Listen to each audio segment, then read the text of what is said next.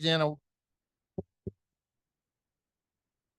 Excuse me. I'd like to call to order Louisiana Wildlife and Fisheries Commission meeting, July 8th, 2025. We'll do a pledge of allegiance and prayer. Sandra, you can pledge.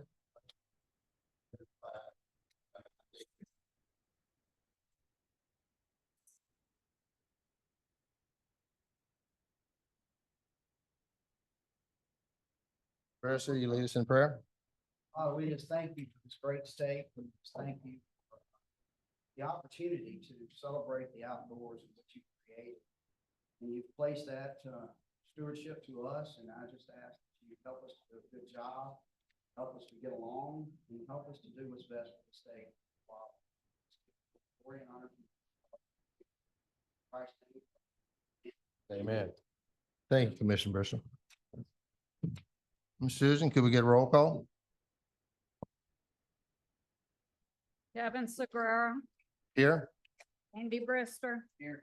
Andrew Blanchard, Jimmy Martin, Gene Reynolds.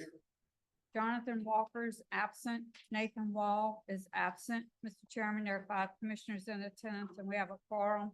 Secretary Bosworth is also present. Great. Thank you, Ms. Susan. Okay, can we get a motion to approve the July 8th, 2025 agenda? Okay, motion by Commissioner Brister, second by Commissioner Blanchard. Any opposition motion? Motion carries. Okay, adoption of June 3rd, 2025 commission meeting minutes. Do we have a motion? Motion by Commissioner Reynolds, second by Commissioner Blanchard. All in favor? Aye. Motion passes. Okay, commission special announcement, personal privilege. I see that we have one representative here. I want to recognize Representative Orgeron. I don't know if there's any others that I didn't see walk in because the room's kind of full.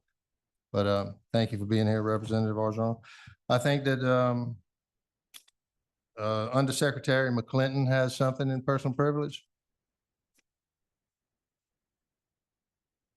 No, sir, Mr. Chairman, I think enforcement Enforcement does. I was okay, just, I was just apologize. notifying you that enforcement has a. Yes, sir. All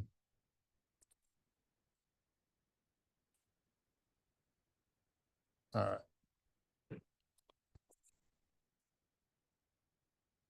Good morning, Mr. Chairman, members of the commission. morning. Stephen Clark, the Colonel over the Enforcement Division.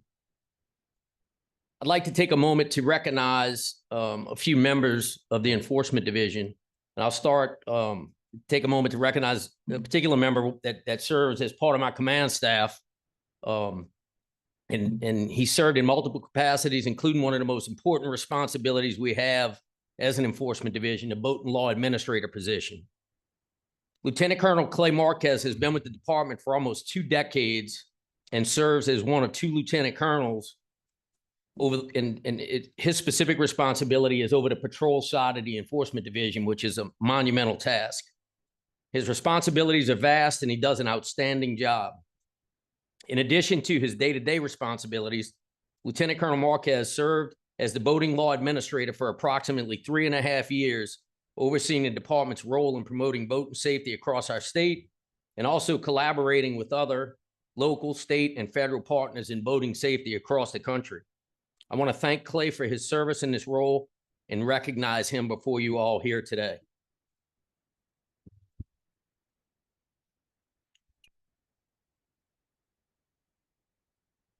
And so with that said, as we transition into a new, someone new into Clay's role, it's my honor today to recognize an exceptional leader within our enforcement division, who's part of the headquarters staff here in Baton Rouge, Captain Jason Russo.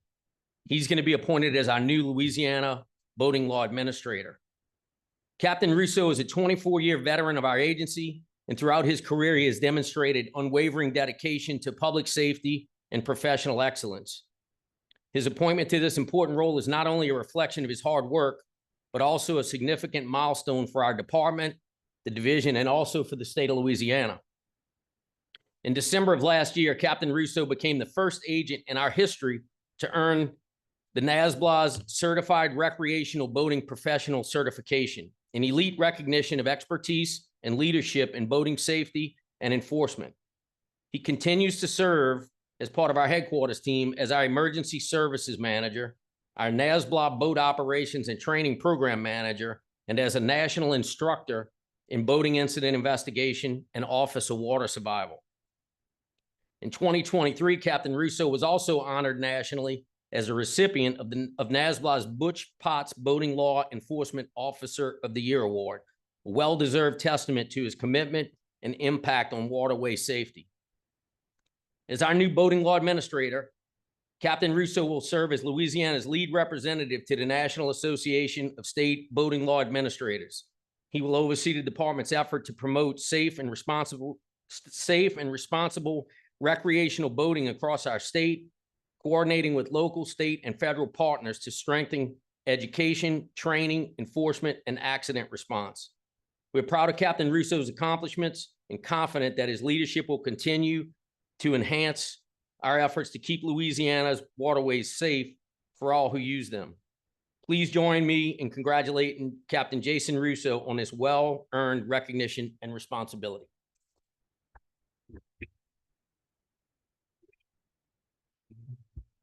Jason, you want to come up and we'll take a photo?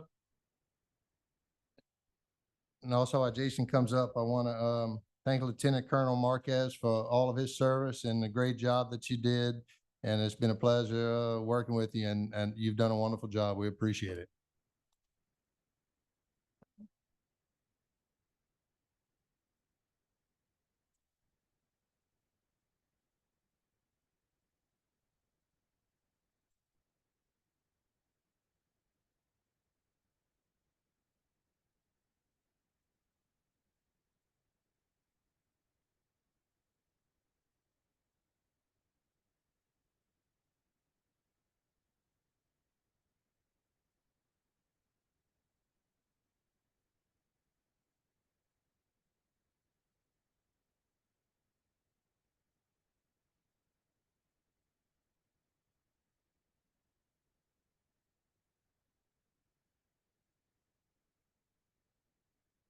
Okay, go to agenda item number 7. Recognition and presentation of the Tofield Bourgeois Memorial Award to Agent Dustin Barton by Mr. Richard Fisher of the. Richard, you here? Okay.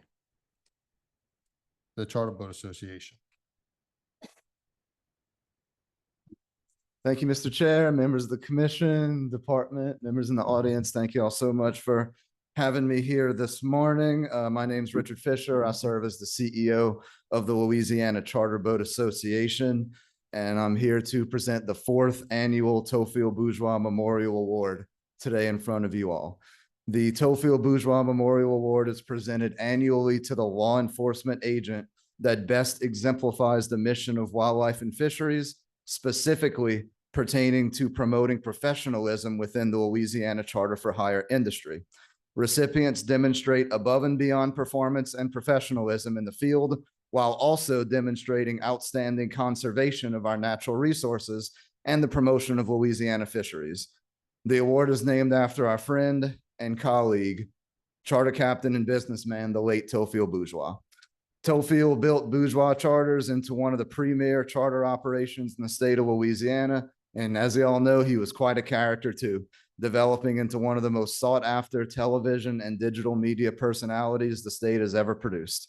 As it was aptly written, Tofield's work ethic was only rivaled by his humor, kindness, and anyone who crossed paths with him was forever left with a story that they were eager to share. Tofield truly possessed the rare quality of being able to put customers on the fish while also making them laugh with his charm and wit. And it wasn't an act. He lived his life with a boisterous cheerfulness that translated seamlessly to every fishing trip and every television and social media appearance. But life wasn't all a joke to Tofield. He could be serious when the time called for it. He helped the Louisiana Charter Boat Association achieve several policy victories as a dedicated board member, and he always staunchly advocated for the utmost professionalism in the Louisiana Charter for Hire industry. Sadly, Tofield tragically passed away following a seaplane crash August 18th, 2019. Both of Tofield's customers survived the ordeal and credited Tofield with giving his life to save theirs. As saddening as it is to remember the death of our friend and colleague, the Louisiana charter sector can think of no better individual from our world who exemplified the oath to put others above self that enforcement agents live by in a day-to-day basis in their world. So out of this great heartbreak, we are honored to present the Tofield Bourgeois Memorial Award annually, and this year's recipient will be Senior Agent Dustin Barton. Serving in Region 3, an area that includes Toledo Bend and is a pressure point for organizations like ours that promote the utmost safety and professionalism standards because of notorious rampant illegal charter activity in this area. Senior Barton has stood out. He led an investigation where a local fishing guide was cited for profiting off of the resources of the state and not being properly licensed or insured.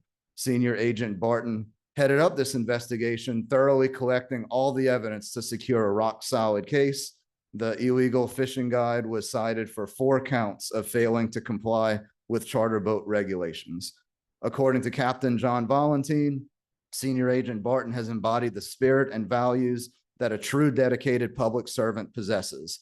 His unwavering commitment to safety, regulatory excellence, and professional development has set a standard of excellence. Senior Agent Barton's reputation for integrity and professionalism is widely recognized by his peers. He maintains the highest standard of conduct while demonstrating exceptional skill in vessel operations, fishing guide enforcement, and boater education. Beyond his professional achievements, Senior Agent Barton exemplifies the personal qualities that make him worthy of the Tofield Bourgeois Memorial Award. He is known for his generosity in sharing knowledge, his calm leadership during challenging situations, and his genuine concern for the welfare of everyone on the water. Because of the excellent work by Senior Agent Barton and many other agents across the state, not only are Louisiana's fishery resources better protected, but so is the integrity of the Louisiana charter fishing industry. As a thank you for his efforts, the Louisiana Charter Boat Association will make a $1,000 donation to the charity of Senior Agent Barton's choosing, and he has chosen the Kerr County Flood Relief Fund. More amazing selflessness. This community foundation is a 501c3 public charity serving in Texas Hill County and in the Texas Hill Country. It will direct funds to vetted organizations providing rescue, relief, and recovery efforts, as well as flood assistance. So it is with great pride that the Louisiana Charter Boat Association presents the 4th annual Tofield Bourgeois Memorial Award to Senior Agent Dustin Barton. Thank you.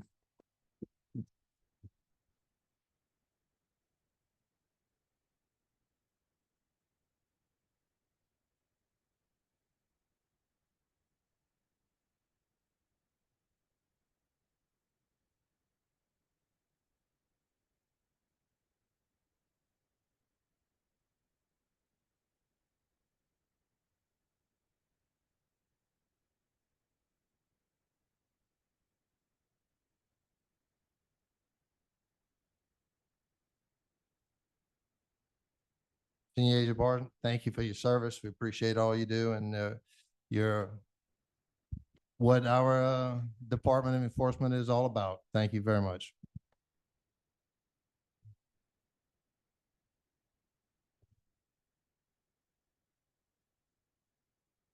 Okay, item number 8, enforcement report, June 2025, Captain Davis, Madera.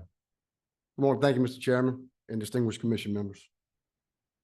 For the month of June, the Enforcement Division came across a total of 1,481 violations, 514 of which were warnings, the remainder civil and/or criminal citations. In the realm of public assistance, we totaled 81, 48 of which were via land, 33 by water. In boating incidents for the month of June, we totaled 8. those resulting in 9 injuries and unfortunately 2 fatalities. In cases of interest since last, the commission met, we start off with, agents arrested 13 boaters statewide for allegedly driving or operating a vessel while impaired from May 24th to May 26th during the Memorial Day weekend. Ensuring boating safety laws to help protect those enjoying time on the water is a top priority for the Enforcement Division. Anyone cited for DWI on the water or the road will lose his or her driver's license and boating privileges for the specified time ordered by the judge in each case. Also, each offense of operating a vessel or vehicle while intoxicated counts toward the total number of DWI crimes, whether happening on the water or the road. In Louisiana, DWI can be issued to anyone operating a moving vessel or vehicle while impaired. First offense carries a $300 to $1,000 fine and up to 6 months in jail. In our second incident, enforcement agents arrested a Pierre Portman for alleged firearms violations and operating a vessel while impaired on April 16th in St. Martin Parish.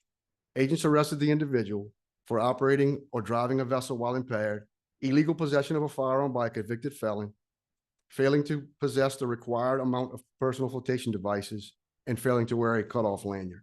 Agents were on patrol on the East Grand Lake when they observed a man operating a hand-tiller steered outboard vessel. Agents stopped the vessel for a boating safety inspection and found that he did not possess any personal flotation devices, also failed to wear his cutoff lanyard, and also possessed a .380 pistol. During the inspection, agents also determined he was impaired and was indeed a convicted felon in possession of a firearm. Agents arrested him and booked him into St. Martin Parish Jail. Illegal possession of a firearm by a convicted felon carries up to $5,000 fine and 10 to 20 years in jail. First offense DWI, as said before in the previous instance, carries a fine of $300 to $1,000 fine up to 6 months in jail. Failing to possess the required amount of PFDs, failing to wear a cutoff lanyard, those each bring up to a $50 fine. In our final incident or subject, agents cited 2 subjects for alleged recreational fishing violations in Terrebonne Parish on May 22nd. Agents cited a Connecticut man and a citizen of Honduras for possessing over the limit of red drum. One of the men was also cited for obtaining resident fishing licenses by fraud.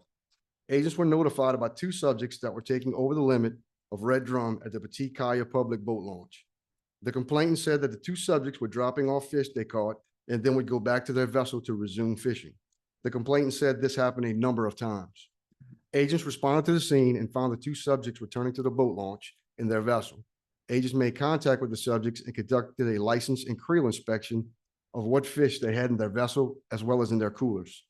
Agents found the subject in possession of 22 total red drum. Fishing regulations state that licensed anglers are allowed 4 red drum per day. Agents also found that the Honduran man used his passport illegally to purchase a Louisiana resident fishing license. Agents seized the fish and donated them to a local charity. Taking over the limit of red drum brings up to a $350 fine. Obtaining a Louisiana resident fishing license by fraud carries up to $500 fine as well as 90 days in jail.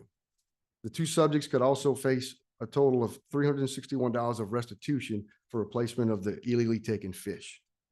That's all I have, Mr. Chairman. If y'all have any questions, I'll field them now. Okay, any questions of Commissioner Reynolds?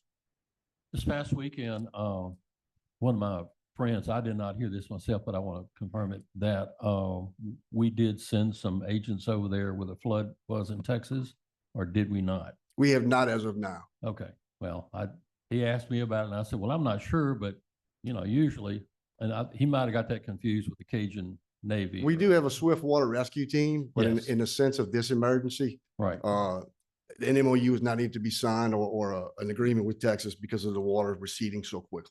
Okay, thanks. Okay, thank you. Any other questions? Okay, thank you, Captain Madera. Thank you, sir. Appreciate it. Okay, we're gonna go on to item number 9. We're gonna receive a presentation on the results of the commercial Menhaden Fisheries Bycatch Study. Dr. Lewis Naisbitt and Dr. Scott Rayburn from LGL Ecological Research and Associates. And just a little bit before we get started is I want to let everyone know in the room that this isn't an action item. It's just they come before us to give the results And the reason this study took place in the first place was in the 2021, the Joint Legislative Committee on Budget passed a BA7 dedicating artificial reef dollars to perform a study to update the information on bycatch in the commercial menhaden fishery to help identify potential impacts to other fish species. And this is just them reporting back to the department on the results of the study. So feel free to provide any public comment, but be aware there's no decisions that will be made today. It's just for our purpose and for it to be out in the public and people can digest it. So thank you all very much. Proceed. Thank you. Perfect. I think Scott is going to give a quick introduction here. Yeah, thank you, Louis. First of all, good morning. My name is Scott Rayborn. I am president of LGL Ecological Research Associates and lead biostatistician and principal investigator for this study. I want to say how grateful I am to be presenting this research. The menhaden fishery is something I've heard about my entire career. I've always wanted to get a closer look, and a closer look I did get. I always like to start these things with a fun fact about myself to break the ice. And I think the fun fact I'll go with today is that while I am president of LGL, and our office is located in Bryan, Texas, I was born and raised in Rayville, Louisiana, and currently live in Pineville, Louisiana. That's not necessarily pertinent because there's not a lot of menhaden in either one of those towns, but just to let you know, it was a local boy that was in charge of the study and contributed to some of the ideas. I did not go to LSU. I went to Mississippi State, also not relevant, except for the fact that I think we can all agree that Ole Miss is a terrible university. I'm very proud of this study. I'm proud of my co-investigators. If not for Dr. Pete Mudrock and Dr. Louis Nesbitt Jones, the study it wouldn't have gone off as smoothly as it did, and we wouldn't have got as clean the results as we did. And unfortunately, Pete could not be with us today. We sent him off to Africa to do something, I can't remember, but Louis is in the room with you. And without further ado, Dr. Louis Nesbitt Jones. Thank you, Scott. Let me just load the presentation. Okay. So I'll start today with a quick outline of our presentation. I'm going to cover a little bit of history and information on the fishery, how it operates to kind of help boost understanding of how our study and how we went about conducting our study. I'll talk about our specific objectives, our study design, and how we achieve sampling effort and samples that were representative of the fishery as a whole. I'll then talk about the specific methods that we used on board the commercial fishing vessels to sample bycatch. Scott's then going to come in. He's going to give you an overview of our estimation of bycatch, as well as the numbers that I'm sure many of you are eager to hear for some of the key species within the fishery. I'll then conclude the presentation today by talking about our bycatch survival study that we conducted alongside our menhaden bycatch characterization study. So the fishery has existed since the 1800s. It's the largest commercial fishery in the Gulf. It's the second largest commercial fishery in the US in terms of total landings of catch that's brought back to shore. The landings peaked around 1 million metric tons in the 1980s. And have averaged around 500,000 metric tons over much of the past decade. That's shown in this figure on the bottom left here. Now, as many of you know, inshore habitats across Louisiana represent key fishing grounds for the industry, with the majority of landings and fishing effort occurring within state waters or in adjacent federal waters. So in 2024, the year that we conducted this bycatch study, roughly 93% of landings occurred within the state of Louisiana or adjacent federal waters. As far as bycatch studies go in the industry, as basically there's been some previous investigation. It's been periodic, so there's not a mandated annual observer program like we see in other fisheries, but there have been studies periodically. And roughly there's been one study conducted once a decade. Because of the nature of previous investigation, the fact that data was only collected once every 10 years, there's been some ambiguity over the extent and the nature of bycatch within the fishery, and I think that's in part the reasoning for why this study was conducted. Now, just to give you a brief overview of that and some of the limitations of previous studies, some previous studies were only conducted at the processing plants on land, and because of that, they were unable to quantify the extent of bycatch that is released in the ocean. Alongside that, some of the studies that were conducted on board the vessels at sea have not always had the time and opportunity to fully characterize every component of the bycatch. Now, that's because fishery operations are really fast, and bycatch appears in multiple different areas simultaneously during any individual net set. So today I'll talk about that. I'll also talk about how we filled some key data gaps with regards to survival in the fishery. So while it's really easy to quantify what individual bycatch are mortalities and die on board, knowing what percentage of your red drum that are released alive go on to survive has been an enduring challenge and a large data gap within the fishery. So those were some of the key components that went into our study design. Today, I'll talk about how we filled some of these gaps and how we overcome those limitations. So for those of you in the audience that haven't been on these commercial boats, this will just act as a quick overview of the fishery, the different components, and it will help understanding when Scott begins to talk about the estimates. So there are three main types of fishing vessels that industry utilizes.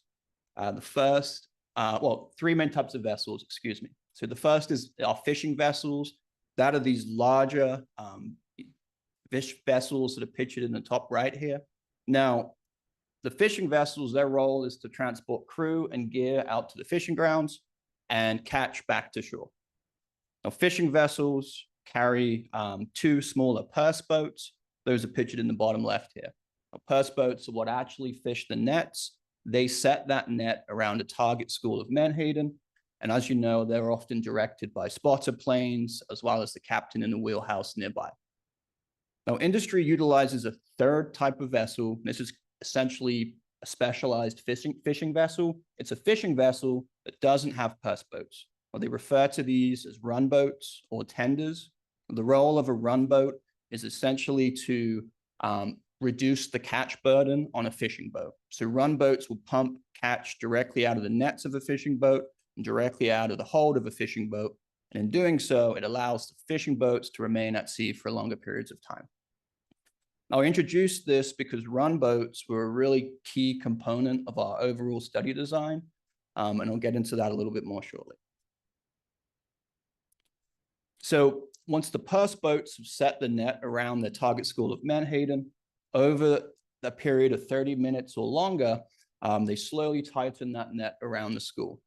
Now, at this point, the fishing vessel pulls up alongside the purse boat and it lowers this giant hose into the net, and that's how they pump catch out of the net on board the fishing vessel. Now, industry has utilized two types of bycatch excluder devices since the 1950s. This is just a way to reduce the amount of bycatch that is retained in the holds of the vessels. Now, the first of those is called the hose cage. It's pictured on the left there. As you would imagine, it's located on the end of the hose. Its primary role is to stop large bycatch, your sharks and your rays, from going through the pump and into the hold. Now, once crew have finished pumping catch out of the net, what you're left with is your large bycatch constituents, and those are released. So what they'll typically do is they'll roll them out of the net by what's called a rollover procedure. So throughout this presentation, we'll refer to this bycatch component as the rollover bycatch. This is the first of three areas. Now, To orient you, on the right here is a bird's eye view of that same vessel I showed you previously. That hose is laying on the deck on the right. And so catch and small bycatch that is small enough to pass through the hose cage flows in the direction of those green arrows through the hose. It goes through the onboard fish pump and is shunned to this top column here where those green arrows go right up to the top. Now, it's at this stage where bycatch and catch is passed across the second type of bycatch excluder device that industry operates. This is called an excluder grate. It's pictured on the left. Basically, the bars on the grate are wide enough that menhaden and some small bycatch fall through. What happens in this case is they follow this loading chute here and they end up going down into the hold. Now, these bycatch are retained. They're retained with catch, and so we'll refer to these as the retained catch throughout the presentation. Now, bycatch that are wide enough that they are deflected by the excluder grate instead get shunned down a separate chute. We refer to this as the release chute, shown on this diagram by these yellow arrows. Essentially, these individuals are redirected, and normally they would be released overboard back into the ocean.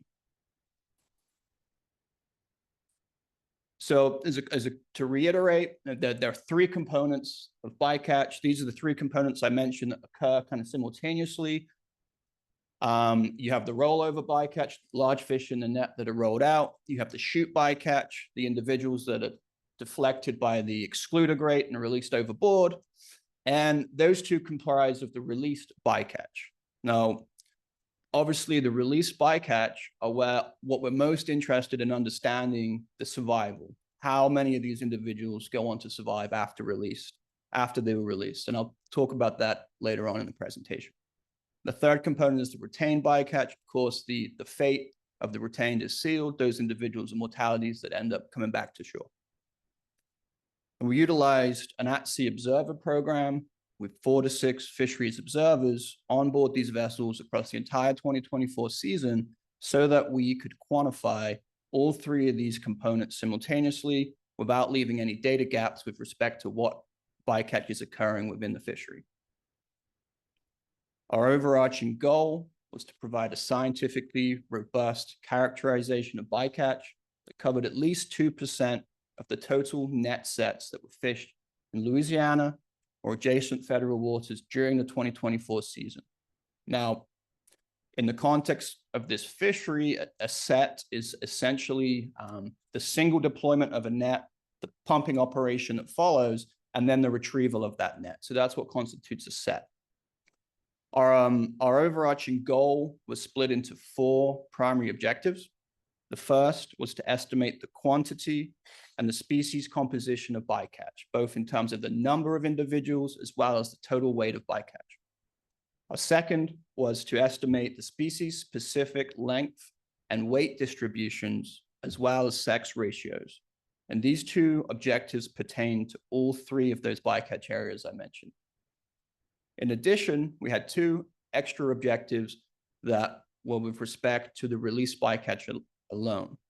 We wanted to estimate near-term mortality or the fate of individuals that were released at sea, as well as called vitality. Better understand the condition of bycatch that is released by way of assessing vitality and looking at what's called reflex action mortality predictors. These are just reflexes, like physiological responses that you can assess in a fish to get a better understanding of its likelihood of survival. I'll talk about this more shortly. We utilized a stratified random design.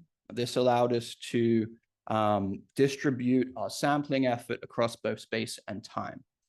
Now, our spatial stratification was achieved by sampling each of the 3 processing plants that operate either in Empire, Louisiana, Abbeville, Louisiana, or Moss Point, Mississippi, whose vessels often fish Louisiana state waters. We stratified our samples temporally across the 7 months of the season so that we could get a better understanding of how bycatch differed by month from April through October.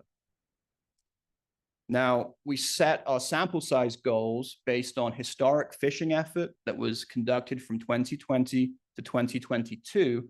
And this allowed us to work out how many sets we needed to sample at each month and each plant combination to reach or surpass that 2% benchmark that had been set. Now, the upshot of this design is we had observers on board commercial fishing vessels for 3 out of 4 weeks a month for the entire 7-month season during 2024. I mentioned run boats and how they were an integral part of our study design. And essentially, as folks in industry say, run boats, fishing boats fish the fish, and run boats fish the fleet. And that was critical, provided a bunch of advantages for us with our sampling design. So our observers were placed exclusively on run boats during this sampling and during the study.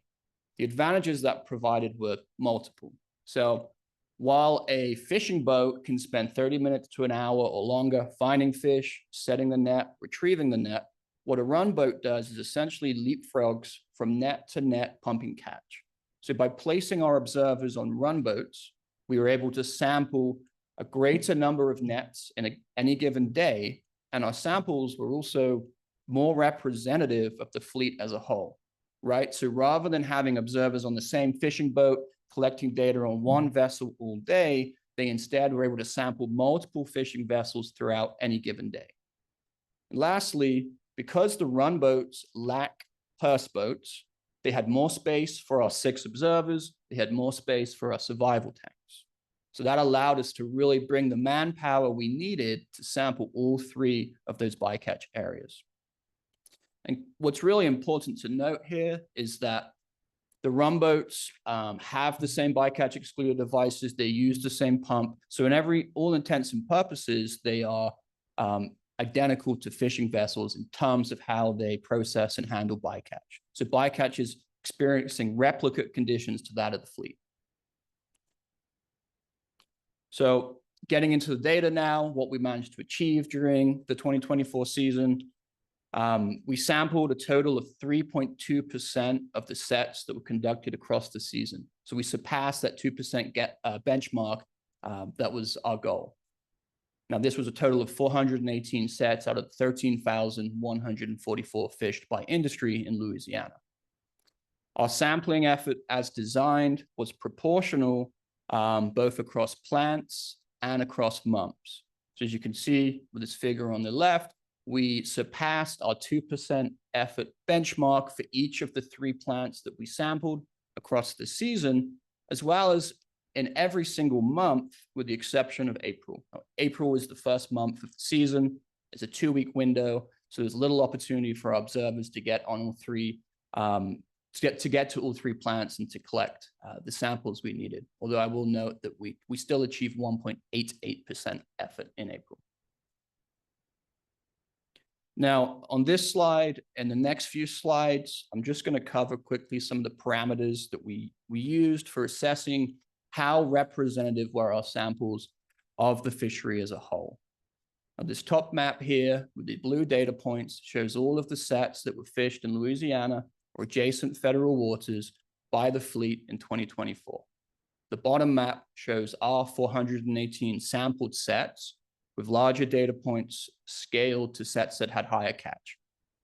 Now, the take home here really is that, as you can see, our sampled sets covered a large portion of the coastline of Louisiana, were generally representative of the areas that the fleet fished as a whole. We next looked at the water depths at which our sampled sets had occurred and compared this to the depths at which the fleet had fished as a whole. Now, I'll note that empirical depths weren't available for the fleet-wide sets. So this data was generated by extracting depth from a 3-arc coastal relief model based on the locations at which those sets were set as recorded by industry. And to orient you, if you look at this density plot on the right, the green area those are our sampled sets. The pink area is the sets for the entire fleet. as you can see, based on the degree of overlap between the two, generally our sampled sets were representative of what the fleet was doing as a whole in terms of the depth at which they occurred. Our mean depth was 5 meters, their mean depth was 4.5 meters, roughly 16 feet. Here I'm making a similar comparison, but this time with respect to the size of the catch within the nets. So this figure, to orient you, on the x-axis, it ranges from 0 to 800,000 standard menhaden in a net. Now, standard menhaden, by NOAA definition, is essentially a single menhaden that equates to 0.3 kilograms, just for understanding. But really, that's not the point I'm trying to make here. Again, the point I'm trying to make is that the sets that we sampled in green overlapped really well with the sets that the fishery fished in pink. We sampled sets ranging from 0 to 540,000 standard menhaden. And sets larger than that were generally rare, and they consisted of 49 sets in total, which was roughly about 0.4% of the total fishing effort in Louisiana.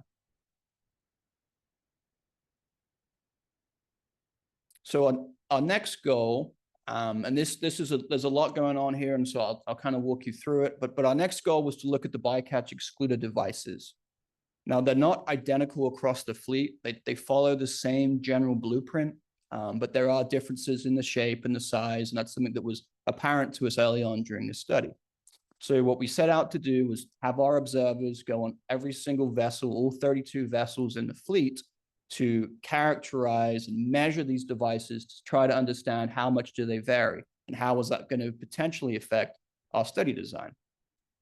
And so I'll go through these chronologically. Essentially, what we did for the hose cages is we measured the diameter, the inner diameter of the overall hose cage. We measured the diameter of the opening right at the beginning there, that's number 2. And we measured all the different dimensions of the spacings on the hose cage. We used this to calculate 2 variables. The first was the largest area on the side of the cage, and the other one was the largest area on the end of the cage. Right, we reasoned that that was an important thing to know because that might relate to the size of bycatch that ends up going through the pump. We also collected it, or measured the total length of the cage, and that helped us get an idea of the overall volume of the cage, as well as things like the presence or the absence of fender bars. Now, those are pictured by number 7 here in this top panel. Essentially, these are just exterior bars that help prevent the net from getting entrained within the pump. Some boats have them, some boats don't. So that's how we quantified the hose cage. For the bycatch excluder grate, we just measured the spacing between all of the bars, and that helped us quantify that. So those are 9 variables, these 9 parameters. We needed a way to summarize them and to look at how what the patterns were across the fleet. To do this, we utilize what's called a principal component analysis. Big fancy word, don't focus on it too much. I'm going to talk you through exactly what this figure means. It can be a little overwhelming, but it's really relatively simple. What a PCA does is it takes complex data with lots of variables and it condenses it into 2 dimensions or principal components as shown on the axis of this figure here. So what it's doing is it's making it easier for us to see patterns in data that would otherwise be hard to see when looking at 9 different variables at once. The key take home is that every data point on this figure is a fishing vessel represented at all 32 fishing vessels in the fleet.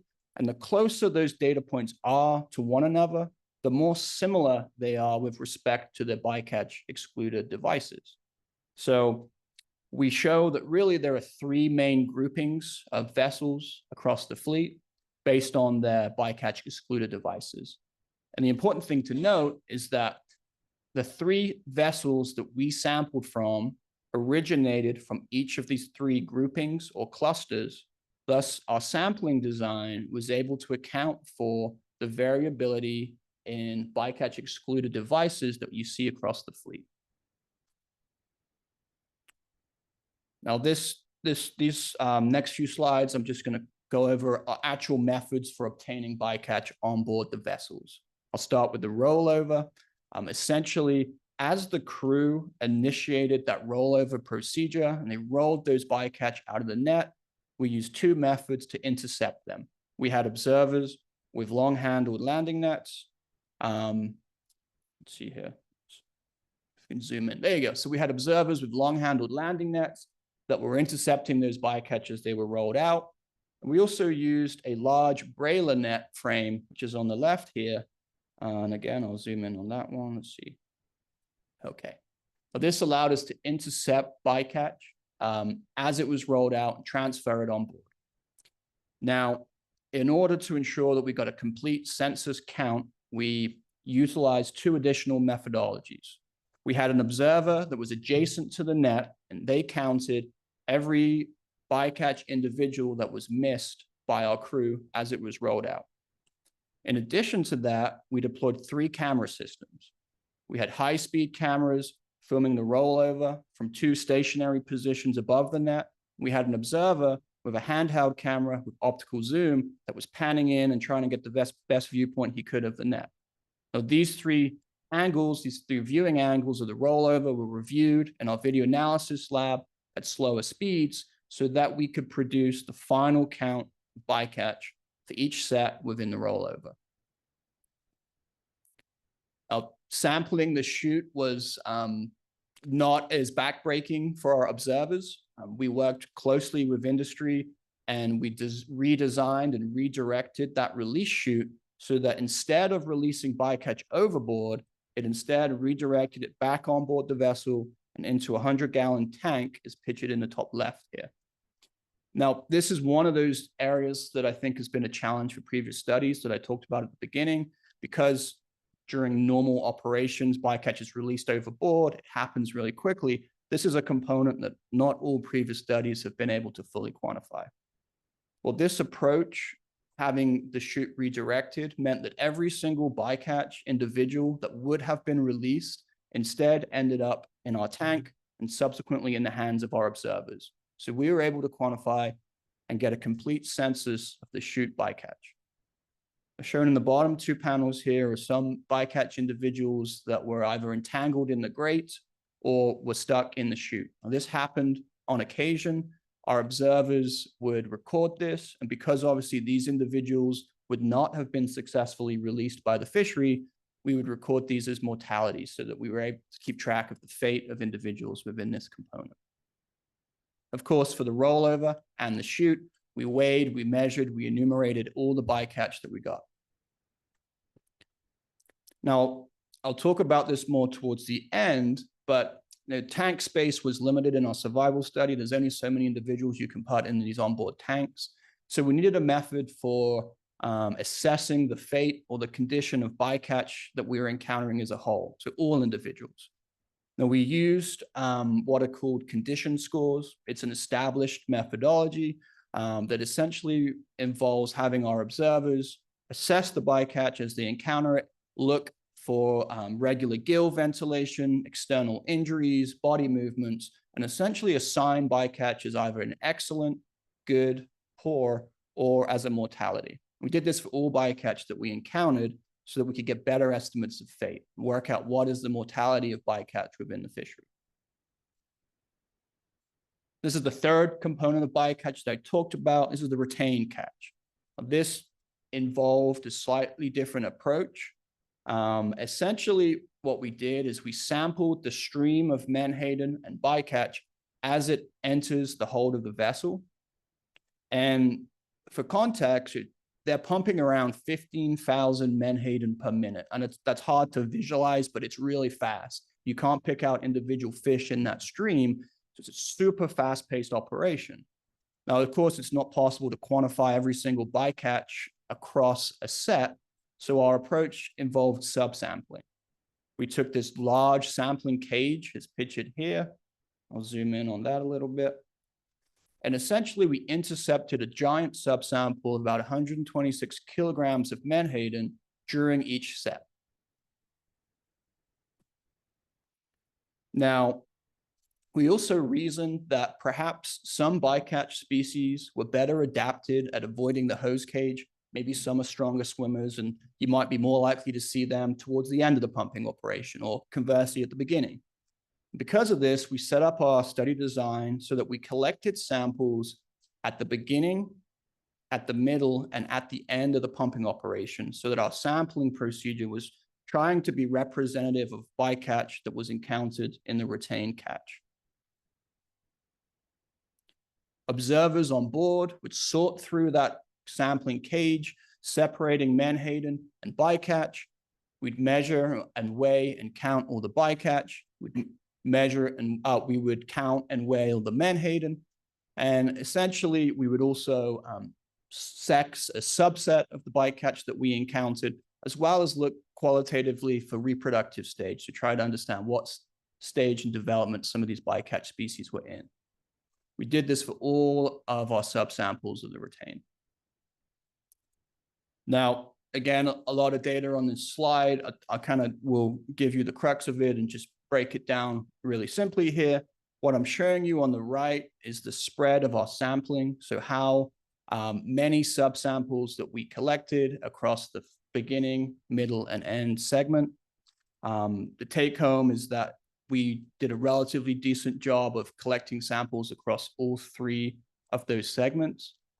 It was difficult on some sets, so you can imagine if you only have 15,000 menhaden in the net, the pumping operation is finished in a minute. And so observers only had 1 minute to get that basket in position. So there were some logistical constraints, but overall, we still managed to get representative sampling across each of those, proportional sampling across each of those three segments. To explore this a little further, we looked at the spread of bycatch across those three segments, so beginning, middle, and end. That's what this figure on the left is showing you. It's the proportion of different bycatch species by weight. Each color is one of the segments. Blue is the beginning, orange is the middle, green is the end. As you can see, there's not really a pattern of how bycatch was distributed. We did a percent similarity index, shows us that basically segments were 83% similar in terms of the bycatch that was encountered within them, which really tells us that there was limited evidence that bycatch varied by segment. So not only have we accounted for it with our sampling design, but it turned out that it wasn't really much of an issue at all. Now, this is the point where I think Scott's going to come in. I'll rest my voice and he will talk you through our bycatch estimation verification. Thank you, Lewis. That was excellent. Indulge me on this slide a little bit. I'm going to talk a little bit about how you use survey data to get different estimates. And the two overall approaches is to use what's called a design-based approach or a model-based approach. And one is just based on the assumption that you took a random sample, a truly random sample and representative sample, and you get the average of that, and that gives you an unbiased estimate of what you're trying to measure if it was truly random. A model-based estimate is you create a model that predicts what you're trying to estimate, and then you use those predictions to infer your conclusions. Like an example, if you want to know the average height of students in a school, say, and you sampled 100 students, and every student had an equal chance of being measured, and you achieve that, you would have an unbiased estimate of the average height of students at a particular school. But let's say that for whatever reason, you didn't get a random sample, and every student did not have an equal chance of being measured for height, but instead you recorded the age and the gender of all the students there. Well, you could still get an unbiased estimate, even though it wasn't a random sample, because if you knew you could create a model based on age and gender, and that would predict the student's height. And if you knew the age and gender of every student at the school, then you would just predict the height of all the students there and average that, and it would give you would still get an unbiased estimate of height based on your model. So ideally, you do both methods. You use both methods, and you come up with a robust estimate. And that's what we did for our study. Next slide, please. So for the design-based approach, we stratified our sampling by plant and month, and got a mean and a variance, and that's just simply your design-based estimate. For our model-based estimate, we did not use the age and gender of the crew on the Menhaden boats, but instead, our variables in our model were the second bullet here, plant, month, longitude, area, as depicted on the right here, areas 1, 2, 3, and 4.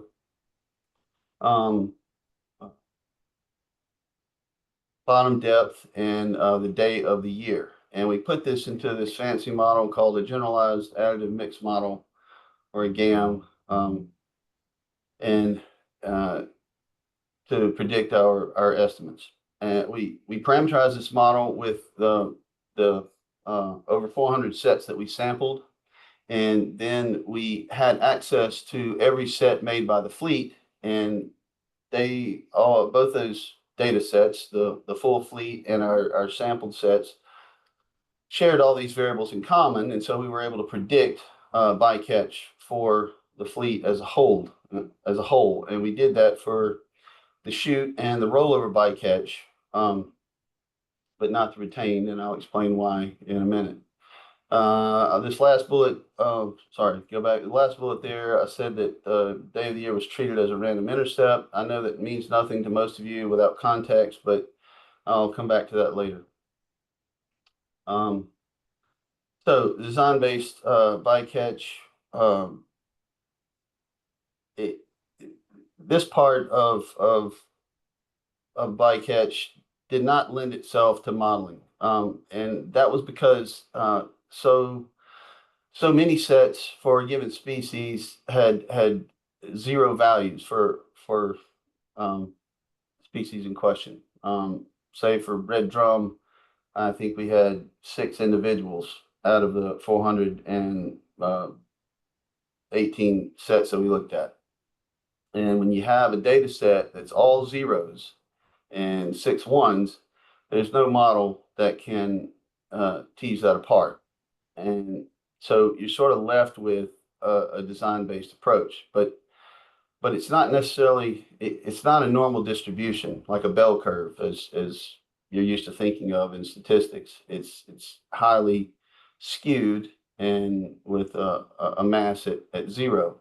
And so we use a fancier distribution called a negative binomial that accounts for the shape of this highly skewed distribution, gives you a less biased estimate. Actually, the point estimate, the expected value you get from a negative binomial is very similar to what you would get if you just use this arithmetic mean. But the difference is that the confidence intervals you get from using such a distribution, or the correct distribution, is less biased. So yeah, next slide. So with the retained bycatch, like Lewis pointed out, for the rollover and the chute aspects, those were for a given set, those were each one was a complete census of how much bycatch was in those 2 components. But for the retained, it was a subsample. And so you had to scale the subsample up to the set, and then you had to scale the set average, bycatch per set up to the rest of the fleet. We expanded the subsample to the set based on the captain's estimate of the total weight for each set. So the captain will record when they begin pumping a set, and then they will record when they stop pumping a set. And that time, as it turns out, is a very good predictor of how many Menhaden or Menhaden and bycatch went into the hole. So that's their estimate, right? Then they get back to the plant and they offload it, and that is more or less a known as far as fisheries goes. And you compare, you know, the total of all the captain's estimates of all the sets that they pumped to what they estimated at the plant, and they're very similar. The average difference is about 2.2%. But even still, we could use the offload weight to go back and correct individual sets that the captain estimated to get the proper total weight of a set so that we knew how much to expand each subsample. Next slide, please. So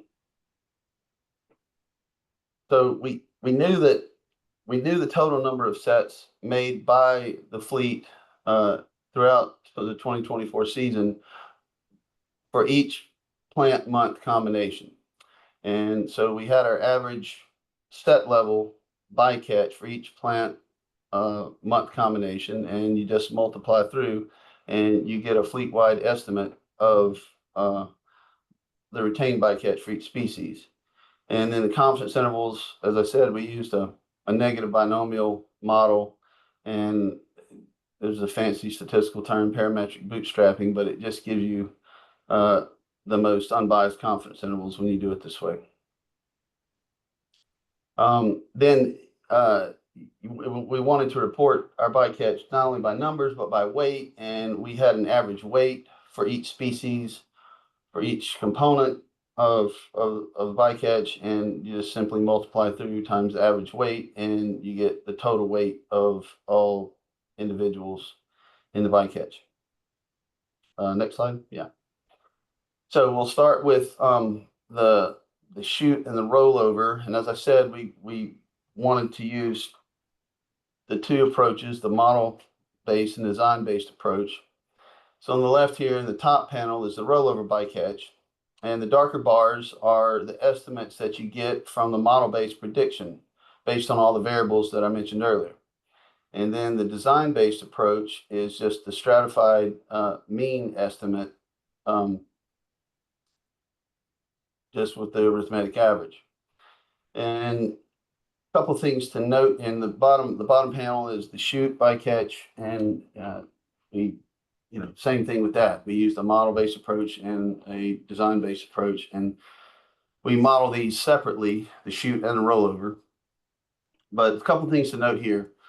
First is how similar these estimates are across the species. There's slight differences, yes, but if our sampling scheme was not truly random and not representative of the fleet, or if we misspecified our model, didn't put an important variable in there, didn't condition it on the right variables, then these two estimates might be different.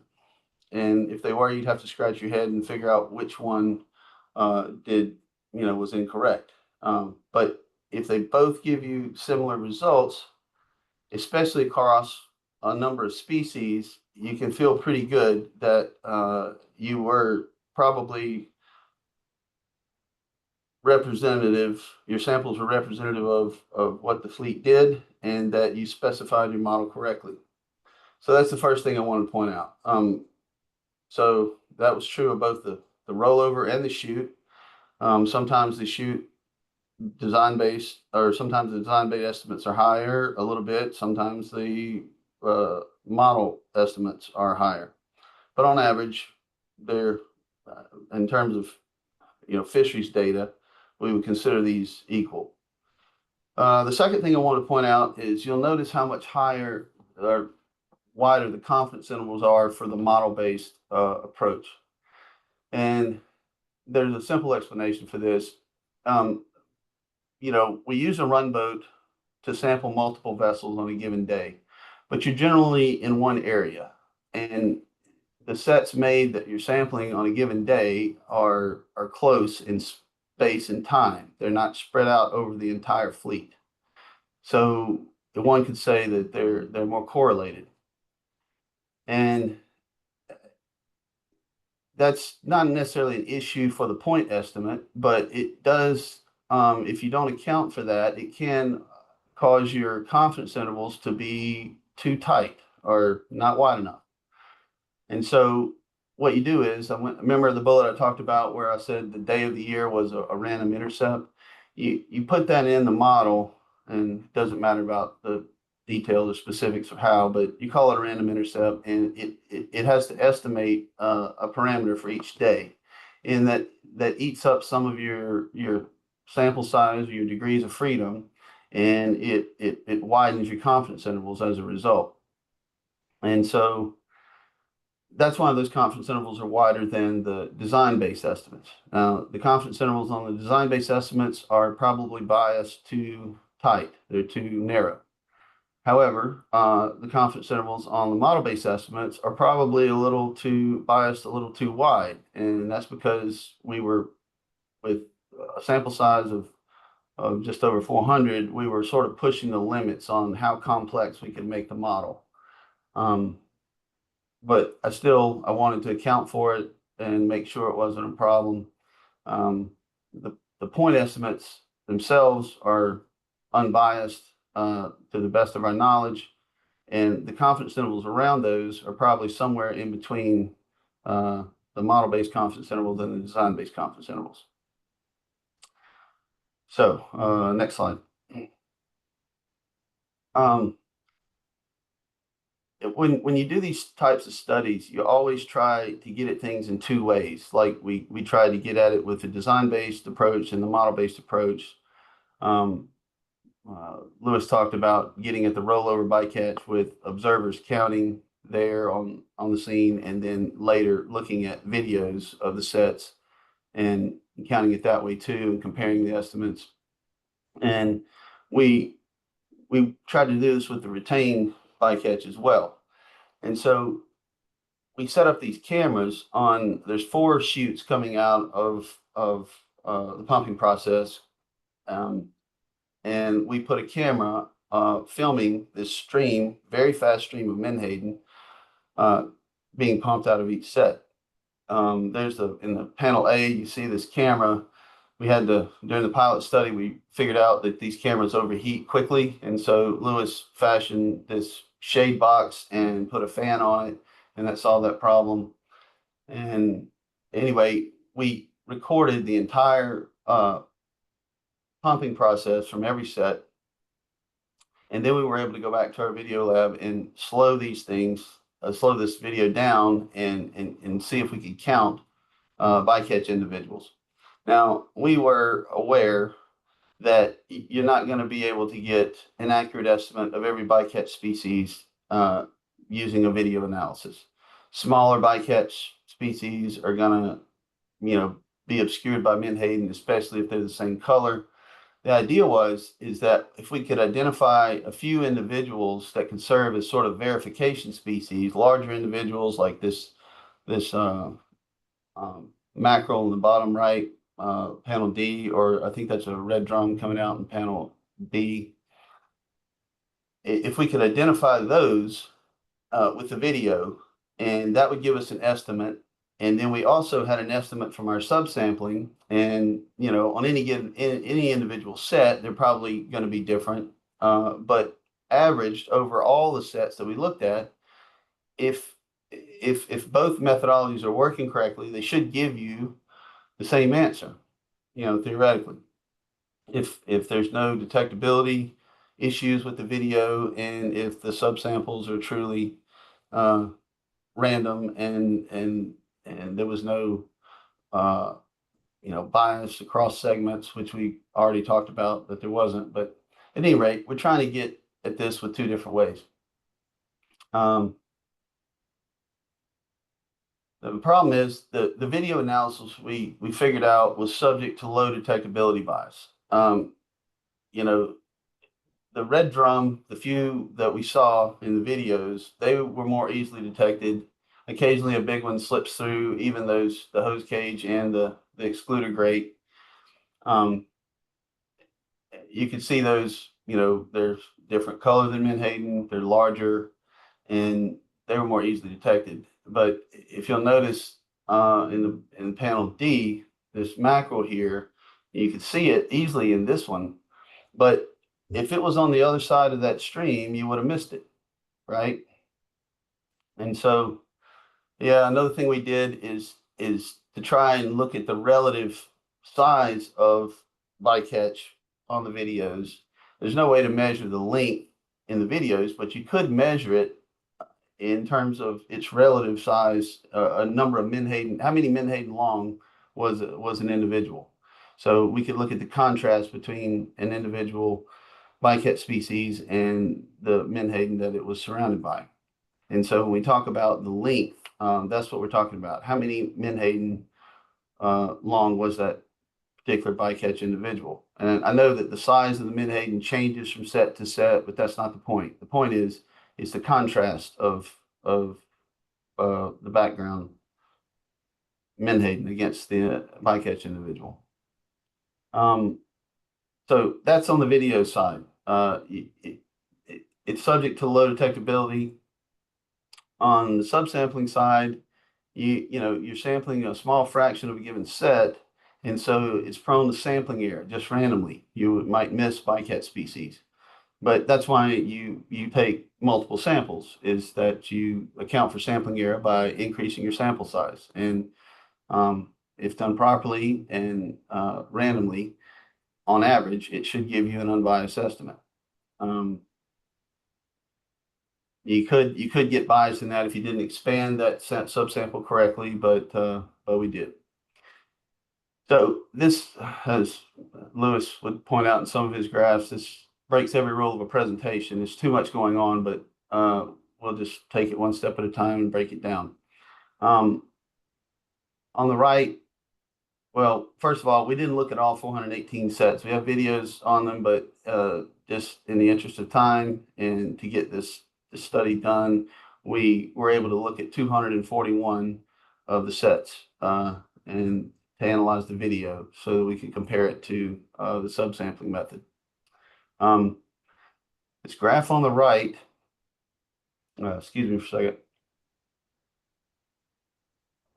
This graph on the right is a plot of the average number of, for a given species, the average number of individuals estimated in a set based on the video divided by the average number of individuals for a set based on the subsampling method. So it's a ratio of the video estimate to the subsampling estimate at the set level. Now, ideally, this value would be 1. That means on average, they're both giving you the same answer. But as you can see,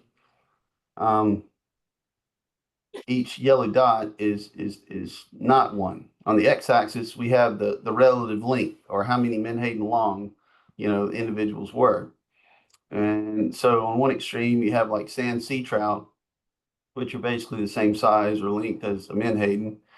And, they're about 1 menhaden long on average, and they're the same color. And so, the lower this value is, that means that the higher the subsampling estimate was relative to the video estimate. And so the video did a very poor job of estimating sand sea trout. Now, as you increase the relative length of a bycatch species, then this ratio increases. For speckled trout, it's pretty low. When you get into the larger species, the ratio increases. For red drum, it was the highest, around 0.8.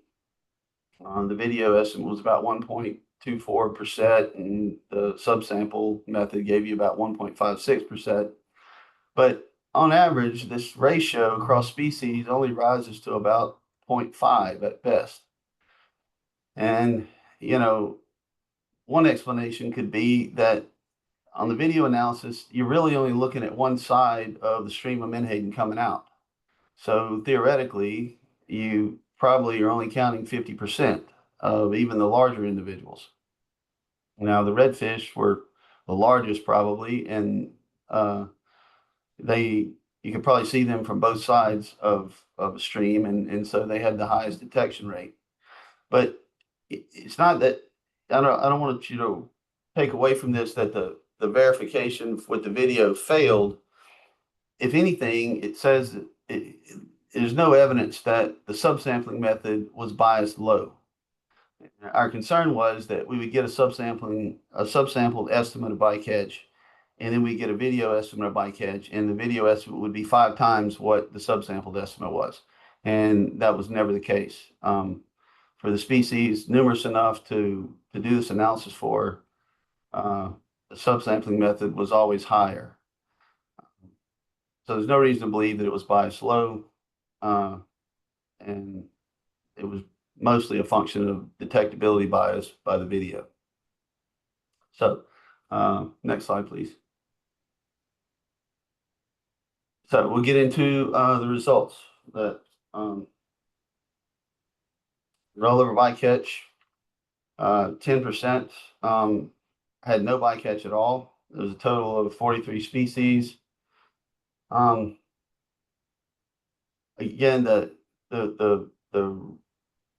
rollover individuals that remained in the net generally were in good condition. 96% of red drum were either good or excellent condition. The cow nose rays 88%, and so on. Next slide.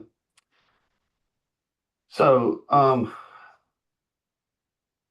in a rollover, there were no speckled trout or spotted sea trout to speak of. The most numerous bycatch species in the rollover were cow nose rays. Second to that were red drum. And our point estimate for that was, this is based on the design-based approach, was 26,752 individuals that were encountered by the fleet during 2024, and that were left in the rollover. And then black drum, 18,680. Next slide. For the shoot bycatch, 28% of the sets had no bycatch, 41 different species. When a fish goes into the chute, it's a rather violent journey, and fish do not generally fare as well. The number of fish in poor condition was rather high. The percent assessed as good or excellent was pretty low.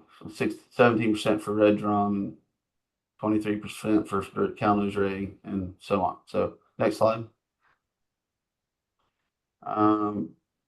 Using the design-based approach, we estimated the most numerous species in the shoot bycatch was gaff topsail catfish, followed by cow nose rays, and then red drum, and our design-based estimate was 17,841. Next slide. So looking at the link frequencies of the rollover and shoot by species, in each panel is a different species, and the rollover is in blue, the shoot is in salmon or pink colored. And you can see that the shoot bycatch is slightly smaller than the rollover bycatch, but there's still a lot of overlap. So for red drum, the average size was 905 millimeters for the shoot, and 944 millimeters for the rollover.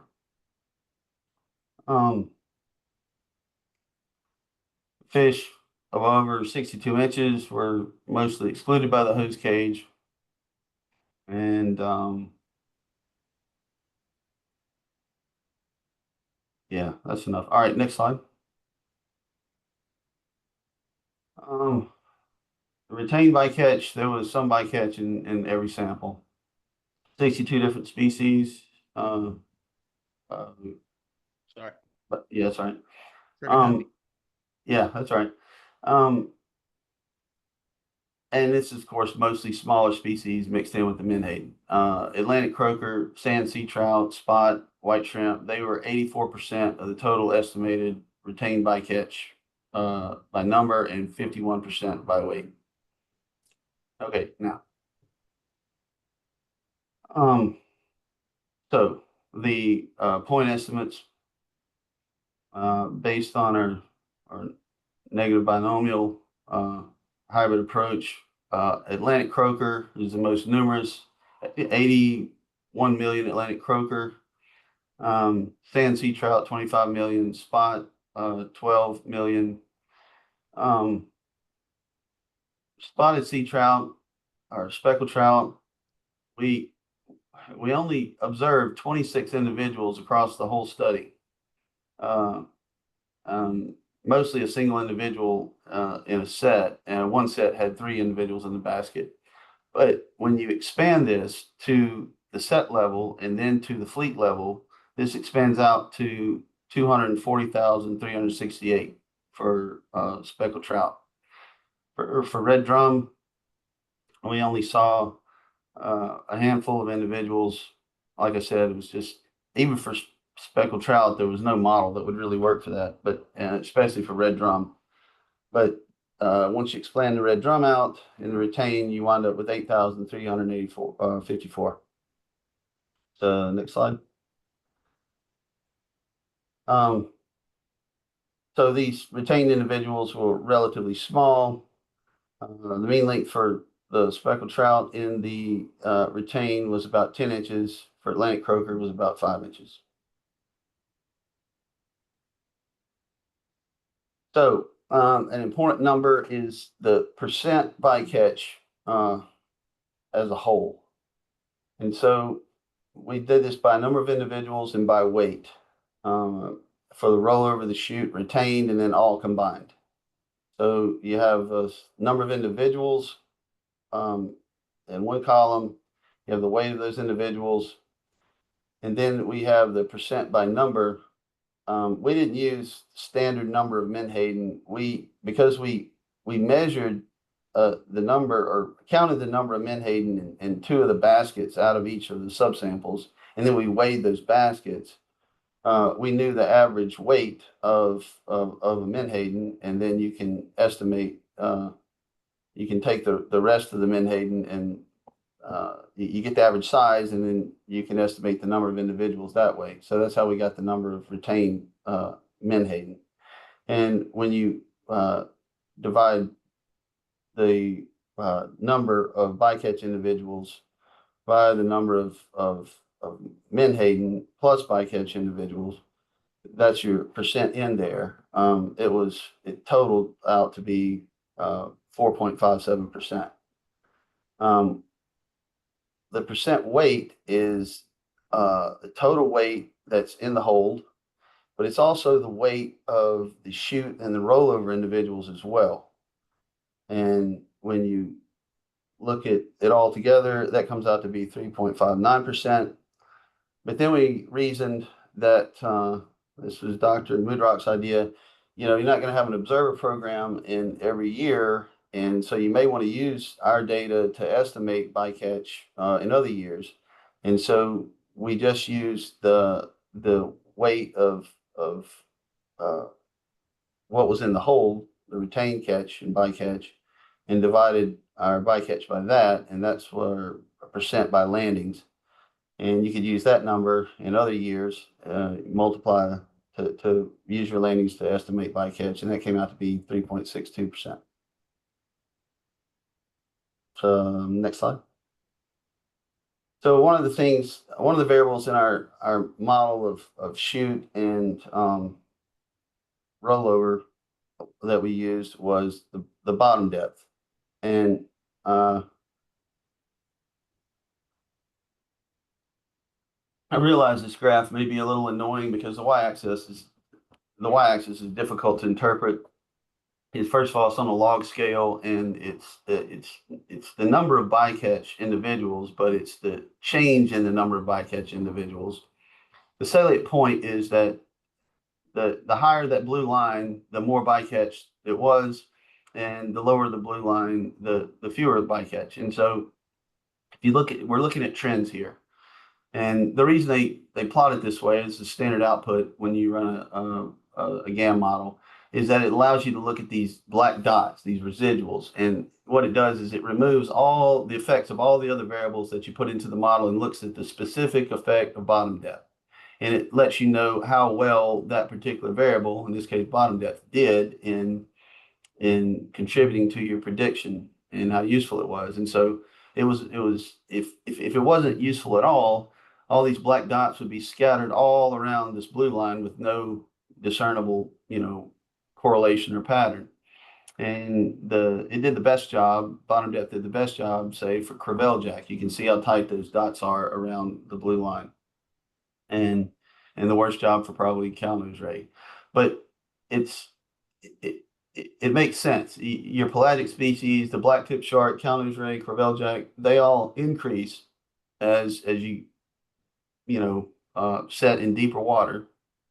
And then your more estuarine species, red drum, black drum, gaff topsail, catfish, they increase as you set more in shallow water. But the one thing I want to point out is that, say for red drum, the bycatch is not changing from about 6 meters. Yeah, would you zoom in on red drum if you can? It's not changing from about 6 meters all the way in.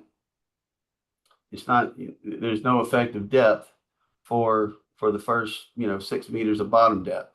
And then it starts to taper off. And it really doesn't, differ significantly from a 0% or zero change until you get out to about 8 meters.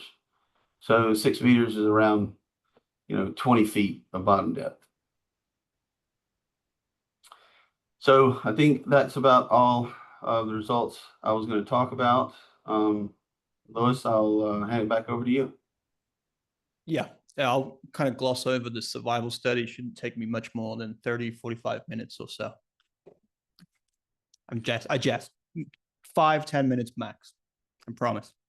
But this is really interesting findings, and this wasn't really an add-on. This was an integral part of what we intended to do, right? It's all very well and good estimating the number of bycatch, but without having a good idea of survival, it's really hard to contextualize that. And so we went about this by way of a confinement experiment or a holding study. What we did is we placed 3 different species in these large 1,200-gallon tanks on board the vessels. Did this throughout the season, all 7 months. Now, what we would do is we would monitor them over a period of 24 hours. We would determine the number that survived at the end of that period. And we chose red drum, black drum, and gaff topsail catfish for inclusion in this study based on both their relative importance within the state, but also how abundant they were within the released bycatch.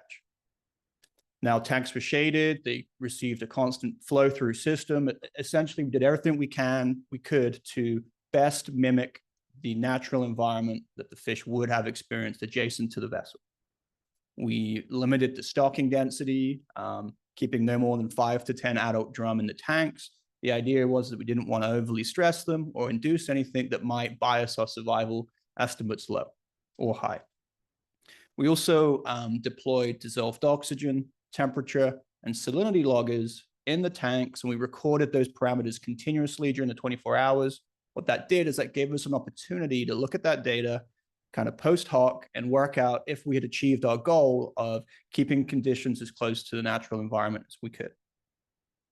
Now, fish from the rollover and the chute were sampled during the methods I showed you at the beginning. They quickly ran down to the back of the boat with our observers, and they were placed in these survival tanks. We double tagged the fish too, so we could keep track of where they came from, which set, and whether or not they came from the rollover or the chute. Now, we only used fish that were in excellent, good, or poor condition, and we measured and weighed and assigned fates at the end of that 24-hour period. We didn't want to induce any additional handling stress prior to trying to assess survival. Now, all fish that survived were released with the double tags, those dart tags, which allowed us an additional opportunity to kind of get a glimpse at longer-term survival if these individuals were recaptured. I talked a lot about representativeness today, so I'll be quick here, but a key goal of ours was to make sure that the fish that we put in the tanks had roughly the same conditions in terms of excellent, good, or poor as what we were seeing in the fishery as a whole. I'll draw your attention to red drum in the rollover and just kind of point out, hold on a second, it's been a little glitchy.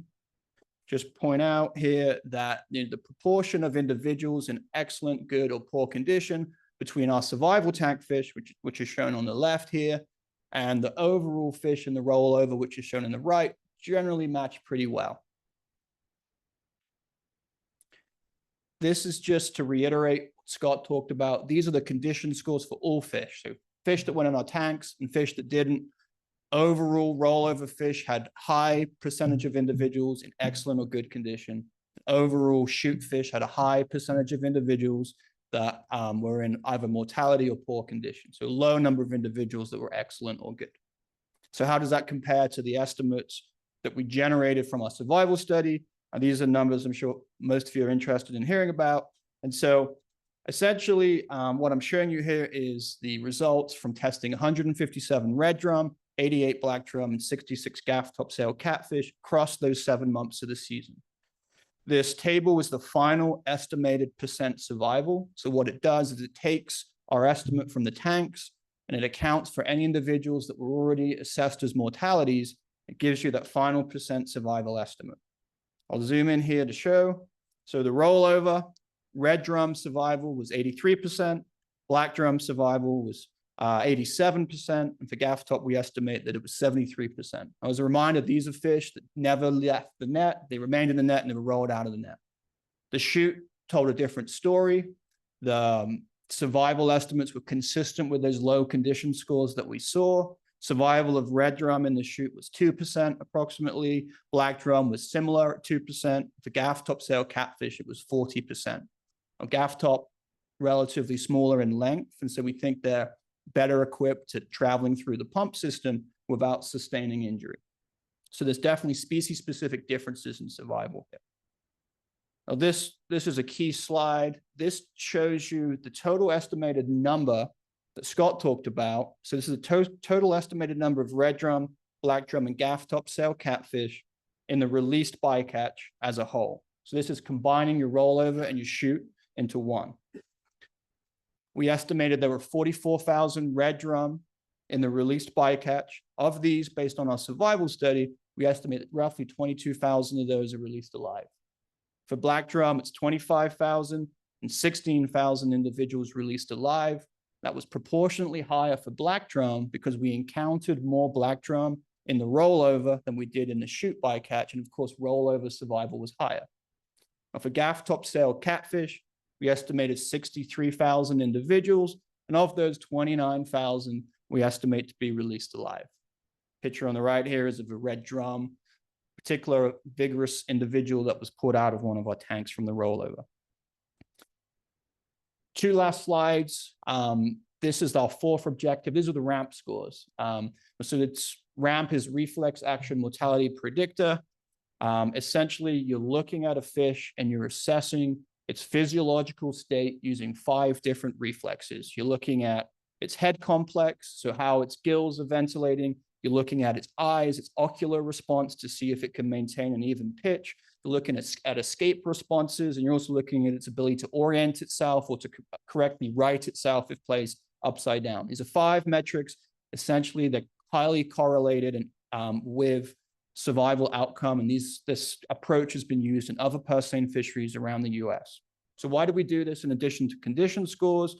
The premise was that, we figured that if we produce a RAMP score for every individual that goes in a tank that we then get a survival estimate for, and a RAMP turns out to be a good predictor of survival.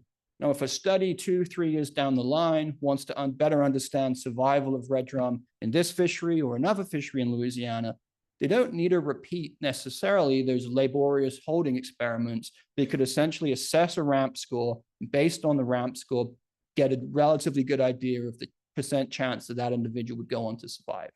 So that's the rationale for this.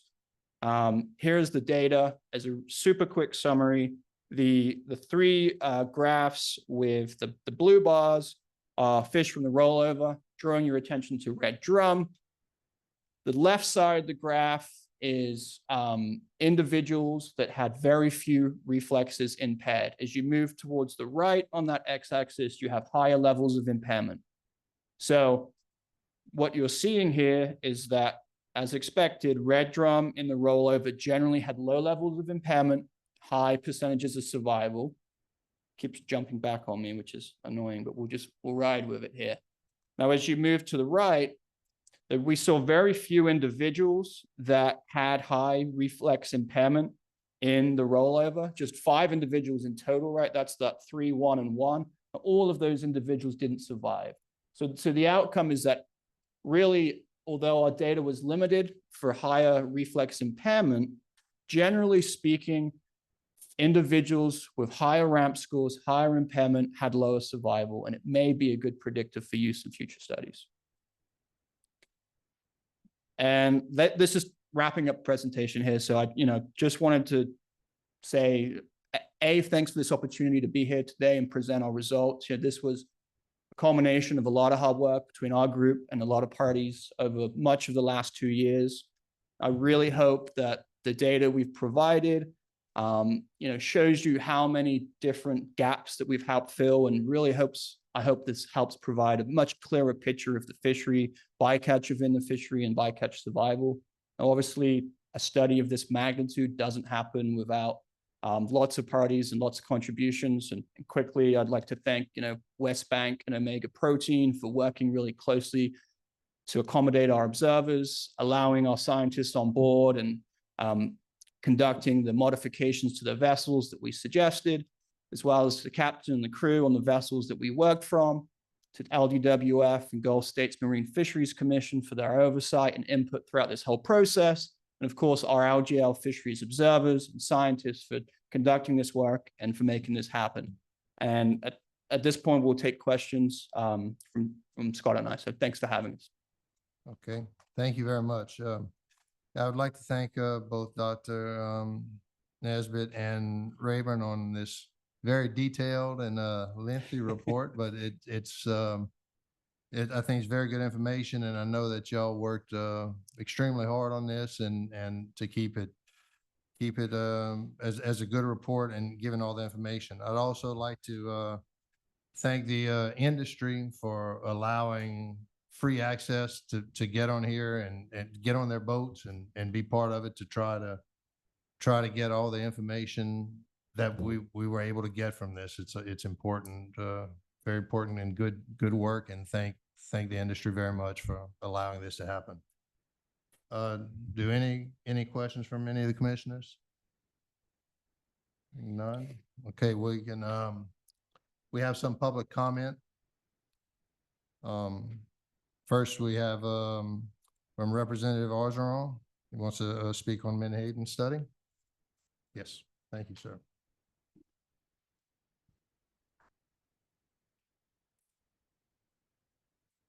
State Representative Joe Orgeron, representing District 54, which is Central Lower Lafourche, including Port Fourchon and Grand Isle.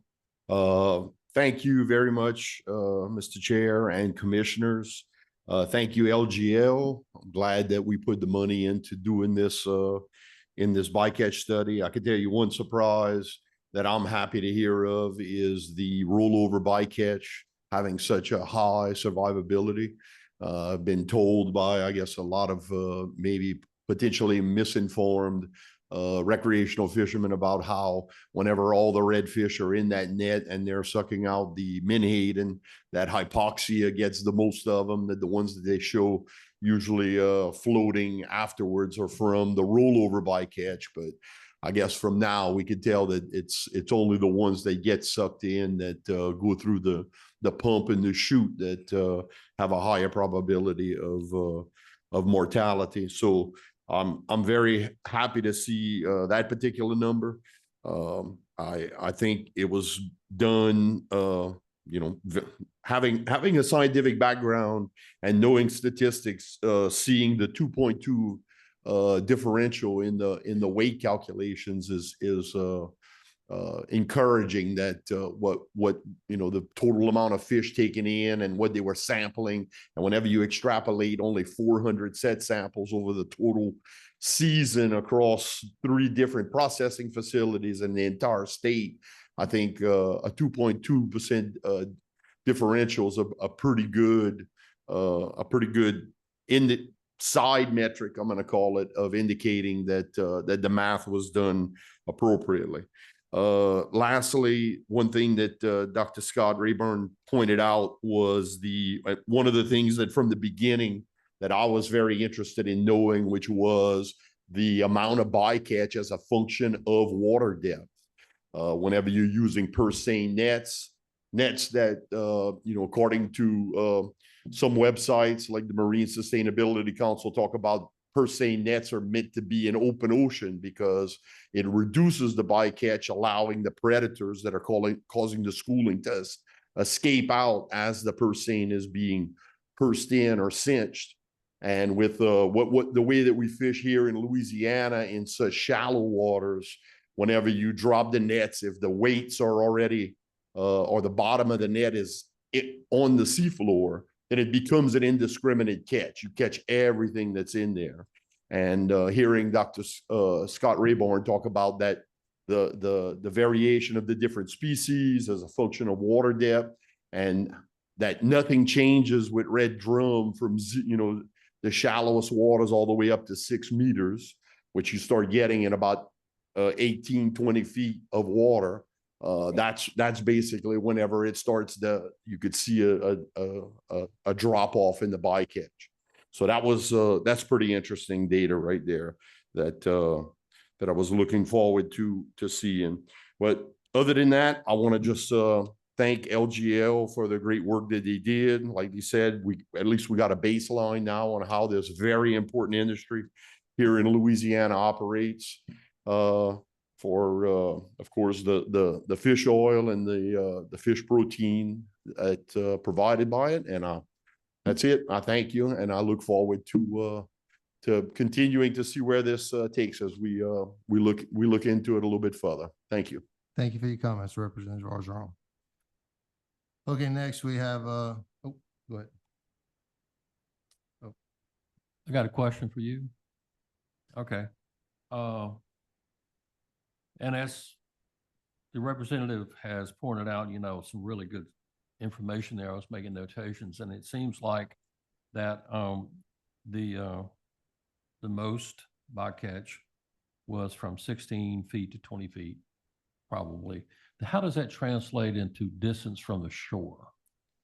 That 16 feet. I mean, the big issue has been over the years that since I've been in here is that how far out do the puggy boats need to be, or do they need to be close to shore? So when we were doing these sets, how far out were the boats? In miles, or less than a mile, or quarter mile, or what? Yeah, a great question. Going to deflect slightly and pass this to Scott. He's the one that modeled the depth parameters. Okay. I think he's best poised to answer And I this. know it's deeper on the east side than it is the west side. You have to go a long way out to get to 16 feet out of Cameron. I mean, you really do. So, it's a good question. And like you said, it varies depending on where you are on the coastline. I can tell you that the majority of the sets were inside of 20 feet, which is about 6 meters.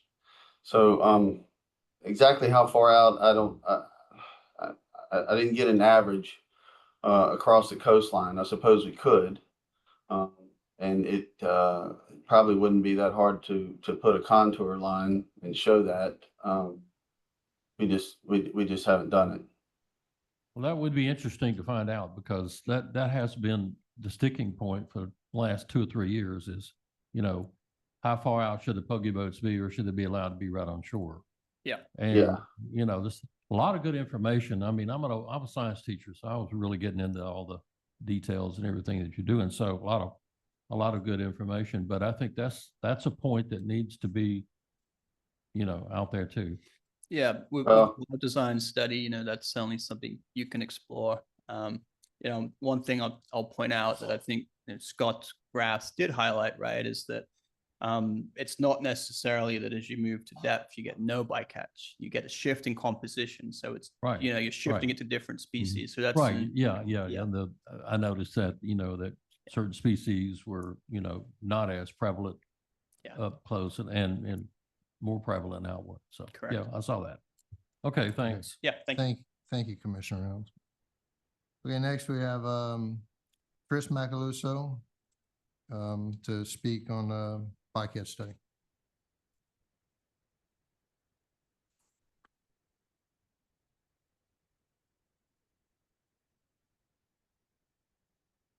Thank you, Mr. Chairman, members of the commission. I appreciate the opportunity. I'm Chris Macaluso. Chris, Uh, one second, I'm sorry. I failed to mention, we have such a big, understand. agenda. We want to be 3 minutes, limit everything to 3 minutes. Thank you. I must have a Appreciate it. reputation then, huh, that Oh, precedes no, me. I failed to say it earlier. I appreciate it. Thank you. I'll keep it short. I'm the Fisheries and Mississippi River Basin Director for the Theodore Roosevelt Conservation Partnership, and I'm from Baton Rouge.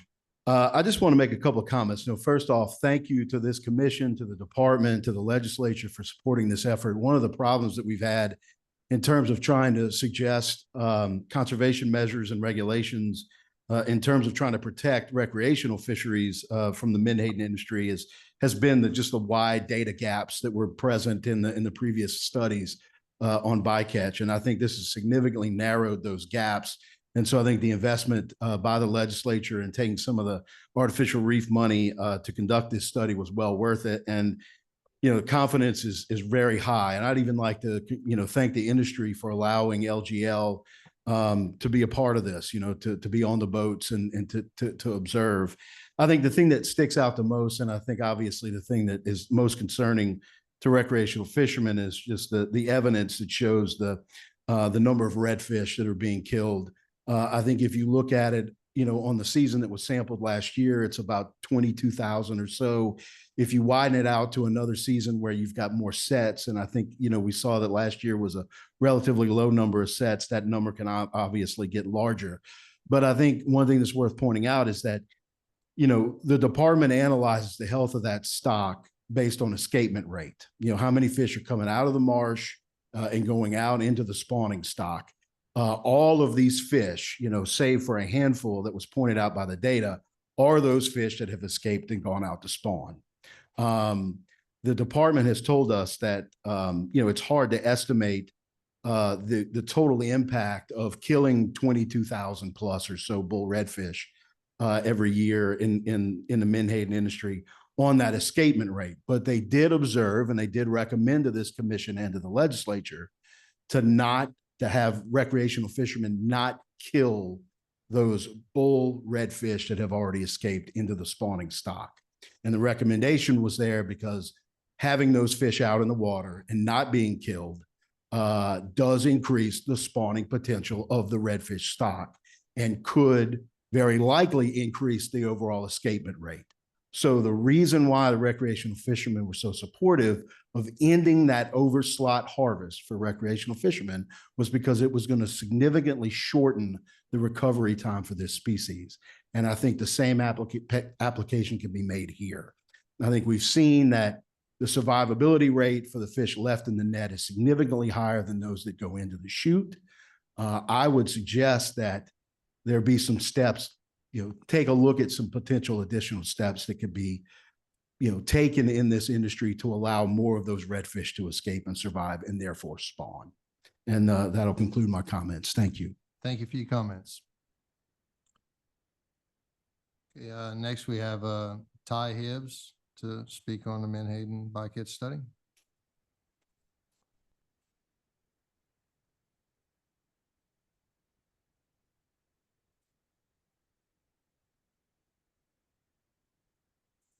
How y'all doing? Good morning. Ty Hibbs, Southeast Louisiana, and I just want to come speak on menhaden and appreciate the bycatch study as much as I can. It's extremely well done. One of the, I'm a science guy as much as I'm a fishing guy, so I love stuff like that. And congrats to everybody that was a part of that. Did a great job, all scientists, and thanks to the department for allowing that to be done as well. But I just want to start by saying that, if there's a way, I don't know if this has already taken place or not, but if we can include all these excluding devices that we've seen in this study, across the entire fleet of anybody that's personating Menhaden in any boat that's being used. And also we noticed in the study that the shallow waters that they set in and dramatically increase, the spawning size redfish catch. I just wanted to note that and see if there's something of more of a depth parameter on top of that hard line we have as far as distance from the coast. And then one thing that kind of caught my eye that I don't know if anybody else did too was I noted there was actually more Atlantic croaker caught as bycatch than I originally thought. I know we all see it in the shrimp world too, but that's one thing, we don't have a whole lot of information on, but that's another forage species for those spawning redfish and speckled trout. And then one thing I've just thought about too in general, on top of all this study that we just saw, was the fact that majority of those redfish, especially those bull red spawning size we see, are caught as bycatch in that September, late September, early October timeframe, towards the end of their fishing personating season. I wonder if there's any way of we could talk about moving that season up some to avoid that altogether. I know that would be another thing as far as this bycatch study being done that maybe we could look at. And then lastly, I just wanted to leave it, but besides the bycatch, we still have to remember that removal of this many menhaden from our waters is a detrimental activity to our fishery as a forage species for all of our fish, especially redfish and speckled trout. And I just want to keep you all in mind of the fact that this large of an operation, there's any kind of way we could come up with some kind of cap so we don't see any more of it increase in the future for any reason that may present itself, because this is a vital resource we have as far as menhaden goes, possibly even more vital of removing, the detriment to the fishery of removing the menhaden could be more, detrimental than even the bycatch itself. So I'd like to just remind people of that, but it affects as far as forage species, and it also affects nearshore spawning of redfish and speckled trout due to things such as jellyfish blooms and stuff like that menhaden are feeding on. And just want to keep that in mind, that they call us the most important fish in the sea for a reason. And that's what menhaden are. Thank you. Thank you for your comments, sir. Appreciate it. Okay, next we have Mr. Francis Cattell, West Bank Fishing.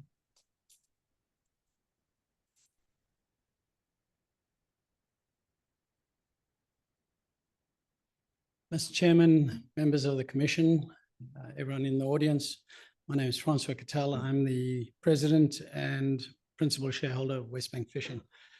I want to echo what everyone has said so far, and it's quite nice that we're all in agreement that I thank the legislature, Senator Alon, for getting the money together for the study. When it was done, I was a little worried that it was going to be wasted money, but it's provided good data to clarify a lot of things. It's validated the past research, and it has validated and essentially corrected the perception that this industry is out there just raping and pillaging. But what it has also done, it's an important thing, and I think it's Representative Ogeron, it's not often we agree on something, but I agree with you, it's shown us a way forward. And it's not necessarily the way forward that we've been going at each other up until now. The mortality study is all new data for us. We've always just assumed that everything died. And the mortality study is huge. And the work around that shark cage is enlightening. And as soon as we found out about that at the first session, the preliminary session a few months ago, we as an industry got together. And we looked at what the best design shark cage is that we currently use, because there are 3 different plants, 3 different designs. And we've already, between that first deal and now, standardized the shark cages on the most efficient design. And I think that has already reduced our red drum catch. And that's, I think, not I know, but I'm going to work with the scientists to try and quantify it by up to 25%. So that less than 30,000 red drum we catch, I reckon has been reduced already by 25% by concentrating on keeping the fish in the net. And we will continue to do that. This industry is a responsible industry. We are trying, we're not perfect. We will make mistakes in the future and you guys will have a chance to beat us for those. But when we when we find ways to improve, we do. So we've already changed our shark cage design. I'm going to be working with LGL going forward to try and get size parameters so that we can further improve our shark cage design. Because if we can keep the fish in the net and roll them out, we've seen 85% of them survive. Once they're on board, quite honestly, I'm probably going to close those chutes because I think they just return dead fish back to the ocean and upset people. So the thing is, whenever something comes on board the boat, and that's the other thing you must remember about bycatch, is every bit of it is used. We will do our best to keep red drum and the important fish out of our nets, and we can do that with design. I'll say one other thing. This is a turning point for this industry. I think everyone recognizes how important this industry is, and I appeal once again to the user groups. We don't need to come and fight in front of these people. We've got things that we can work on together. There's more data that we can work on together to make this a better industry. But to contextualize it, the study has confirmed that when it comes to red drum, we account for just over 3% of the red drum landed along the Louisiana coast in a year. 96 and a bit is the recreational side. Closing this industry is not going to change the trajectory of the red drum. So I urge everyone, base their decisions and let's have fruitful, meaningful discussion based upon data. And we've got some good data now. So I thank you all. Thank you, Mr. Chairman. Thank you, Commission. Thank you for your comments. Appreciate it. Okay, and last we have Ben Landry from Ocean Harvesters. Ben?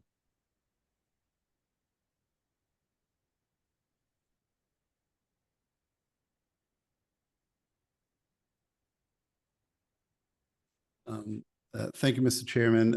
Members, again, my name is Ben Landry. I represent Ocean Harvesters, which has a facility or operates its fleet out of Intercoastal City as well as Moss Point, Mississippi.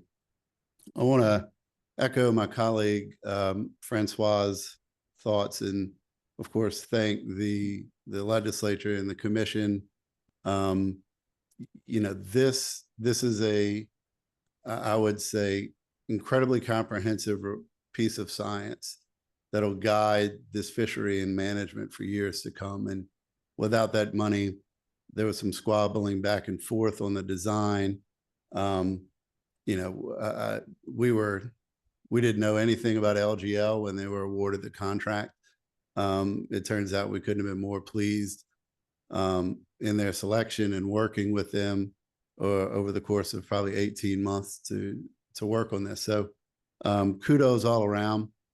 In terms of kind of the data that was found, you know, I tend to agree with Francois is that, you know, the equipment modifications are key to this.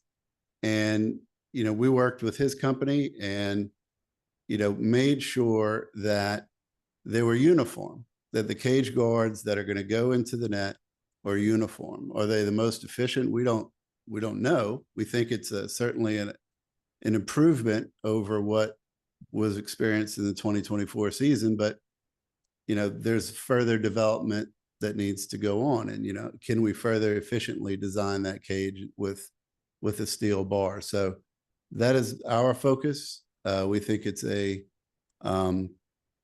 this survey tends to fall in line with the previous surveys that bycatch is often exaggerated, that it is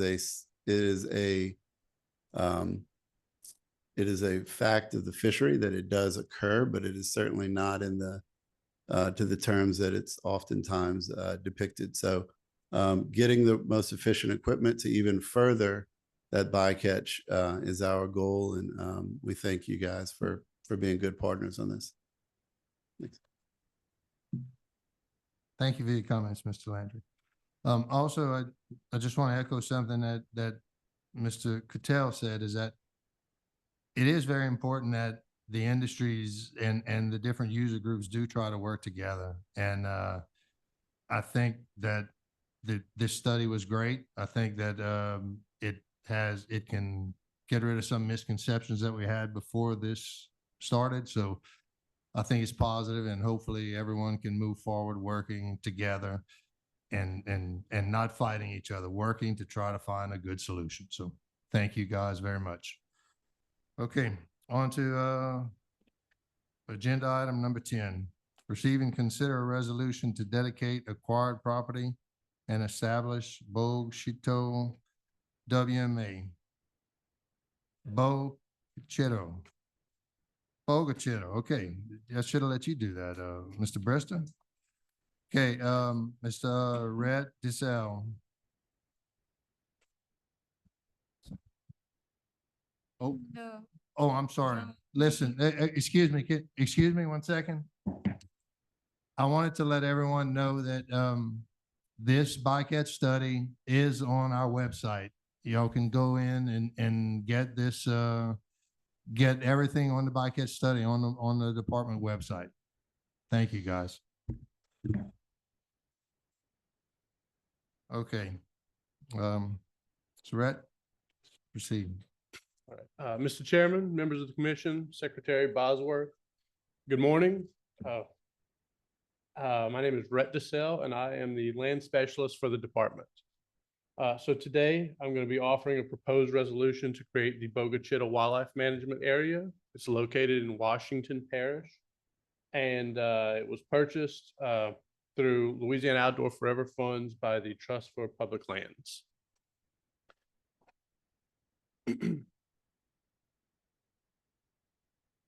All right, so starting off, this will be for the addition of 1,642.5 total acres to create the Bogchito Wildlife Management Area. This 1,642.5 acres was purchased through an active sale to create the WMA. So in May of 2025, Trust for Public Lands used Louisiana Outdoor Forever Funds to purchase what is the 1,642.5 acres of Southeastern Plains habitat. And again, it's located in Washington Parish. Originally, this property was owned by the Weyerhaeuser Corporation, and it was bought all as one entire tract. Funding wise, the LWF grant money was $3,146,908 and some change. Additional to that, Wildlife and Fisheries put up $2,065,088.80 for a total of $5,211,997.12 for the total purchase price. And here you can see this is our survey that we had done of the property. It's bounded along on the west by an old logging road and on the east by the Bogchito River. What you can see here is just an aerial view of the property with some section lines there. And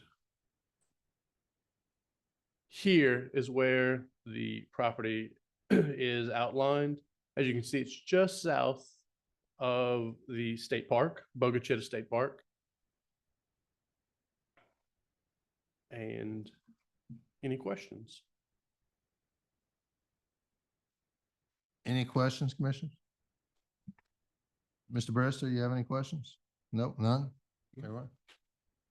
Okay, so we have to vote to accept this, I would assume. Yes, Okay. sir. There's a resolution that accompanies it. That's in your packet. Yep. So by resolution, you are taking the property that's been acquired and nominating it and making it a wildlife management area. Okay, so you have one question? Cole, does the department have the money to buy this? So the acquisition has already occurred. Already occurred. Again, Rhett showed you this was part of the Outdoor Forever funding. So the $3 million came from the state general fund. We chipped in $2 million as matching funds. And I believe that was through our Wildlife Natural Heritage Trust, which is explicitly for the acquisition of land. It's not from the conservation fund. So appreciating your question, given our budget. But yes, sir, it's already been expended and purchased. Thank you, Mr. Garrett.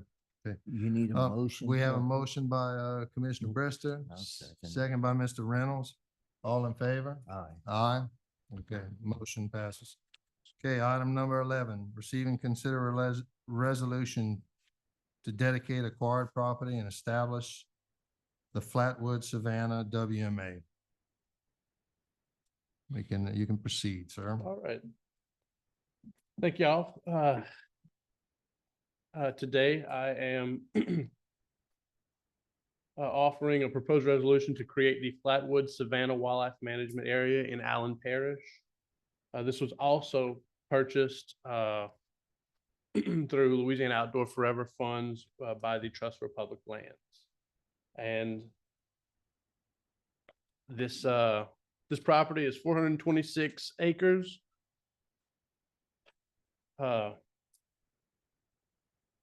And again, I'm asking that we add this to create a new, the new Flatwood Savannah WMA. Similar time frame, May of 2025, Trust for Public Lands sold to the department over 425 acres of flatwoods habitat for the proposed creation of the WMA. This property was bought in two tracts. We had tract A, which was 390.85 acres, and the adjacent tract B, which was 35.86 acres, for a total of 426.71 total acres. Funding, again, was through Louisiana Outdoor Forever. The amount was for the grant money was $1,482,400. Wildlife and Fishery funds had to put up $21,787.90 for a total of $1,504,187.90. Again, here we can see the survey. Up here is the tract B, just sits right on top of the adjacent tract A down here. And next, you can get a good aerial shot. You can see there's a lake here located in tract B.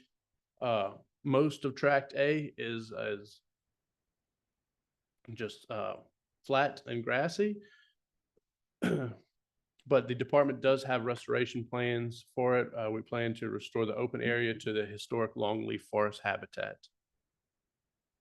And finally, you can see the location here, a little circle. We're located about 14.5 miles from the West Bay WMA.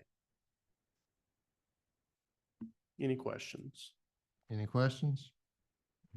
Okay, do entertain a motion to accept.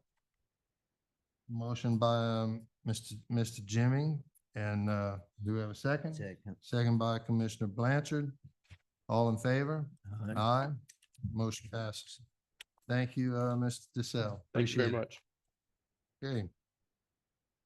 Moving on to item number 12, receive a presentation on the 2025 waterfowl hunter survey with special emphasis on the upcoming decisions for zone and splits for duck hunting for the 2026 through 2030 seasons. Jason Ozak? Yep. Thank you, Mr. Chair, members. What do I need to press to get my escape?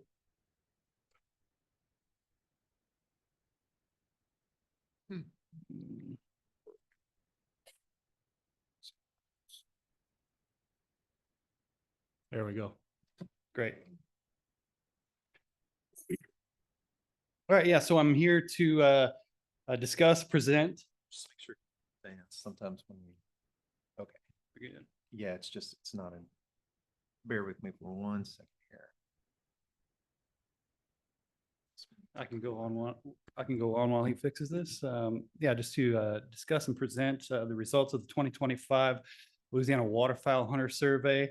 This is a survey that we generally do every 5 years to gauge constituents, levels of satisfaction, support for regulations, and then also every 5 years we have the opportunity to adjust waterfowl zones and splits, which would be in effect for 5 continuous years.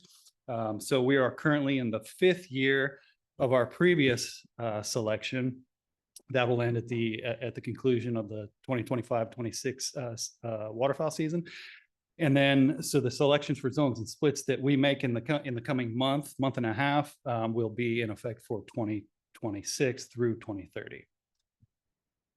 Again, survey objectives here, just looking at hunter satisfaction, gauging hunter activity, also gauge support for potential policy decisions, management of public lands, and then also some questions in there to inform how we structure the seasons within zones within the state. And again, I want to reiterate too that the important part of this this presentation will be informing that zone and split configuration that we choose to go with for the 26 through 2030 waterfowl seasons.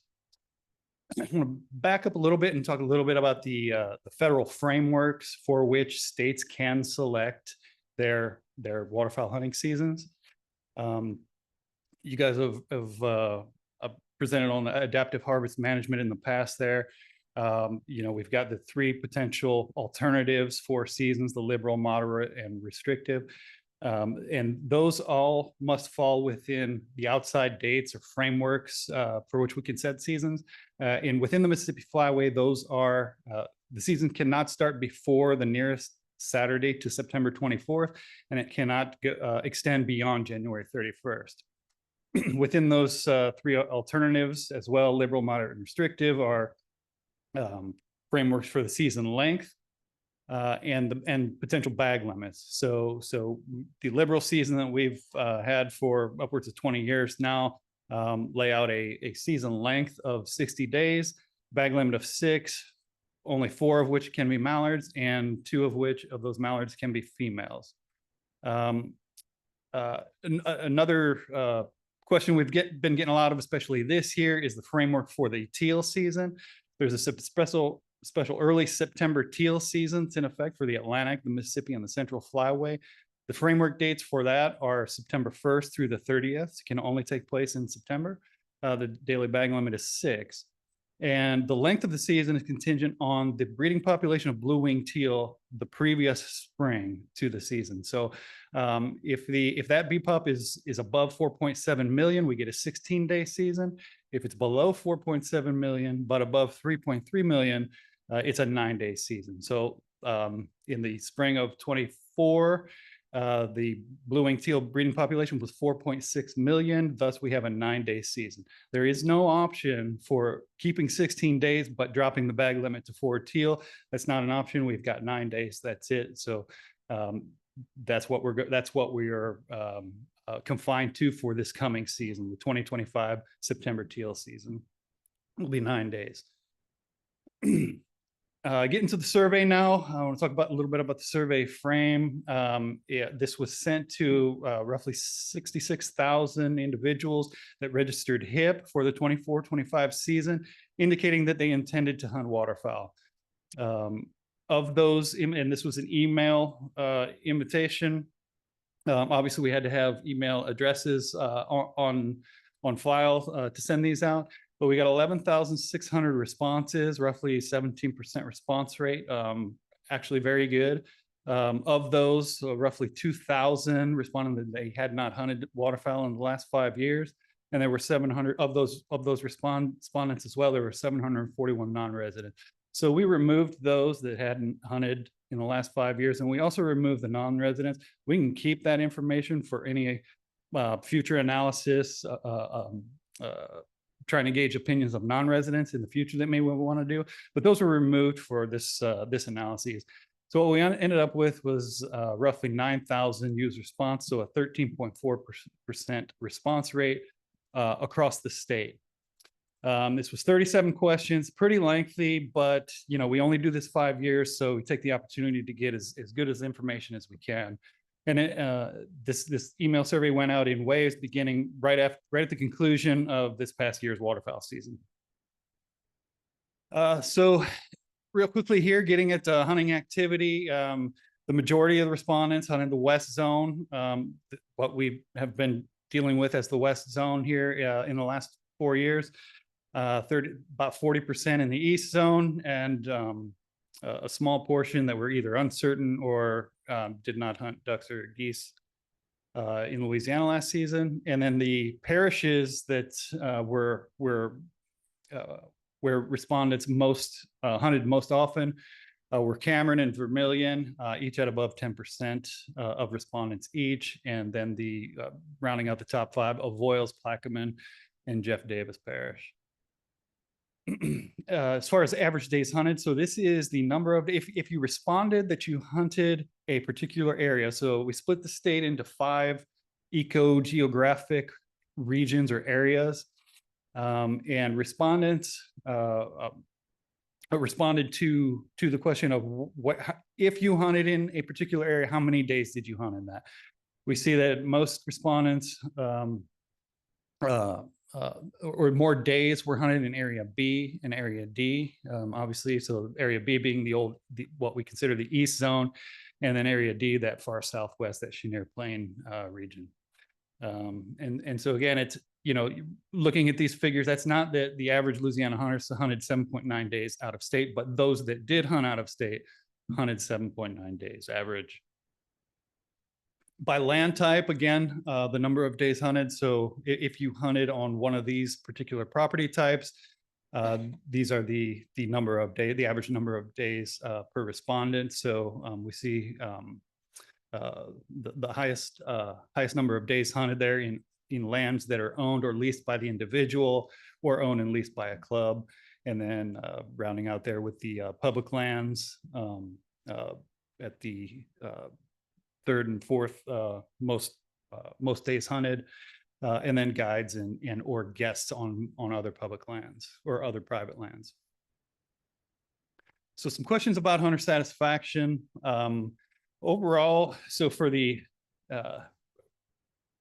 5 categories here we've got on the chart, we see overall dissatisfaction for the number of days hunted, the number of waterfowl seen during the course of the season, number of opportunities to shoot ducks and or geese, the number of waterfowl harvested, and overall respondents were dissatisfied with duck season and duck hunting in Louisiana.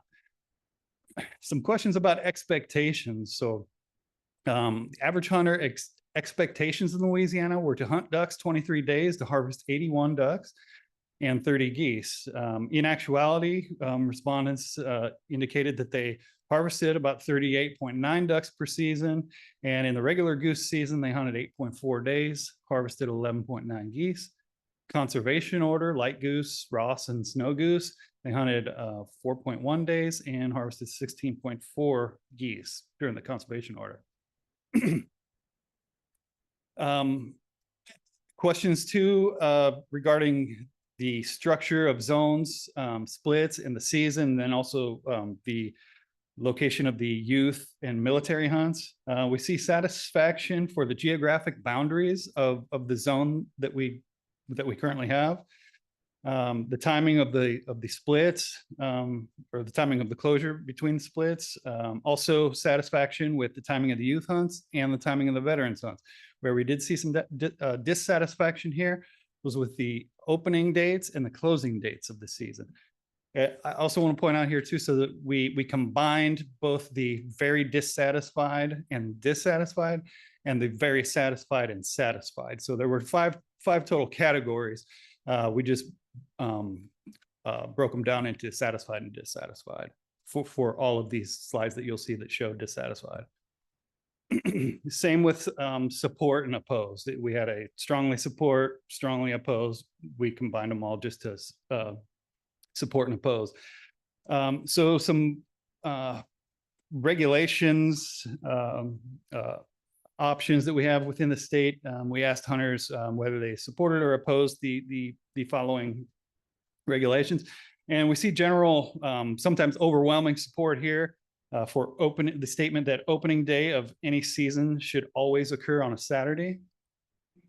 That also support for teal season should be set as late in September as possible. Support also for potentially opening teal season on a Friday. So if we set the season as late as possible in September, the 30th being the last day of September, sometimes that the 30th may fall on a Saturday rather than the Sunday. Well, in those instances, because with a 9-day or a 16-day season, you open on a Saturday weekend, you hunt through the week, and with a 9-day season, you would close on a Sunday. But in those instances where the last day of September falls on a Saturday, only in those cases, and that's generally every 6 years or so, we would open teal season on a Friday in those instances. Support for that. Also support for early resident Canada goose season and the elimination of the closed Canada goose zone in Southwest Louisiana. Also some potential regulations, opinions on regulations. So there was overall opposition to prohibiting the use of all electronic or motorized decoys. Opposition to statewide closure of all duck hunting at noon, and that would be all lands, public and private. A little bit closer, but still overall opposition to closing the light goose conservation order during the splits. When both goose and regular goose and duck season close, we open that to the conservation order rather than having it all at the end of the season. And then large scale support for the expansion of hunting opportunity for black-bellied whistling ducks. On WMAs specifically, so 20% of our respondents indicated they had hunted WMAs in the last 5 years. Those were the only respondents that were considered in these WMA regulations questions. These questions were about satisfaction with the current status of duck hunting on WMAs. So we see overall dissatisfaction with the amount of crowding on WMAs, the amount of waterfowl seen on WMAs, the opportunities to shoot, the number of ducks harvested on WMAs. But we do see general satisfaction with overall regulations on WMAs. Overall, though, total WMA waterfowl hunting experience, we see dissatisfaction. I want to point out here too that we see general satisfaction with regulations on WMAs. Going to the next slide though, when given options for changes in regulations on WMAs, we see a lot of support for potential changes. Those would include increasing the amount of sanctuary, the amount and distribution of sanctuary, that is rest areas for waterfowl off limits to hunting across the WMA system, limiting the number of days, also large support there.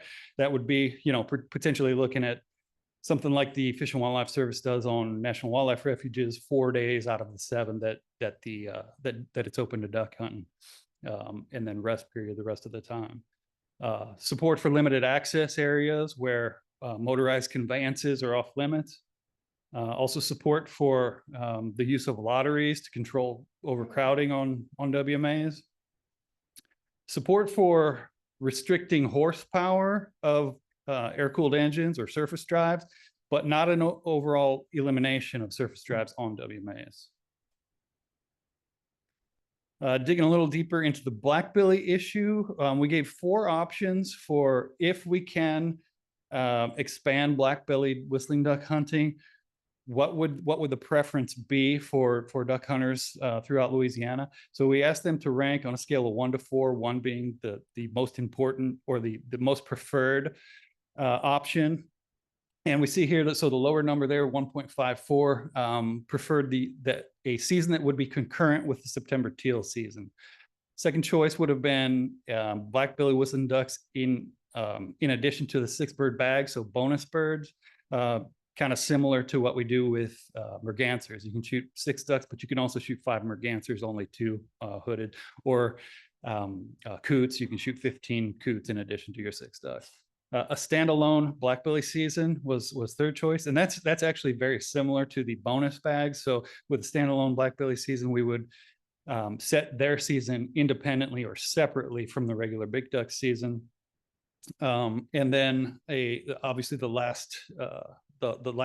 least preferred option was that no additional blackbelly harvest should be permitted.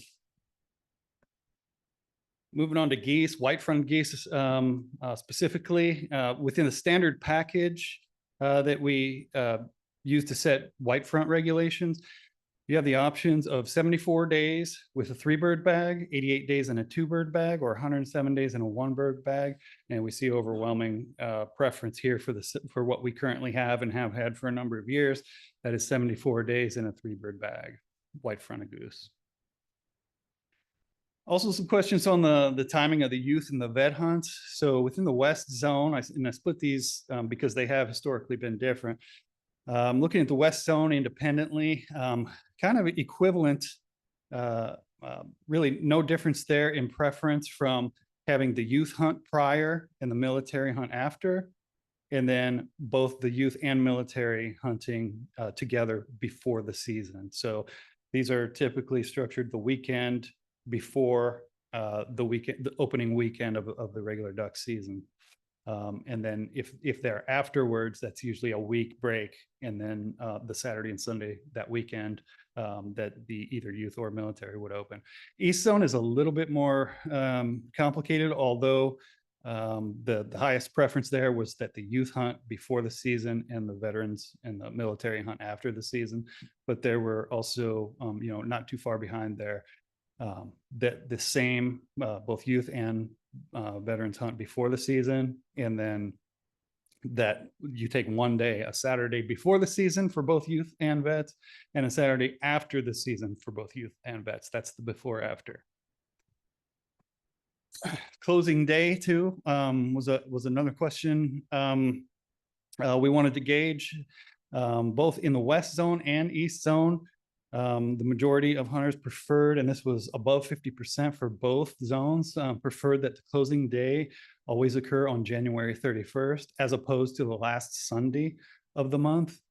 Or other options were a Sunday, but some other time other than the last Sunday or another day. So we see wide scale support for January 31st. That's the closing date in both zones. Wanted to divide that into hunters that predominantly hunted within those ecogeographic regions to see if there were any regional differences in preference for closing day. And again, we see January 31st for hunters within all of those regions as the preferred closing day for duck season. Split length, we had questions about split length as well. Most hunters both in the East and West Zone preferred that 12 days duration for a split. That gives, typically when we would end a season segment on a Sunday, that would give the full 5-day week of a break, the weekend, and then the following week would be 12 days, and then we'd open it up again on a Saturday. Other option, there will be other options, but that 12-day split length is preferred in both zones. Breaking that down into those eco regions as well, we see across the board, hunters across the state prefer that 12-day split. Now getting into the zones and the season segments. We asked hunters their preference for split and zone configurations for the upcoming 5 years for the 26th through 2030 season again. And we see statewide, 42% of respondents indicated that the current zone configuration that we have, which is 2 zones with up to 3 season segments, was preferred. You see about 23% with no opinion, and then second, surprisingly actually, would be a statewide season where we had no zones, but yeah, surprising there. Splitting that up into the east and the west zone, we see both east and west zone both had preference for that current zone configuration, zone and split configuration. And then within each region as well, we see the what we have currently, the 2 zones and 3 segments. No matter what region of the state in, respondents indicated that that was the preference. We also asked respondents to rank time periods within which we would potentially set a duck season as the most important time periods for duck season to be open. So 1 through 11, essentially, these time periods were ranked, and we split months into 3. So early, mid, and late part of each month. We didn't have high expectations that late October was going to be a preference, but wanted to throw that in there just to gauge responses. So what you'll see here too, the similarities between the west and the east zone are that late November ranks the highest as the most important time period for duck season to be open. The differences between the west and the east zone are that, throwing out late October, because that as expected, that had the highest rank here, or well, the highest numerical rank, which was a low preference. So aside from late October, though, the least preferred time period within the west zone was mid-January. And in the east zone, it was early November. So not a lot of appetite for early November hunting in the east zone. And then the least important time period for duck season to be open in the west zone, the current west zone, was mid-January. When given 4 options for what a 2-zone regulation would look like, you see these 4 options on the table here. And option A, statewide, was ranked as the most preferred option, and option A is the same zone configuration geographically that we're currently using. Second place there was option C, which is a split between, or a split kind of east and west, the state divided kind of longitudinally there. Looking at the differences in hunter opinion, whether they're an east zone hunter or a west zone hunter, if we maintained a 2-zone configuration, and we see the same thing, both east and west zone with a preference for that 2-zone configuration. And it's the option A, which is the current configuration that we have. And then also looking at the differences between those regions, hunters in the different regions of the state. Again, most regions you see had the preference for option A, current configuration. The exception here was area E, which is Southeast Louisiana, and their highest preference, which it wasn't by a lot, but still the highest preference, was option C, which you see would have put them in that east, in with what has historically been the east zone. Close second for them was option A. Same. Now, we didn't know that the overall preference was going to be 2 zones, so we did ask questions. So if we did go with 3 zones, what would be the preference for these potential zone configurations? So with these 4 options of a 3-zone configuration within the state, we see option D, which split the state into a continuous coastal zone and then a northeast and a northwest zone that was preferred statewide. Within the east and the west zone, option D was also most preferred. And then split into segments, you see option D was also most preferred, no matter what region of the state respondents hunted most in. Curious about this one too is that area E hunters, the southeastern hunters, their preference with 3 zones was to be continuous coastal zone with southwest, although, with 2 zones they wanted to be in with east. But option B here would have put them with the east zone. So a little bit of a conundrum in analyzing exactly what's going on, what the opinion of Southeast hunters are.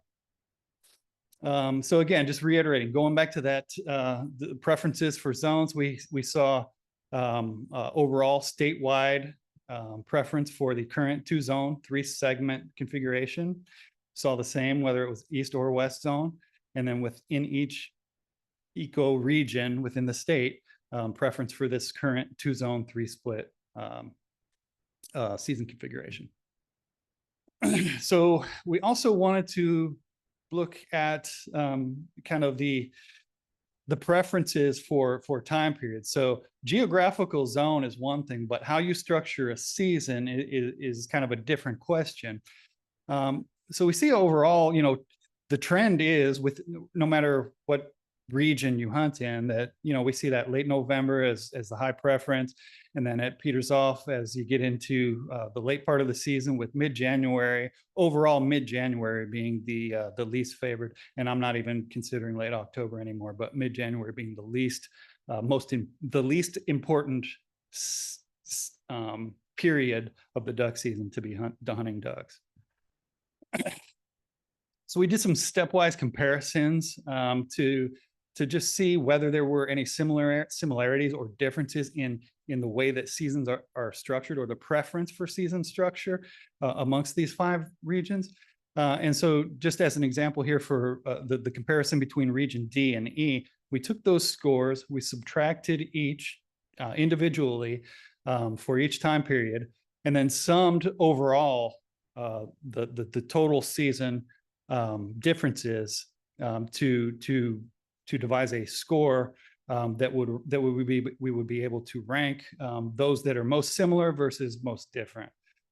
And so here we see those stepwise comparisons. And again, this is the sum of the differences between each region compared to other regions.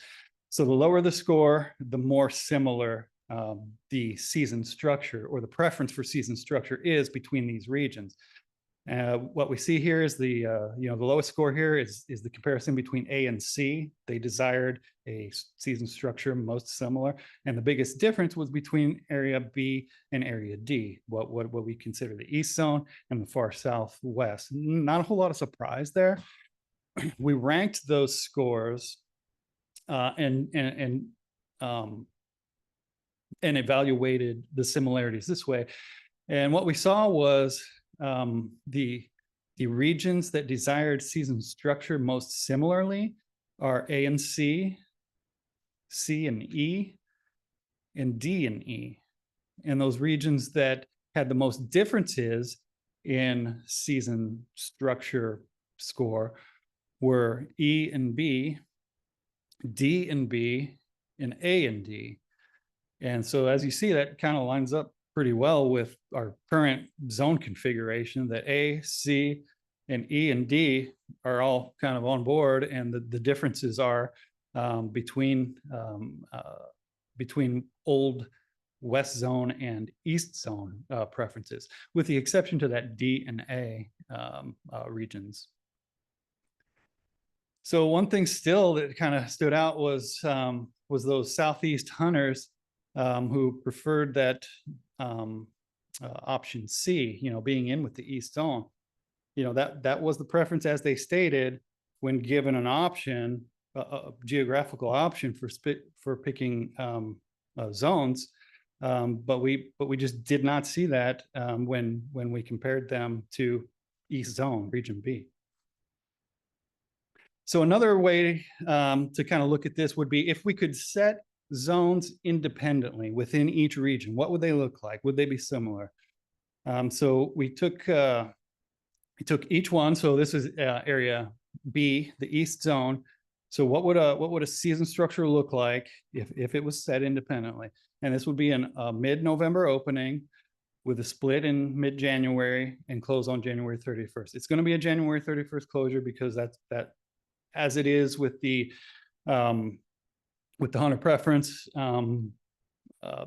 January 31st is where we'll set the closing date. Even though a lot of these you'll see late January as a least preferred or one of the least preferred time periods to have an open duck season, they still want to hunt January 31st, so we can somehow make that happen. So again, east zone open mid-November, split mid-January, close January 31st. Looking at area A in the northwest, a little bit different. That would open early November, a split in mid-January and close January 31st. It's exactly the same for area C. Area D, a little bit different. It would open in early November still, but that split, yeah, it'd be mid to late January as a preference.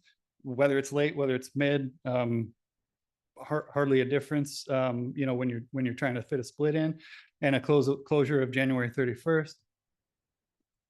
And again, I just wanted to reiterate that January 31st closure there, you know, across the board statewide, that was the preference.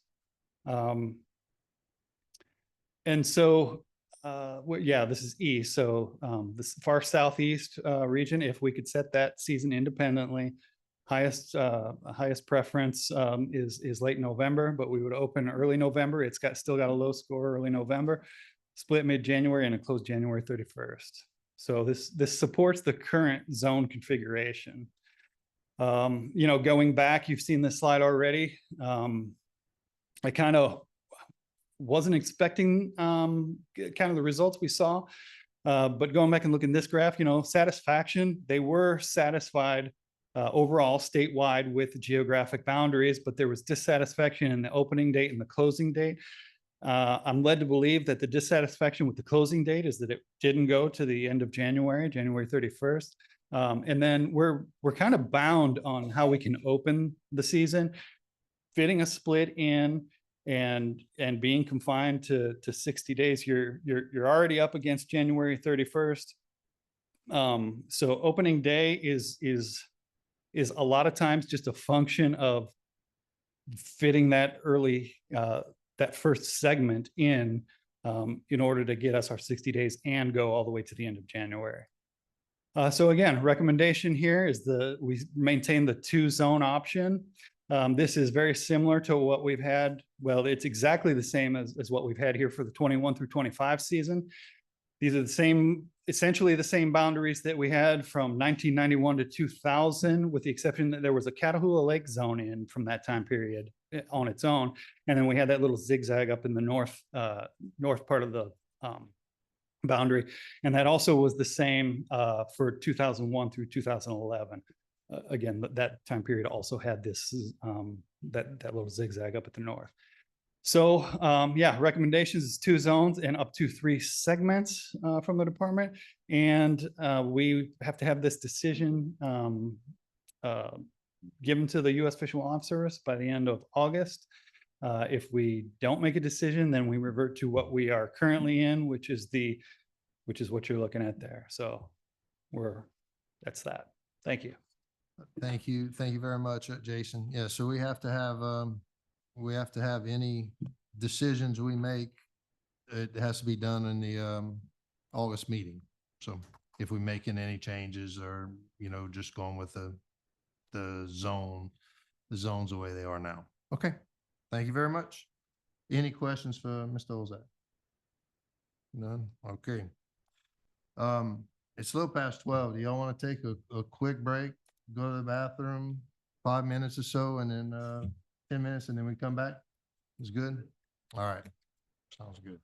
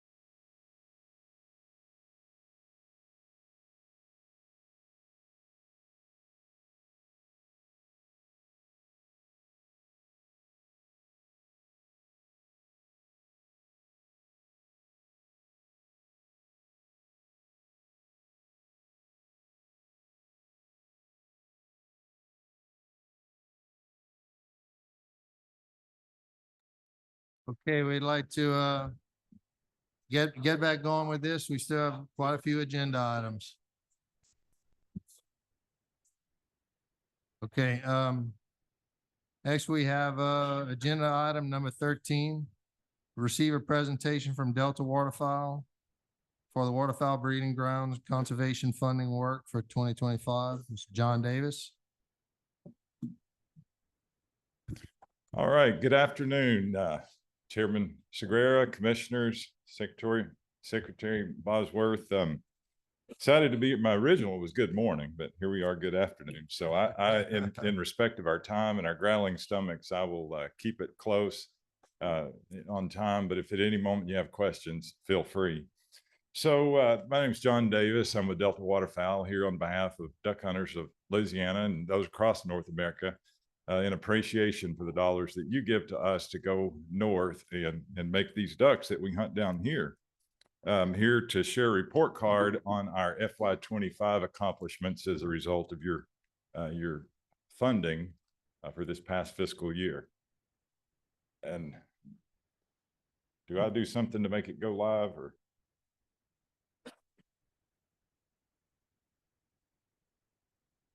Come on, Jason. Let's go.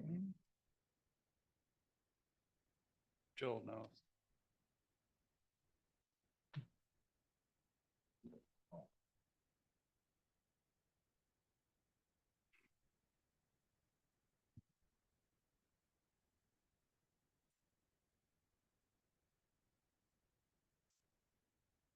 All right, thank you. So quick overview, we'll ran through the introductions here.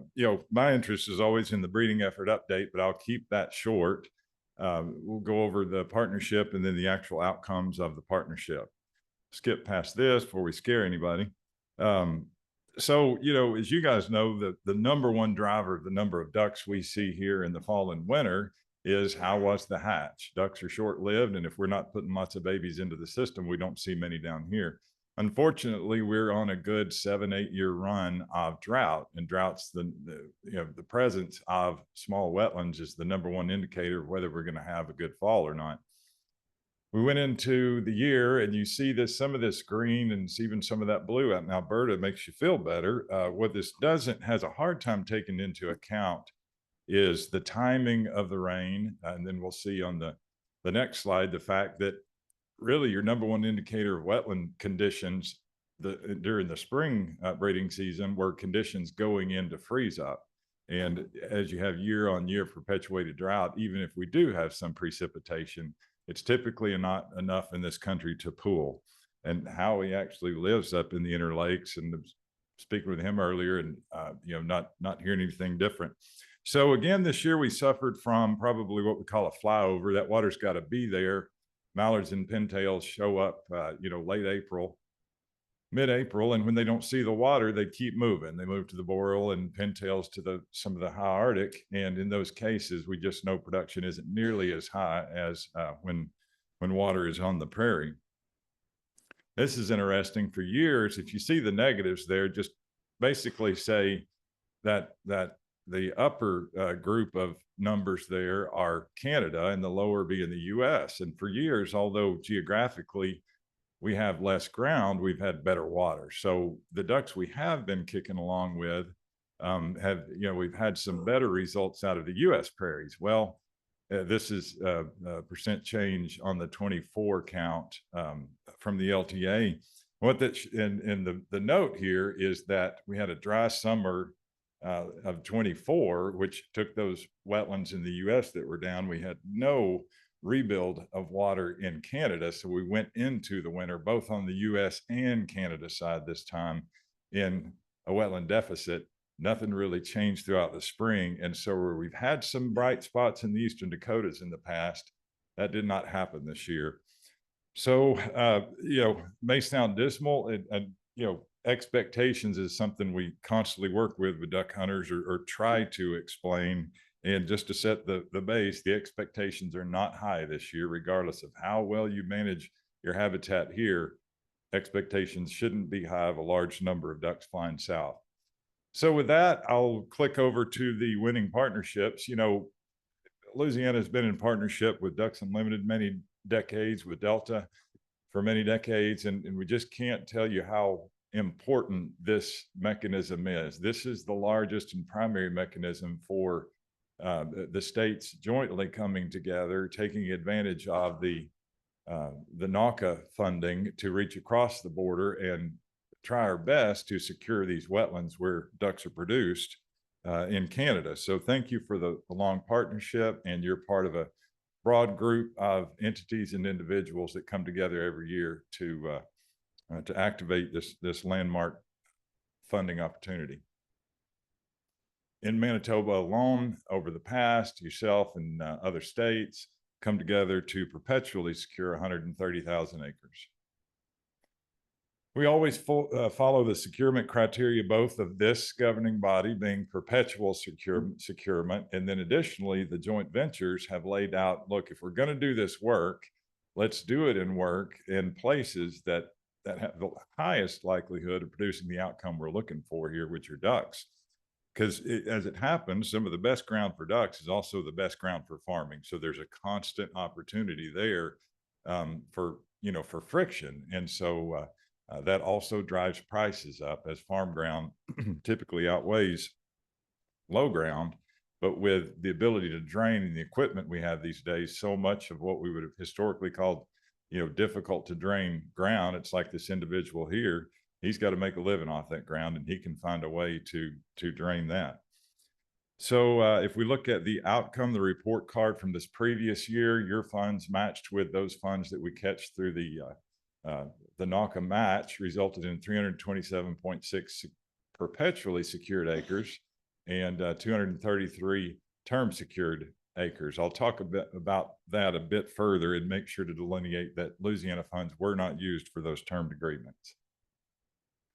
Again, just a reiteration of the overall accomplishments, roughly 560 acres. And we see here there's the darker tan, the lighter tan, and that's a separation between the overall priority area, and then those darkers being specifically the areas of highest priority. These are the sites that we were able to secure and or term agree in the past year as a result of the Louisiana partnership. If we break that down, it looks like 148 water acres, additionally 178 upland acres, associated uplands. Ducks need both to get a brood off the ground, for a total of 327.6 acres perpetually secured, and then 232 secured through the agreement. Okay, what's an agreement? So we kind of talk about these grassland stewardship programs, kind of the gateway strategy to move perpetual, because what we know of doing some of the polling the audience like Jason did with hunters, we've done that with farmers, and we know farmers do not like perpetual. Hands down, that means perpetually for myself, for my kids, or the next person who may come along and buy this land, that we're not interested in having that deed restriction on the land perpetually. So we often begin with these agreements. In this case, it's the grassland stewardship program. And what the farmer does is, in exchange for us helping with fencing, with water, various versions of water for cattle, et cetera, they agree to avoid any sort of degradation of either the wetland or upland habitat as it exists. What we find is farmers will move into this, go into this termed agreement for 10 years, and there's a far higher likelihood that at the end of that, or sometime in the future, they will consider moving to a perpetual securement. We'll run through the specifics here. This was a cool piece in that you see, oh my gosh, only 9.6 wetland acres. Remember, many of these wetlands, most of these wetlands are less than an acre. Many of them are half or a quarter, and that's all that matters. Each basin supports about 7 pairs of different species. So the number of wetlands is more important than the acreage, very different, because ducks are territorial. What was interesting here is the original family had eased the class 3 and 4. That's pretty common because those deeper, more permanent wetlands are going to be tougher to drain anyway. And so it's not uncommon for folks to be open to entering easements around class 3 and 4 wetlands, but the 1s and 2s, much tougher, very shallow, only exist for a few weeks during the year, but it happens to be the most critical resource for breeding ducks. So as a result of your dollars combined with other states' dollars, we're able to go in, work with the new landowners and the original landowners, amalgamate 3 easements into one and cover all wetlands from class 1 to 4 in that. So that's a real win. Just a picture of the property there, Representative, and you see a lot of those 1s and 2s are dry. That's representative of the whole prairie this year. Okay, moving on to 799. This was one can actually no, it was broken up. 49.7 wetland acres, 20 acres of the associated uplands. These areas, even though they're under high demand for agriculture, they are more permanent and tougher to drain, but we are seeing new practices in Canada over the last few years that we had previously only seen in the US, such as actually filling wetlands. When it's really tough to drain, you can move to a tile or you can fill, but the cost recovery on a fill is 300-400 years. But as we move to more of a monocrop and a more of a institutional farming, we're seeing much more money put into filling these wetlands, and that happens to be what's going on in this area. We moved to 803, 56.2 wetland acres, about the same amount of upland. This is one contiguous wetland system there. Trying to remember. Yeah, this was part of a larger block as well. And that's often what we see with the monies that can go across, really break down to even at easing being $1,000 an acre. You know, a few $1 million doesn't go too far each year. So we try to work in an area to gain scale. And this was part of a patchwork to put together a 900-acre block. Picture there of the wetland. These don't look too exciting, but when you're in them and there's water in there and the invertebrates and the ducks, and this is the duck factory. This is what pumps out birds that we hunt during the fall. 790. Okay, this one was in an area that was definitely under threat for drainage for ag. So it was high priority to get this done this past year. Another wetland. Let's see, that one was all wetland. Picture there. And then the term securement. So this is part of a larger landscape. Much of it was grass, but recall that grass is important. The ducks do have to have a place to go, select, nest, feel secure to do that. And so this is what we were able to secure on a 10-year agreement through the securement agreement. All right, financial summary. We were able to keep the indirect costs below 10% of that 20. Basically, there's an 80-20 split. 80% goes directly to farmers, 20% goes into the people, the watershed district relationships, the review of these landscapes, appraisals. There's a small tax that goes in there from the Canadian side on nonprofits, only 2.5%. And so this is a breakdown of where the dollars went. Yeah, you guys have the reports. 80% of your funding goes directly to securement of the easements. Delivery is included there. We leveraged your $103,000, very appreciative, to go out and capture 310 in this past year. And the last line there is some of the details of where those dollars go. All right, so in summary, 560 acres, that's a great thing for the amount of money you all were able to share this year. We appreciate that. And with that, I continue to thank you for all that you do for us, and we'll open that to questions. Any questions from the commission? Okay, hearing none, I thank you very much for the report.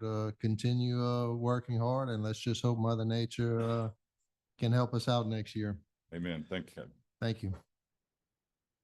Okay, item number 14, receive a presentation from Ducks Unlimited for the waterfowl breeding grounds conservation funding work for 2025. Mr. Howie Singer. Thank you, Mr. Chairman. Thank you, commissioners, for allowing us to come here and give a presentation today. I appreciate it.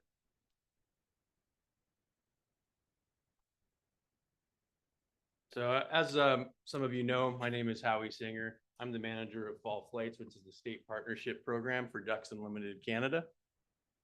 And I just want to talk a little bit today about the conservation work that we did in fiscal year 25 with the funds that LDWF provided and also the match funds that we were able to acquire. Before I start on that, I always think it's really important to put aside on the science of ducks in Canada. I started off with the organization 10 years ago as a research biologist in the science department. In Ducks Unlimited, we are a science-based conservation organization. The decisions that we make with your funds, with all other funds, all comes down to the science that our organization recommends to the conservation team. So it might be where your dollars are spent or how your dollars are spent, what programs are spent on. So that really is the backbone of who we are as an organization. It's a science-based conservation organization. And so with LDWF funds, some of the data has showed that you guys get a really high return of waterfowl from the province of Saskatchewan. So we've dedicated your funds to do conservation delivery in Saskatchewan. There's a really high return on investment in that province. It's the greatest demographic impact on waterfowl. Saskatchewan has, it's the target landscapes where we deliver habitat conservation. About 60% of those fall within the province of Saskatchewan, and about 65% of the ducks that breed in those target landscapes across the prairies all breed in Saskatchewan. And right now it's a relatively lower cost. Land values there are a little bit below Alberta and Manitoba to the west and east respectively. And then urgency is among the highest. Saskatchewan doesn't have any drainage legislation regulations right now. So it's kind of a pro drainage environment in Saskatchewan. So now with land values being lower, the ducks being there, it's kind of one of the best places, I think, and the data suggests, to deliver habitat conservation with the funds that we have.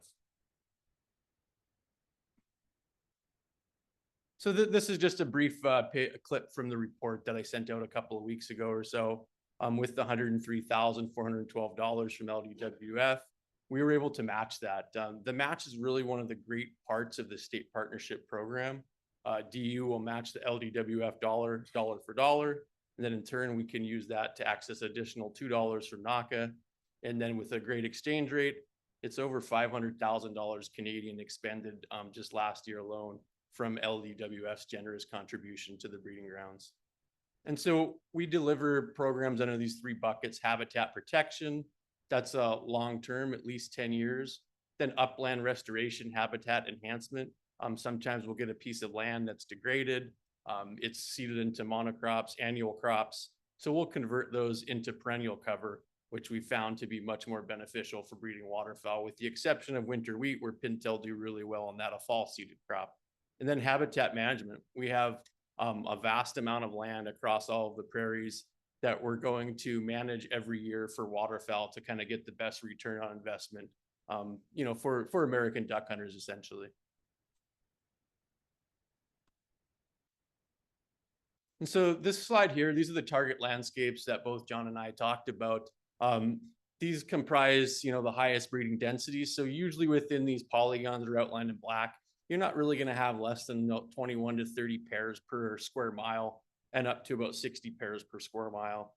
And currently the Habitat Joint Venture is working on kind of updating this with more recent data, more detailed data, so this could look different in the future. Going to look pretty similar though, because where there's wetlands, you're going to find ducks, and this is a wetland and duck map. So we're going to see something very similar to this. And what we were able to do last year with the LDWF dollars, we had applied and said we would either do a conservation easement or a habitat purchase.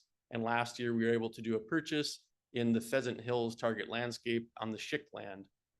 We leveraged the LDWF dollars, and with a total of, I guess it's around 500,000 for this property, 320 acres, it came out to about $1,550 per acre. So it's relatively cheap. You go over to the west in Alberta, you'd probably, be about 3,500. In Manitoba, probably around 2,500. So we're still delivering land for quite a bit less in Saskatchewan. And then just to kind of dive into the purchase itself, this is kind of the first map that we'll look at. It's like, okay, here's where we're going to deliver habitat, mainly in these target landscapes. And then diving into it a bit more, this is what it looks like when our conservation staff are out in the field. You can see this purchase was right on the edge of a 41 to 50 breeding pair per square mile, and that's your 7 most abundant ducks, so blue and teal, which you all are very familiar with, are in that as well. It's a good landscape. It's kind of right on the, I guess, the eastern side of Saskatchewan, and going to produce a lot of ducks for duck hunters when we have water up there. And this is actually one that did have some water this year. I have some pictures of that later. And then, so going a little bit deeper into it, now this is one of the quarter sections of the 2 quarter sections that we purchased. You can see all the wetlands there outlined in the red mainly, and then the yellow a little bit. These were all natural basins, so farmers had not previously drained any of these wetlands. In some cases, we will purchase a piece of land where farmers have drained the wetlands, and our conservation staff has the knowledge to go in and to rebuild those wetlands. Pretty simple process, just putting dirt back in where farmers took it out. And within the course of a year, 2 years, that wetland, once it gets water, will kind of regenerate and it'll get back to functioning similar to a natural wetland. That's one of the science projects that I was able to work on just before switching over to the conservation partnership things. And then the upland part in green there, this one has about 100 acres that would have been seeded into annual cover. So we would come in here, our team probably is going to do it this fall and seed this into a perennial cover. So hopefully by breeding season next year, you're going to have perennial cover. You're not going to have equipment in there, and you're going to have good breeding habitat when the wetlands have water, which this is a couple of the wetlands on the land in that quarter section right now. It doesn't look too green there. This was earlier in the spring, but there's going to be some good breeding conditions on this piece of land for this season that's going on right now.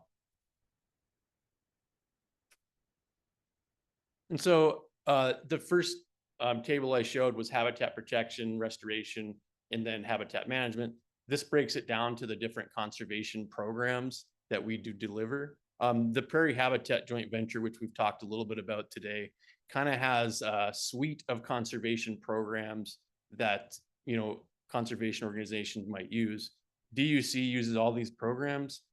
We've built another tool called the cost tool, and it kind of allows us to look at different program costs and return on investment from a duck number perspective, hatch nests. So in one landscape, it might not make sense to purchase a piece of land, but it's cheaper to do a conservation easement and you're going to get a better return on your investment. So we utilize that tool when we're thinking about which program to deliver and which target landscape. So revolving land purchase, we'll go in and purchase a piece of land.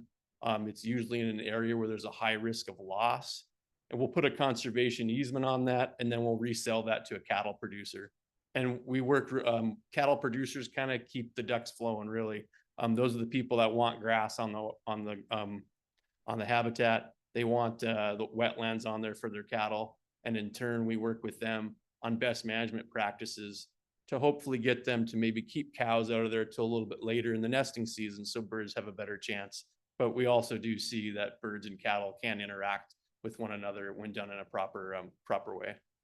And conservation agreements, these are pieces of land where there's already upland habitat. They're not at a high risk of loss, but we will pay landowners a pretty small amount per acre to come in and just say, hey, please don't touch that landscape. It's very valuable for conservation.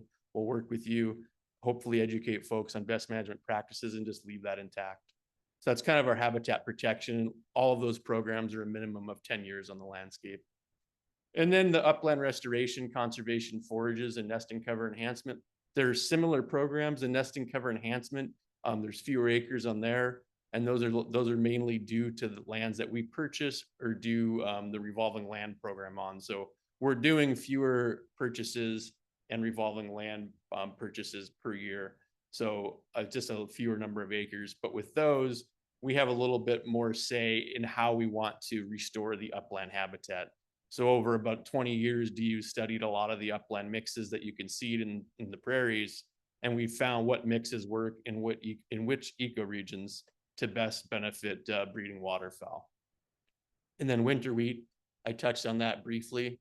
Pintail nest up to about 24 times more successful. It's a fall seeded crop. There's also a few others there in the prairies, fall rye, triticale. It's seeded, September, October after the harvest for the regular season, and then it'll green up in the springtime. And then habitat management also. So that's kind of the wrap on the conservation work that we did with LWF and match funds. Your funds all went to the purchase this year. So going forward, we'll do a bunch of conservation easements in 2026, which our staff is working on right now. And then also this other suite of programs with match dollars. And John talked about this, and I know a lot of Louisiana duck hunters have asked me about conditions up there, so I think it's good to show these maps. I also help the Canadian Wildlife Service and U.S. Fish and Wildlife Service with the annual breeding pop surveys. I'm one of the people on the ground who does this, what they call a visibility correction factor every year. I go out to Western Manitoba and Eastern Saskatchewan, and after the airplane flies over counting the ducks, we walk in on foot, look at the wetlands, count the ducks, and kind of get an on the ground look of how the breeding conditions are in the prairie, in our section of the prairies. So Western Manitoba is that little green spot there on the west side, followed by that big green spot. And when we were out there doing the surveys, it actually looked a lot different than that. This says it's above average precipitation, but when we were there in the springtime, it was quite a bit drier than that, similar to last year's conditions. So I guess what I'm trying to say is it's really dynamic in the prairies. Things don't look optimistic now. We do know that numbers were probably a little bit down during the springtime, but they can rejuvenate pretty quick.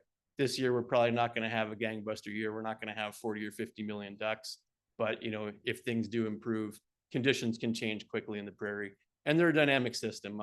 If the prairies never go dry, wetlands are going to become static and not produce, aquatic vegetation, insects, bugs for ducks. So unfortunately, it's an aspect of the prairies that we need to have happen for waterfowl to bounce back. So let's hope we're in that trend where we're starting to get wet again. It'd be great for everybody. And with that, I'd just like to say thanks very much to the LWF, to the commission for supporting, the breeding ground habitat conservation work that ultimately is going to benefit Louisiana hunters, all other hunters across the Mississippi, Central, Pacific, and Atlantic flyways to a lesser extent. So thank you very much for your work. Okay. If there's time, I'll take any questions. Any questions for Mr. Singer? Not a question. Just south of Weyburn, you know where Weyburn Yep, is? I do. I went there. My son was playing baseball up there several years ago, and just south of there, we saw lots of water and lots of ducks and lots of mosquitoes. You're gonna Lots of mosquitoes. Was that this year? A couple years ago. Okay. Mhm. So we do about, we'll say 60 different transects for the ground surveys. And that was actually the area it was the only area this year that had more ducks than the last year. On like the small little segments we do, right? We're doing less than 1%. So it's Right. small sample, but there was some decent water in that area. Yeah, well, we were crossed over into Canada. There was just pothole after pothole, and then we spent the night with a friend up there, and we were going to cook gumbo that evening, and he said, we need to go inside. I said, why? He said, mosquitoes. I said, I'm from Louisiana.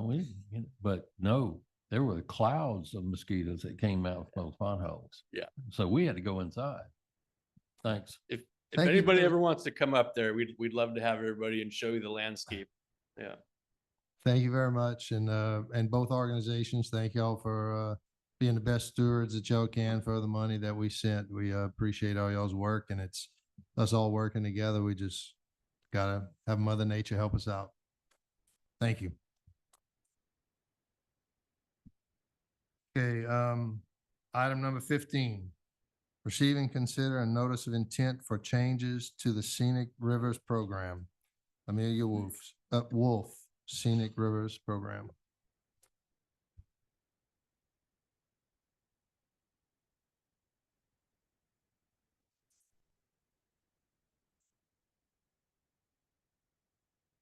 Are we good? Okay. Good afternoon, Chairman and Commission members. My name is Amelia Wolf, and I have the pleasure of presenting to you the NOI of changes to the Scenic Rivers Act as described in Title 76. Just to make sure we're all starting off on the same page and with the same awareness, the Louisiana Natural and Scenic Rivers Act was actually enacted by a legislature back in 1970. And since then, there have been a few changes to it. Primarily, there's been multiple rivers added to its protections. But in its inception in 1970, it also listed the Secretary of Wildlife and Fisheries as the administrator of the act, with the responsibility of protecting, preserving, enhancing, reclaiming, and developing those waterways and the surrounding riparian zone of those listed water bodies in that system. So we're going to go over a few updates that we have proposed, starting off with a definition that has gone through a lot of work. So previously, there has been a selective harvesting definition because there is a prohibition for certain commercial harvesting activities of timber along a scenic waterway. Scenic water bodies have a 100-foot buffer. And so there was a restriction to anything above or beyond selective harvesting in that 100-foot buffer. However, we realized that the selective harvesting definition was quite unclear.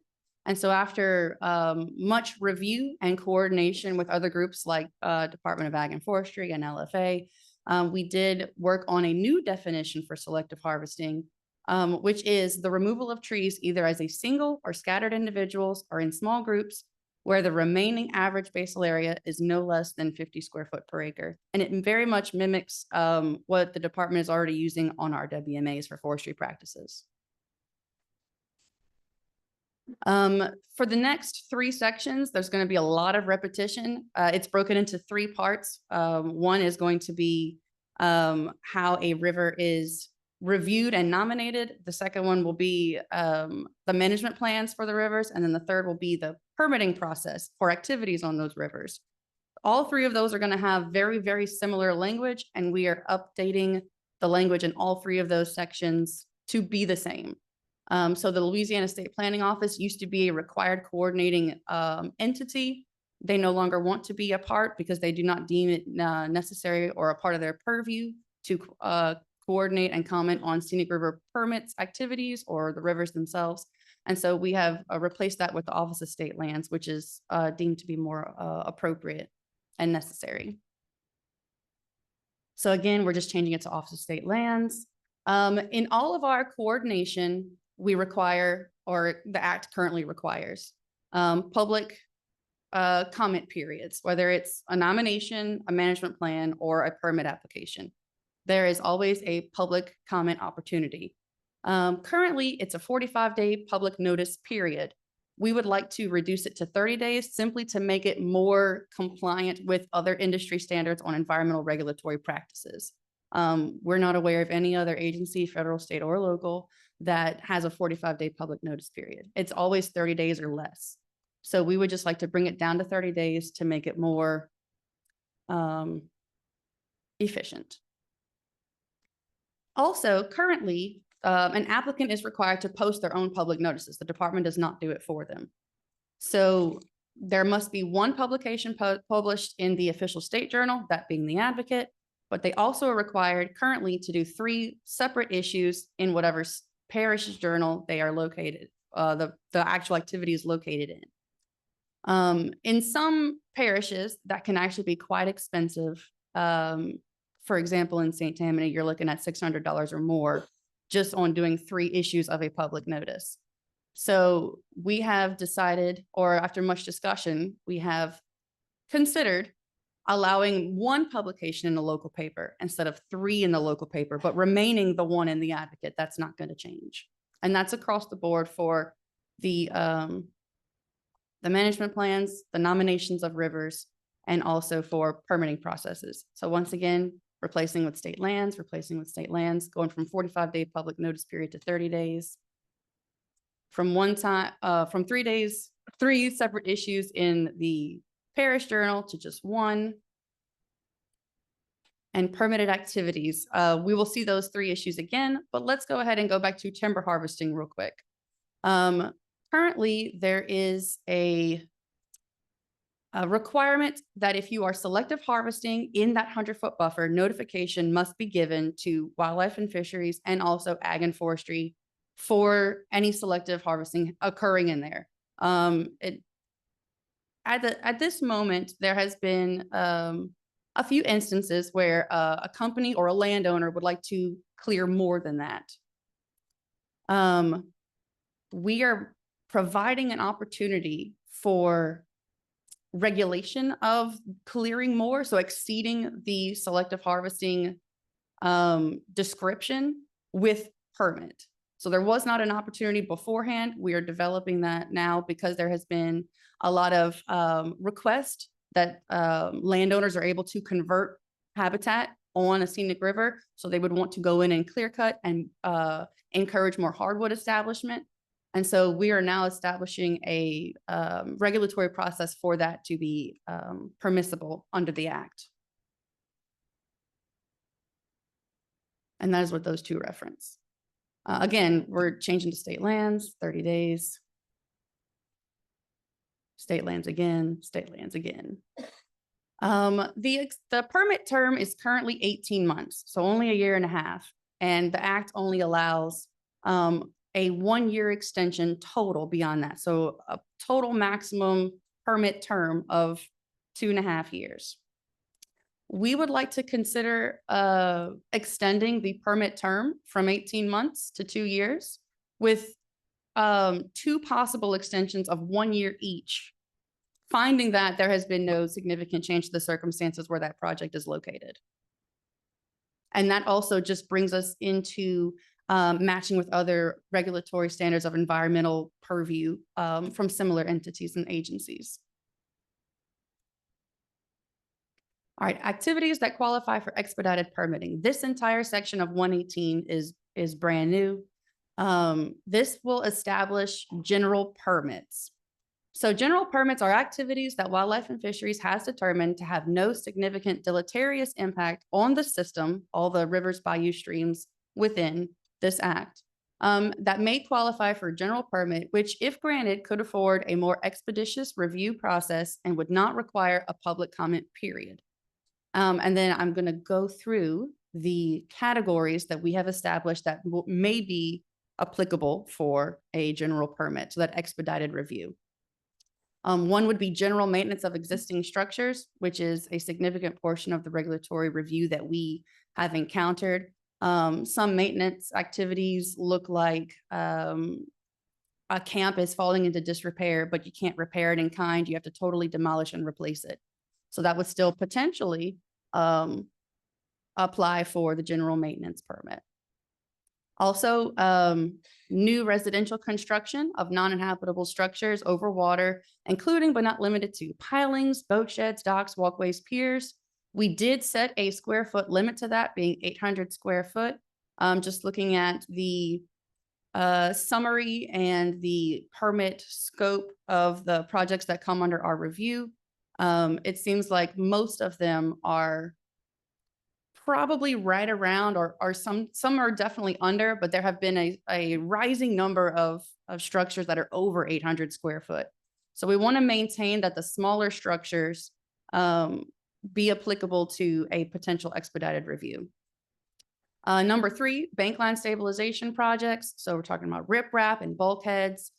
We would not consider concrete mats to be something that would qualify for expeditious review, simply because there's so much involved in the installation and also the potential need for a concrete mat on a bank line that we would like to give the public the opportunity to comment specifically on that type of project. Again, this is limited to 200 linear feet with very limited, if any, backfill at all permissible. Number 4, HDD drilling or boring of sewer lines, water lines, and transmission cables. We're not going to consider overhead transmission lines or right-of-ways for a general permit. That will still qualify for the full public notice review. Number 5, rebuilding or renovations to a single residence or camp, not to include commercial operations or activities. In order to qualify for the general permit, so in order to have the expedited review, the applicant must already provide us at the time of submittal of the application a sanitary treatment plan that DH and also DEQ, if necessary, have approved of, because DEQ would also be approving of the discharge if it's necessary. But DH would be approving of the septic system as a whole. Number 6, maintenance dredging of existing boat slips and boat ramps. There are many water bodies that especially our sandy water bottoms that silt in very, very quickly. And so certain landowners need to go out repetitively, possibly even every other year, to do maintenance on their boat slips, on their boat ramps, so that they can access these scenic waterways. And we don't want to be a hindrance to that. And so part of the idea of this was making an expedited review to allow people to very quickly obtain a permit and complete their work so they can get back to enjoying the river. Number 7 being the last one, habitat improvements to riparian ecological functions within that 100-foot buffer when they exceed the selective harvest definition, as we had previously outlined it. So this is what I was referencing earlier, as in establishing and developing an opportunity for a landowner to exceed that selective harvest definition and be able to clear cut on their property whenever it is deemed appropriate and acceptable ecologically by the Scenic Rivers Program and Act. All right, are there any questions? Okay, any questions for Ms. Wolf? Okay, Commissioner Blanchard? Just because I don't know, explain to me what scenic rivers are.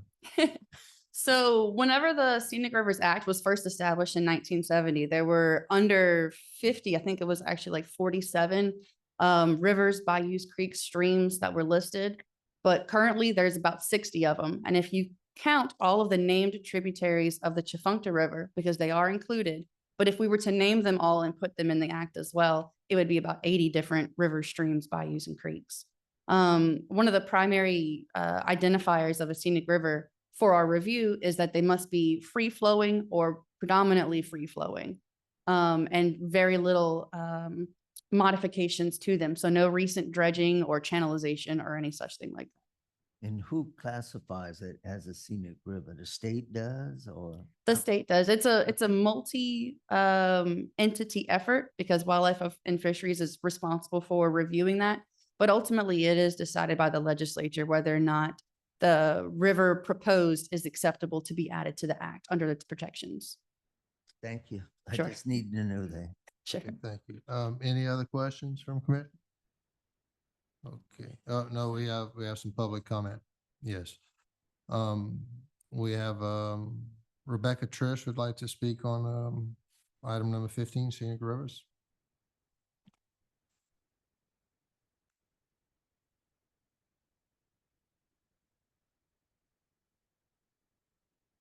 Thank you. Good afternoon. I'll be quick in under 3 minutes.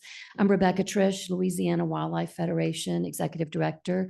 We're going to comment on these changes. I think we knew that obviously these changes were coming, but what I wanted to say for those present and people who might be listening, there were a couple of bills this session about scenic rivers, and they were involving either removing some of them from this designation or extending exceptions for that designation through several years. And so that allows for obviously no oversight that's being provided for that designation.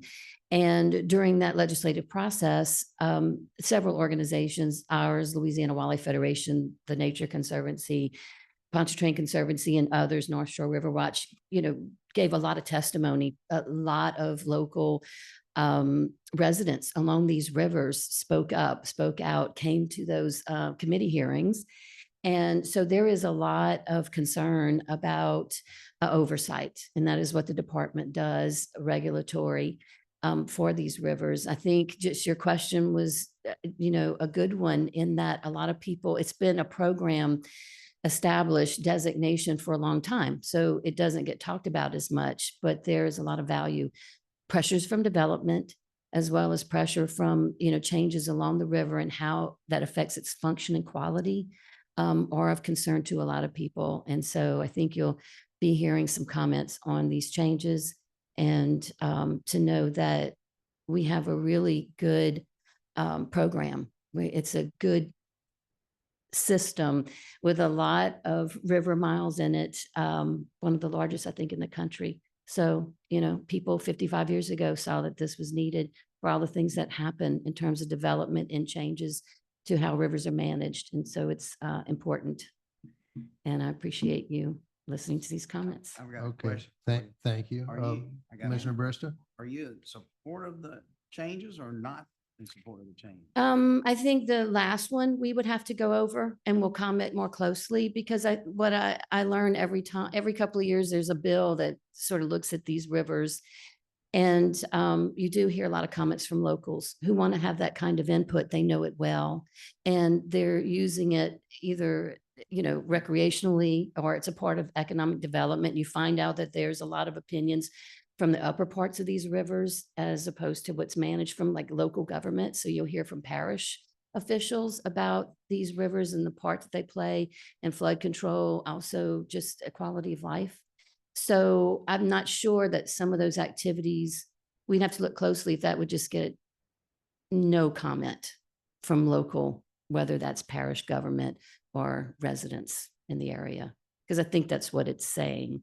And I just would want to look at those activities and ask some of these people who take the time to come and comment when there's an open comment period on a permit here. I hope that's helpful. I have a question. Sure. I don't know who can answer this, but I was looking up the scenic rivers. Dorcheat Bayou is where I live up there. And one of the problems that we have, especially around the Minden areas, is you have what's known as the old bar pits where they used to dig gravel and things off to the side. Well, salvinia is in there, and that's one of the primary sources of salvinia coming into Dorcheat, going in Lake Bistineau and all the way down. Who's responsible? Are we responsible for controlling the inflow of that salvinia into our bayou there? I mean, it's a beautiful bayou. So Aquatic weed control is one of the. we do have a program for aquatic control in-house, but specifically to scenic rivers. It's probably a good thing to note right now that whenever the Scenic Rivers Act was established, it was also given a stipend, I guess I could say. It was given its own purse, and it had, I would say, enough funding to be active and collect not only data, but coordinate with landowners and commercial and industrial activities and perform certain activities that we maybe would need additional coordination with in order to accomplish now. So the department could potentially investigate and have some sort of hand in assistance, but we would not be the primary authority in doing so. Okay, well, that question's been asked several times because of so much stuff that, I mean, in certain times of the year, you can just see it coming out.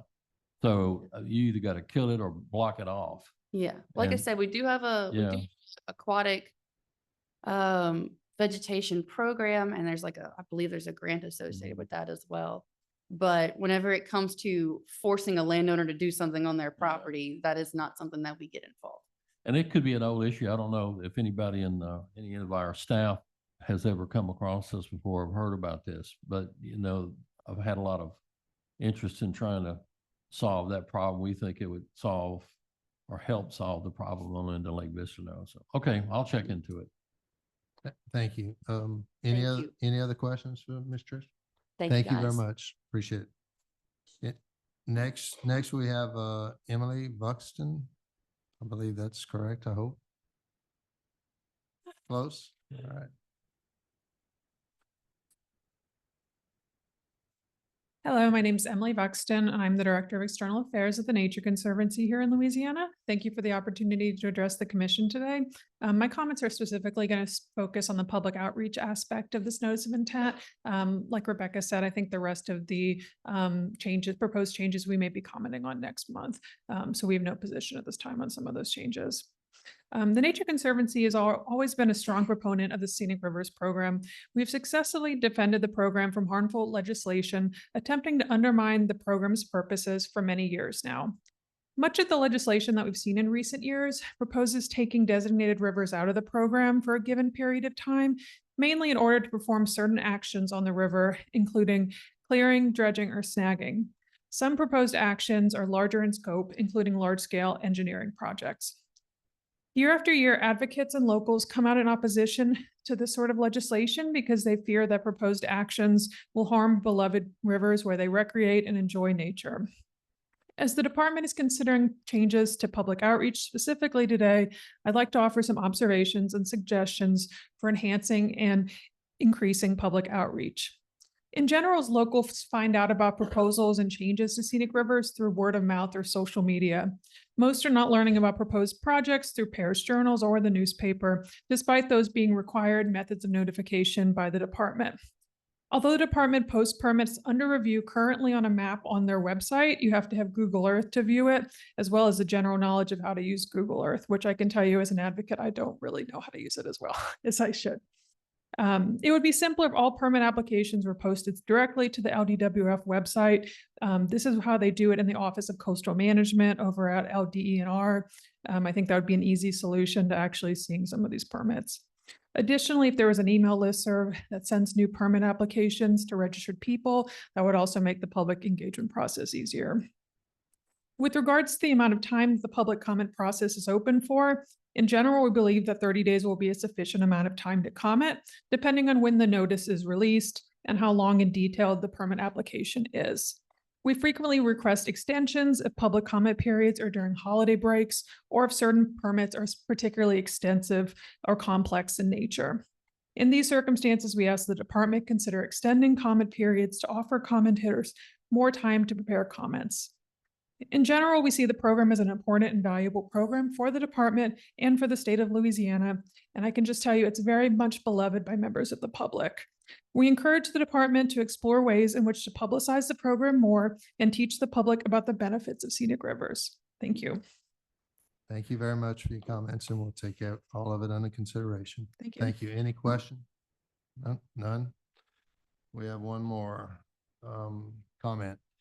It's Matthew Allen, and he's against the proposal.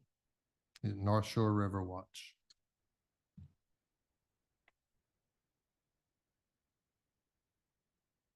Well, I had good morning written down, but good afternoon, Commissioners and Chairman. Thank you. Matthew Allen from North Shore River Watch. I grew up on the Little Tchefuncte River, designated scenic river since the very beginning. And our scenic rivers are very valuable to our communities, very important to us. And the people who live and recreate rest easier knowing they're protected with all these scenic river regulations that we have.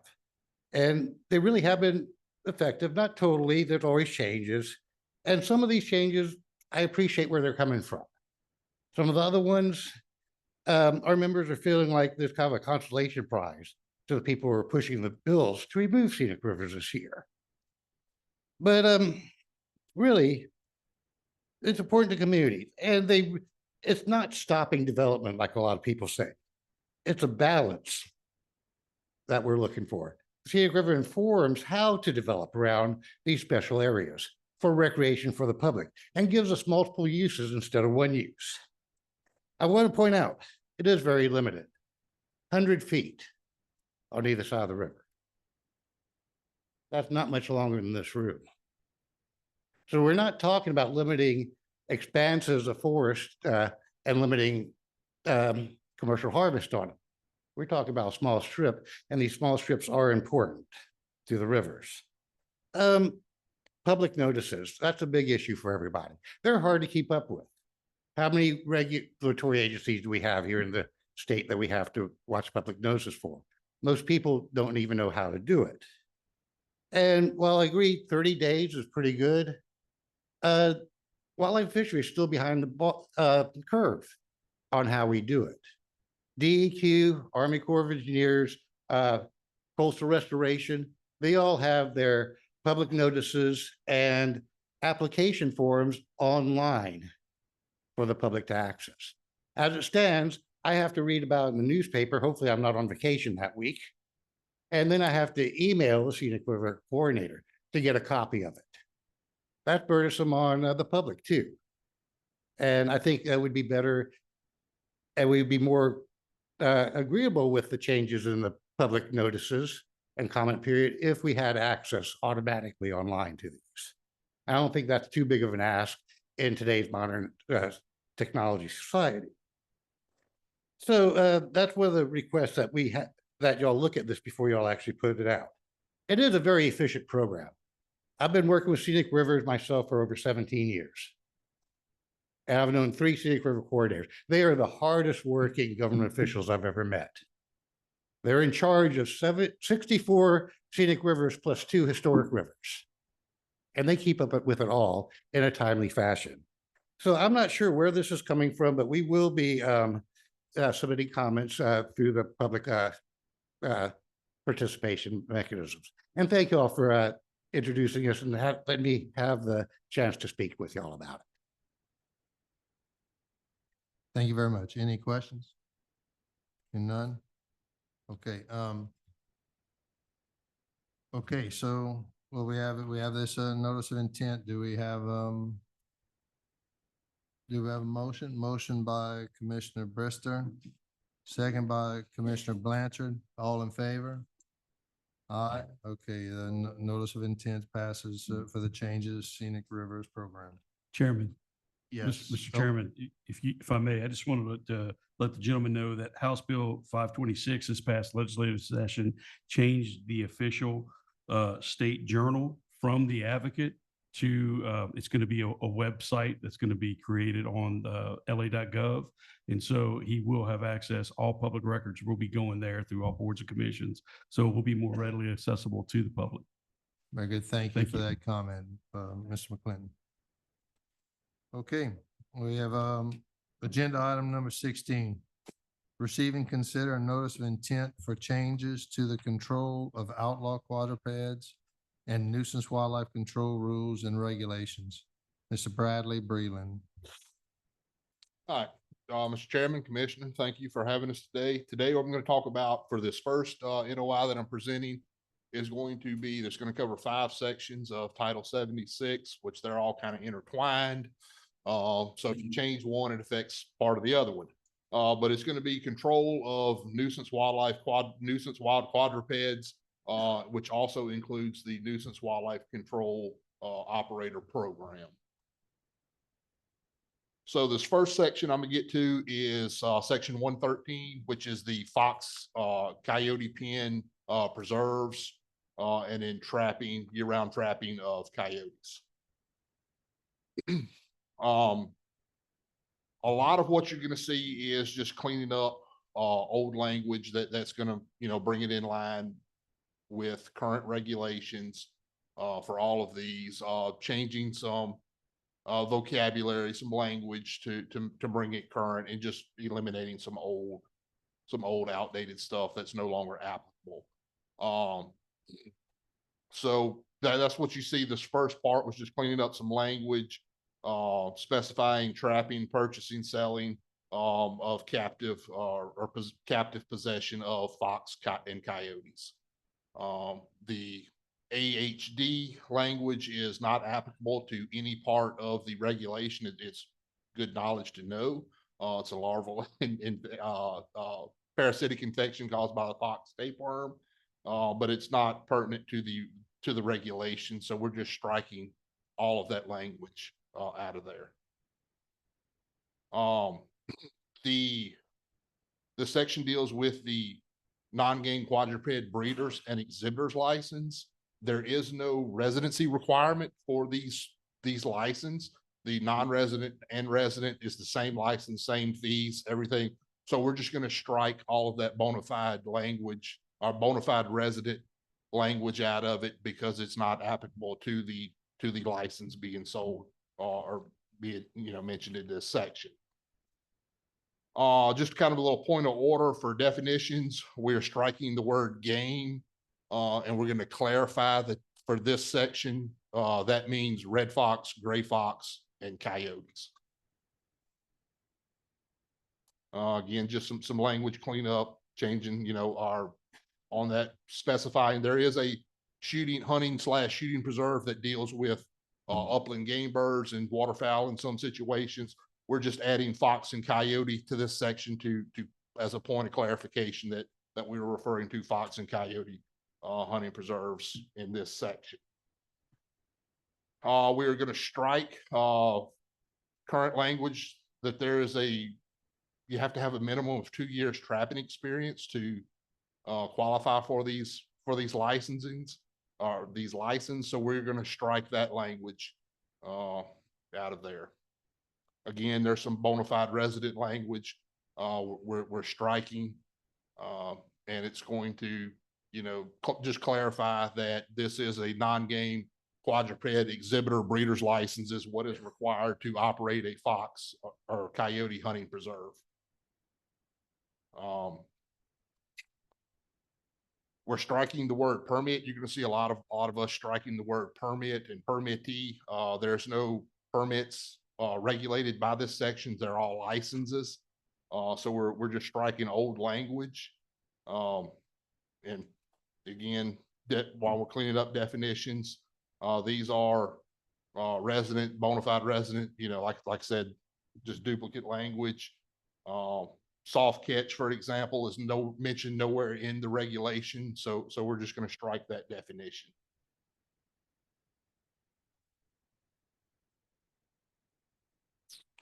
This section here is the license and fees section. It talks a lot about the special permit to catch coyotes outside of trapping season. So we are proposing that we're going to remove that from this language, because in other sections of Title 76, it is allowed to trap coyotes year round on private lands. So we're just going to make this section consistent with other sections and say that you can do it year round with a trapper license.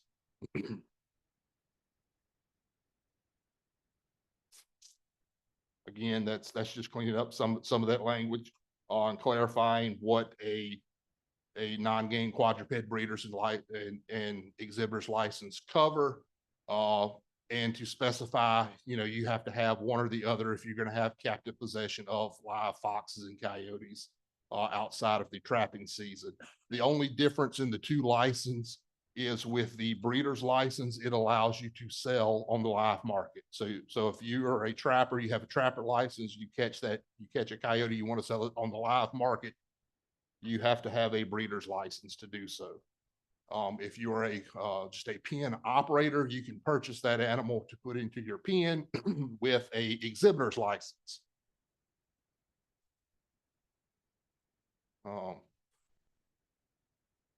Again, that's just clarified what those licenses are for, to holding live foxes and coyotes in captivity.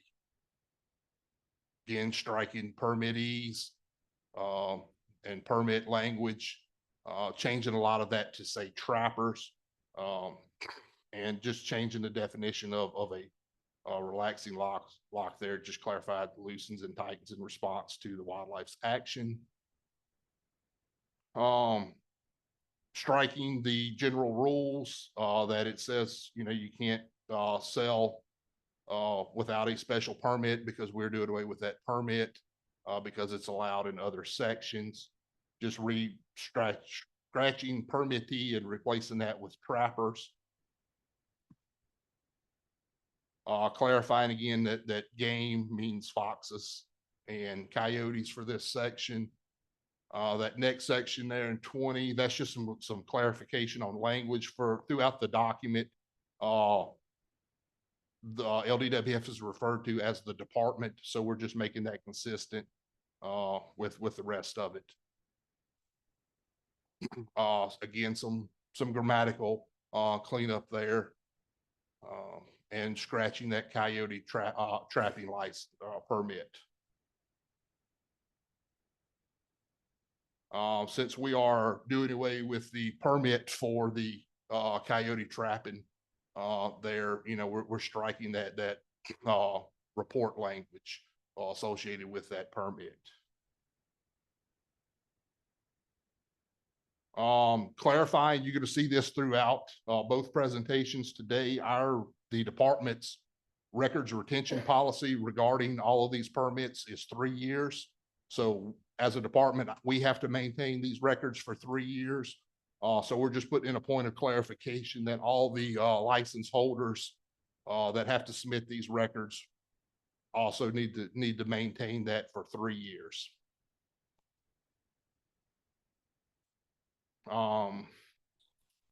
Just some more language cleanup there due to some new violation schedules, violation of this reporting of this, these reporting requirements is being changed from a class 3 violation to a 2B. Cole may be able to elaborate on that if there's any more questions, and just some authority notes. Added some sections that give us authority in Title 56 to manage this. Moving on to Section 125, that's the control of nuisance wild quadrupeds.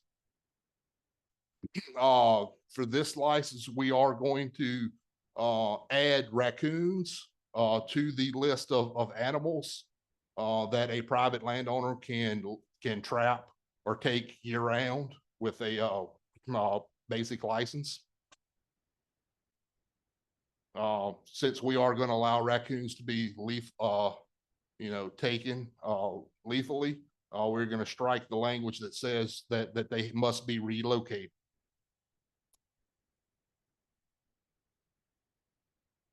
For this nuisance control of wild quadrupeds, there was a prohibition on selling those animals without the coyote trapping permit. Since we're doing away with that coyote trapping permit, in order to allow these animals to be sold on the live market, provided they have a valid trapper's license and a non-game quadruped breeder's license, added language to allow these animals to be sold. And also that there are certain glands and urines that are able to be utilized by the trappers commercially. So if they are lethally taking these animals anyway, it just makes sense to allow them to utilize that resource. All right, this section is the nighttime take of outlaw quadrupeds, nutria, and beaver. The current language in here still references the permits, and everything dealing with the permits going to be stricken from this section of 76 to bring us in line with our current regulations that allow it year round. So I'm striking the permit dates that were September 1st through the end of February. Again, there's no longer a permit for this. So if there's no longer a permit, there's no longer a permit application process.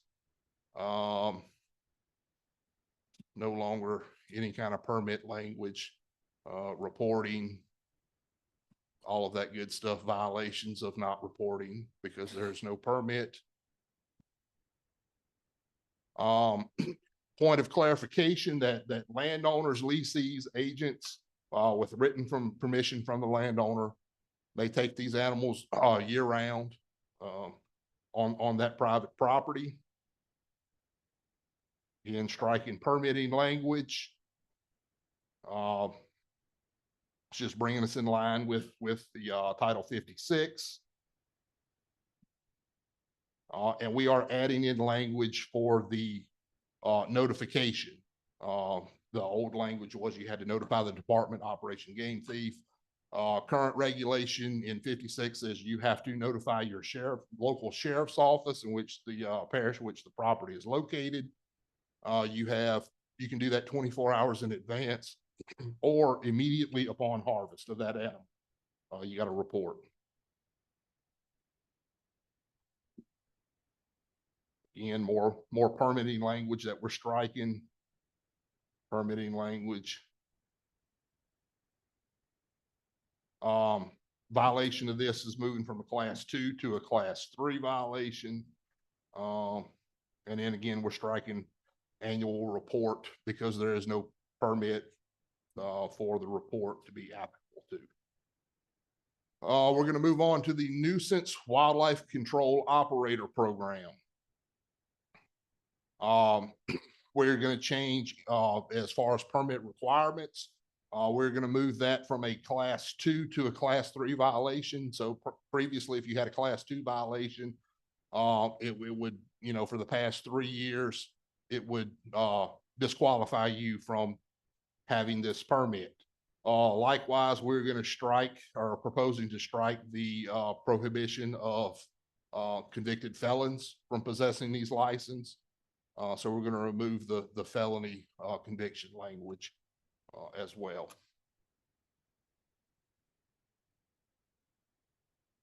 All of this we're striking. There was a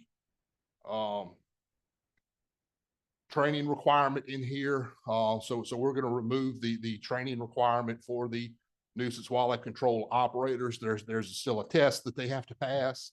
They have to pass the class 2, or if it's approved, class 3 wildlife background checks in order to qualify. We're striking some reporting language that was in there. Prior to this, they had to maintain a record of every site visit that the nuisance control operators went on, whether it resulted in setting a trap, catching the animal, anything like that. So if it's just a site visit, we're going to strike that. You know, that's just unnecessary administrative language that we don't need.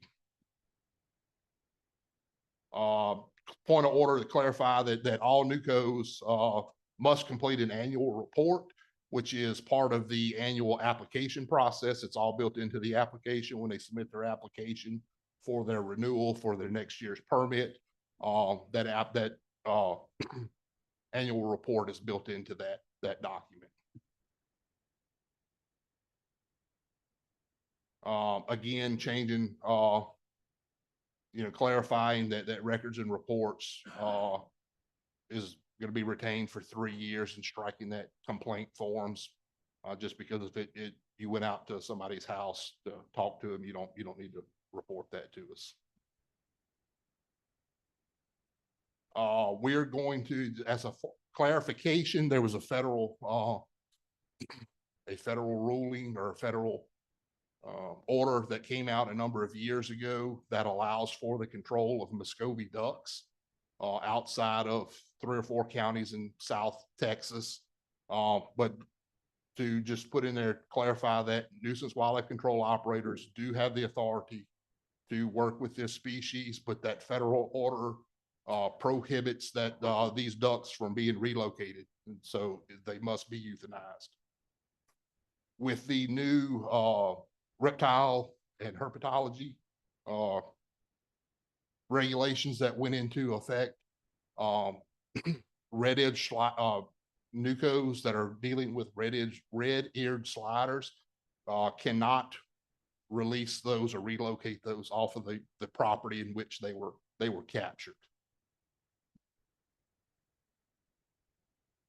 Again, some of that language that these animals or parts of these animals were prohibited from being utilized. We're proposing that the glands in the urine of commercially viable animals be utilized by these NUCOs, provided they have a valid trapper's license, which is a requirement of the permit. Cleaning up some language, changing leg hole to foot hole, which is industry standards. The trapping marked, all their traps have to be marked if they participate in the NUCO program. We're going to strike the telephone number and just say you have to have your LWF permit number on it. If we need to track that individual down, we certainly can do so with that number. Again, some more language, change the snares to cable devices, which is industry standard. We're going to add otters, raccoons, and skunks to the list of species that may be euthanized via gunshot wound by these nuisance control operators. They are already allowed to lethally trap these animals, but they're limited on their dispatch methods. And this is the quickest and most humane way to do so in many instances where it's legal.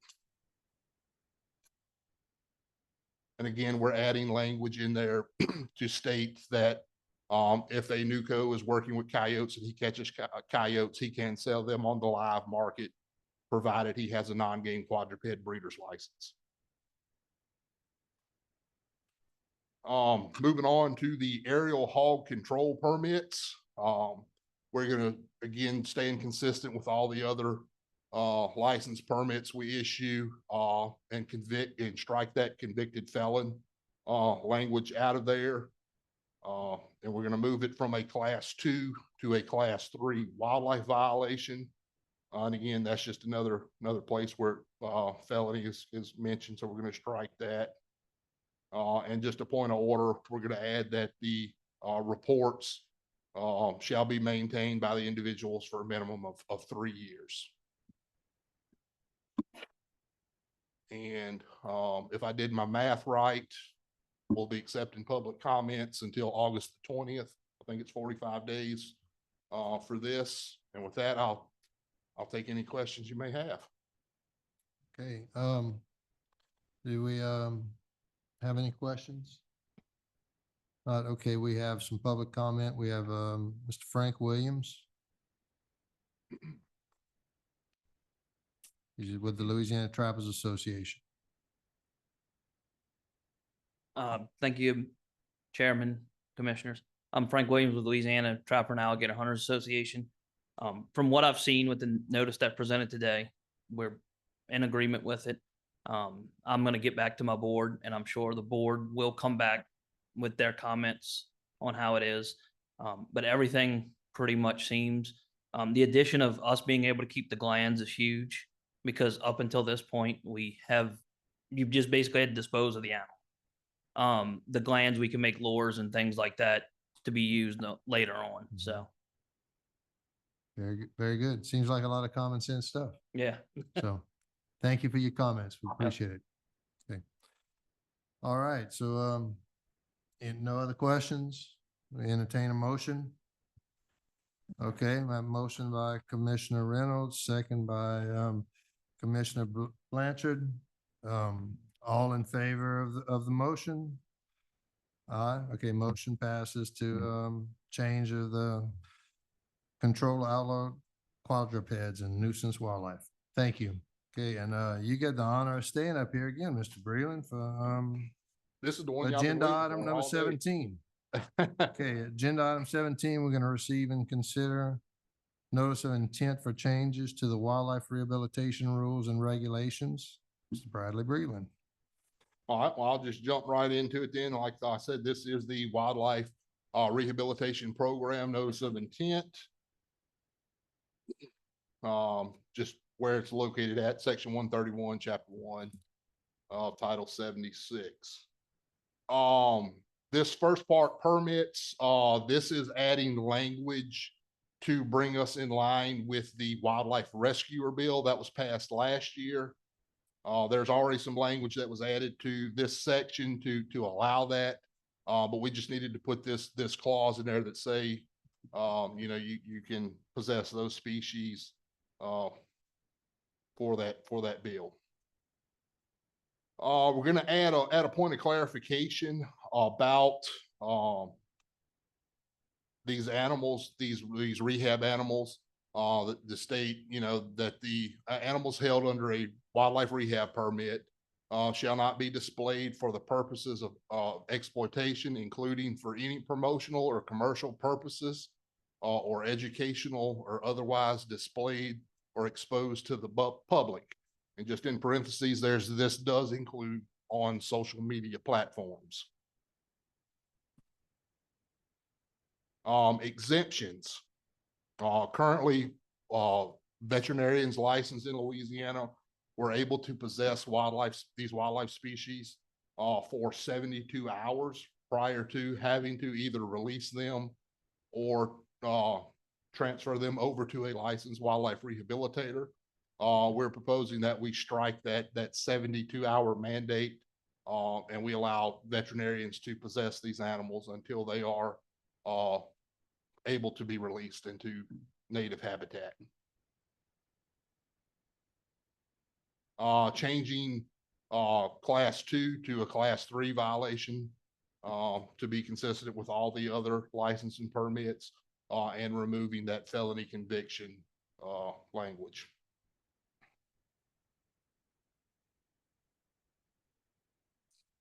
As mentioned before, we're going to exempt vets to possess those animals at their clinic. They can just possess them with no time limit. This section here stating that veterinarians licensed in the state of Louisiana are exempt from the training requirement to obtain a wildlife rehab permit. We added this language in there to, if the vets wanted to become a wildlife rehab permit and they wanted to have sub permittees that work under them that house animals outside of their vet facility, they could be issued a permit for that, and they would be exempted from all the wildlife rehab training requirements, and we would just issue them a permit with, upon completing the application and supplying us with their credentials. We're going to strike the continuing education requirement for the wildlife rehab program.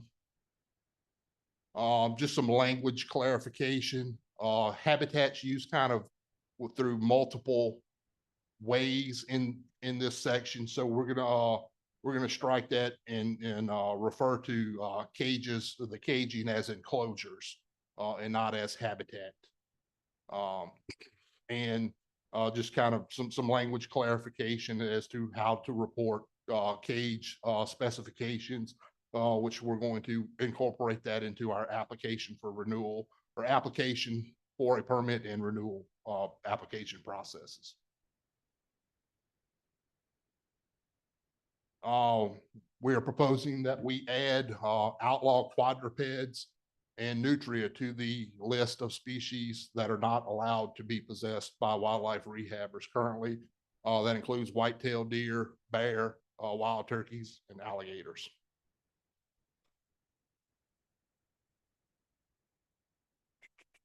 We're striking current regulation is what permit holders can only add sub permittees at the initial application or renewal timeframe or during the month of June. We're going to strike that language and allow rehabbers to add subs anytime of the year, provided they haven't met their full allotment of subs. We're going to strike currently sub permittees are not allowed to possess rabies vector species.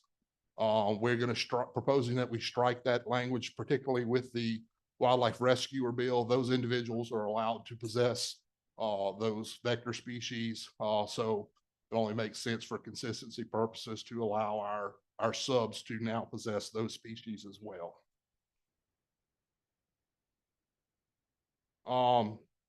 Again, rehabbers were required to maintain their records in perpetuity.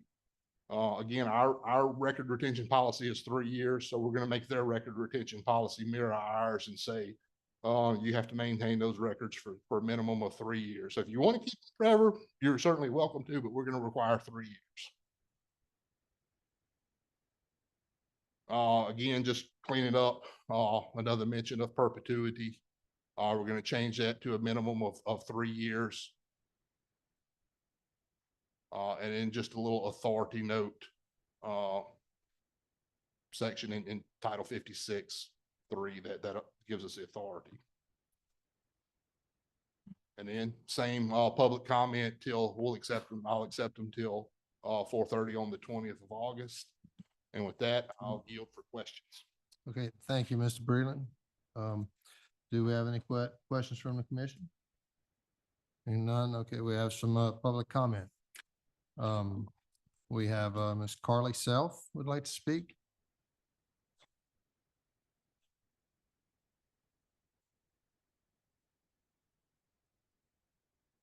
Hi. My name is Carly Self. I have the honor of running NOLA Kitten Nursery out of New Orleans. I'm a 501c nonprofit, and I'm also a subcommittee with Silent Voices. So I utilize all mammals in terms of rehabilitation and getting them into forever homes. My biggest concern with this particular addition is the lack of clarity around exploitation. We are nonprofits. We don't get paid for the work that we do. I personally took in 302 animals last year. I'm at 275 currently, and I am a one-woman show. Without the ability to fundraise with our nonprofit, this comes completely out of pocket and would mean me drastically reducing the amount of animals that I can rehabilitate to go back into the wild. My other concern is the use of language around social media. I am ranked 4th in the country on TikTok for educational live content creation.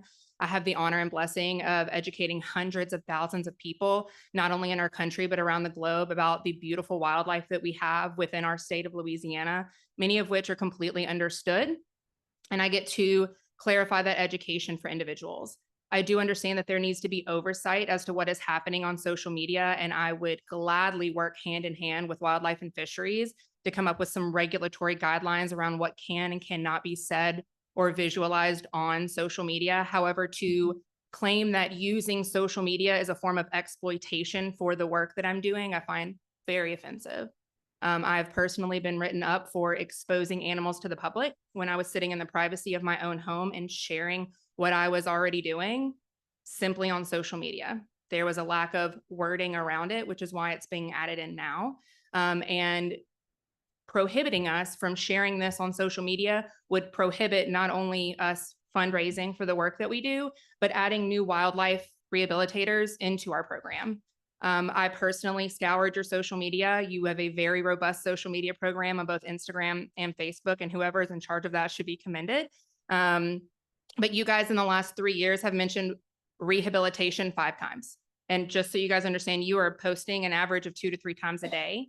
For 3 years, 5 times you've mentioned the wildlife rehabilitation program. So without us being able to educate about what we're doing on social media, without working in partnership with you guys to make a more robust program for this rehabilitation, it's kind of tying our hands from a fundraising aspect, from an educational aspect, and to add other valued members to our team.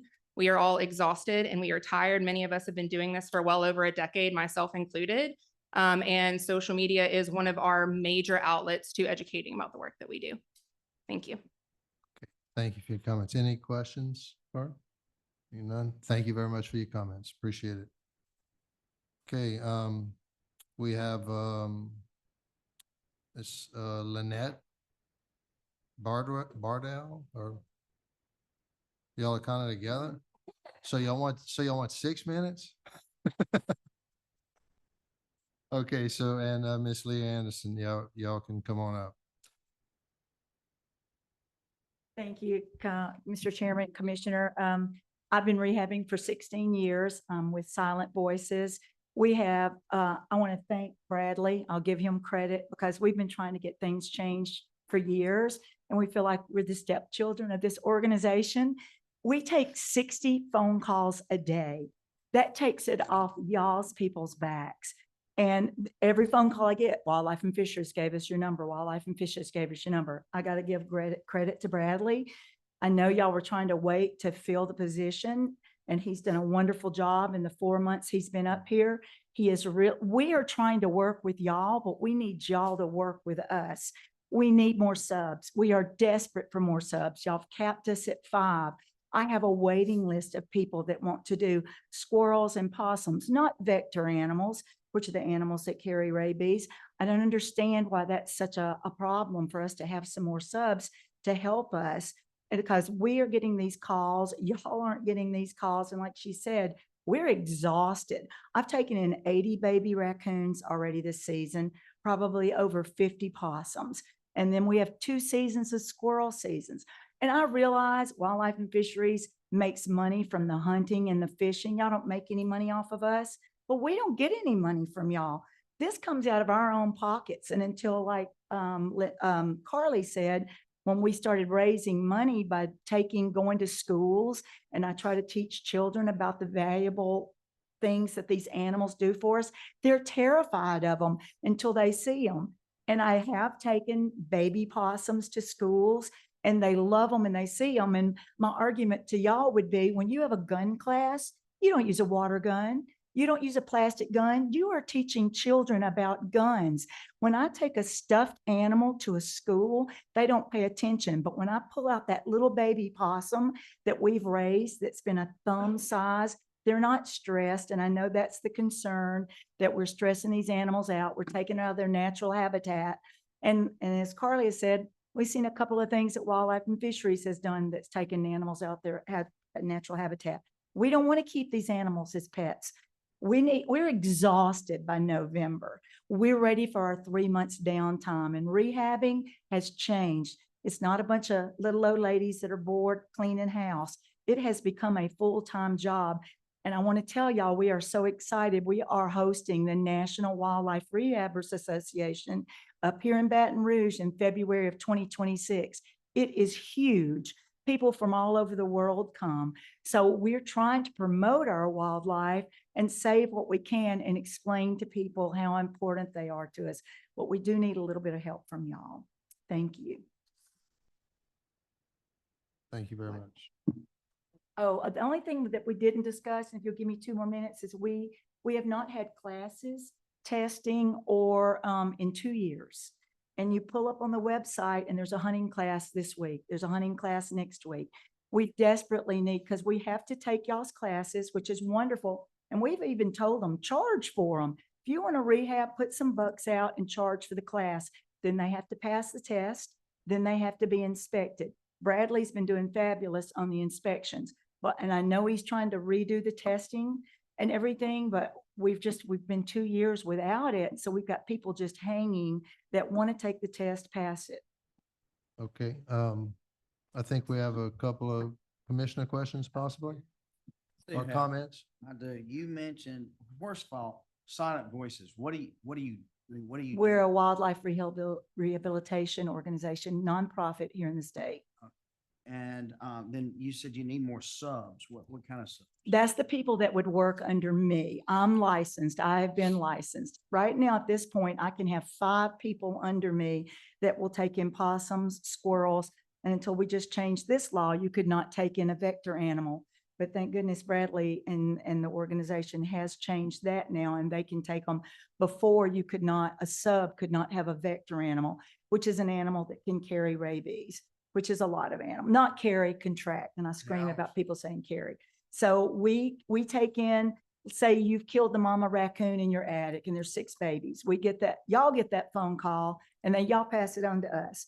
We keep those baby raccoons for 6 to 7 months and we release them back into the wild. Same thing with squirrels. Somebody found a squirrel. And the world has changed since COVID because more people are out there and more people are cognizant about our wildlife. But our whole goal is to get them back into the woods. In our organization, we euthanize as many as we put back in the woods. We know they can't be saved. We know they can't survive in the wild. We're not fanatics, but we need more help. And we would like to have 10 subs. And there are other states that can have as many subs as you want. And I'm not comparing us to them, but can you give us 5 more? I mean, 10 is easy. When I met her and pulled her in to rehab raccoons, she had been rehabbing squirrels for 20 years. I don't need to go and oversee her every day. She knows more about squirrels than I do, but I taught her everything about raccoons because you need that hands-on training. So if you could, and then when we met with them back in September, we came up here, we met 3 wonderful gentlemen. They said the commission could change the subs and the sub permittees, that it did not have to go to the legislature. So that's in y'all's realm, that y'all can just give us 5 more without having to take it to the legislature. And we're desperate for more subs. Okay. It just gives the people legality to to possess these animals. Because without it, it's illegal for them to possess it. I have a question for Bradley. Yes, go ahead. Commissioner Bradley. Reynolds. Sir. You have the microphone there. Yes, sir. Is it, these ladies have some valid points that I think need to be addressed. Is it possible that maybe we could get this worked up and you could talk to them and get some more language in there that would help these ladies out? If we went till next month, is that possible? Mr. Lawyer? Mr. Attorney? Certainly is possible. This is prepared as a notice of intent for you to act on. If you're will is to kick it back and hear it again next month, that's certainly your prerogative. Okay, that's what I would like to do, Mr. Chairman. I would like to maybe revamp this and table it for this month and get it next month. That's just me. Okay, so when we get to the, talking about subs, and so you've been doing 20 years of work with, I think you said squirrels, or before About y'all 15, got together? about 15 swirls. She got- But you're a sub, right? got my license. You're licensed. Okay, so Got my license a year ago and immediately I filled up 5 spots. I don't have any openings. how much trouble is it? Is the test very hard for a sub to become licensed? No, and that's the whole No. point, because you have to work under a licensed rehabber for a year. So if you haven't learned what you need to learn by the time you go to the class and take the test, you don't need to be rehabbing. But you have to learn how to sub-Q. You have to learn how to get maggots out of holes, and that's what you learn with hands-on with somebody that's already had the experience. And it's really easy. That is one nice thing that y'all have done. You'll give the free class, you give the test, and at that point, they come and inspect the cages that you're supposed to have with the dimensions that y'all require based on the NWRAs.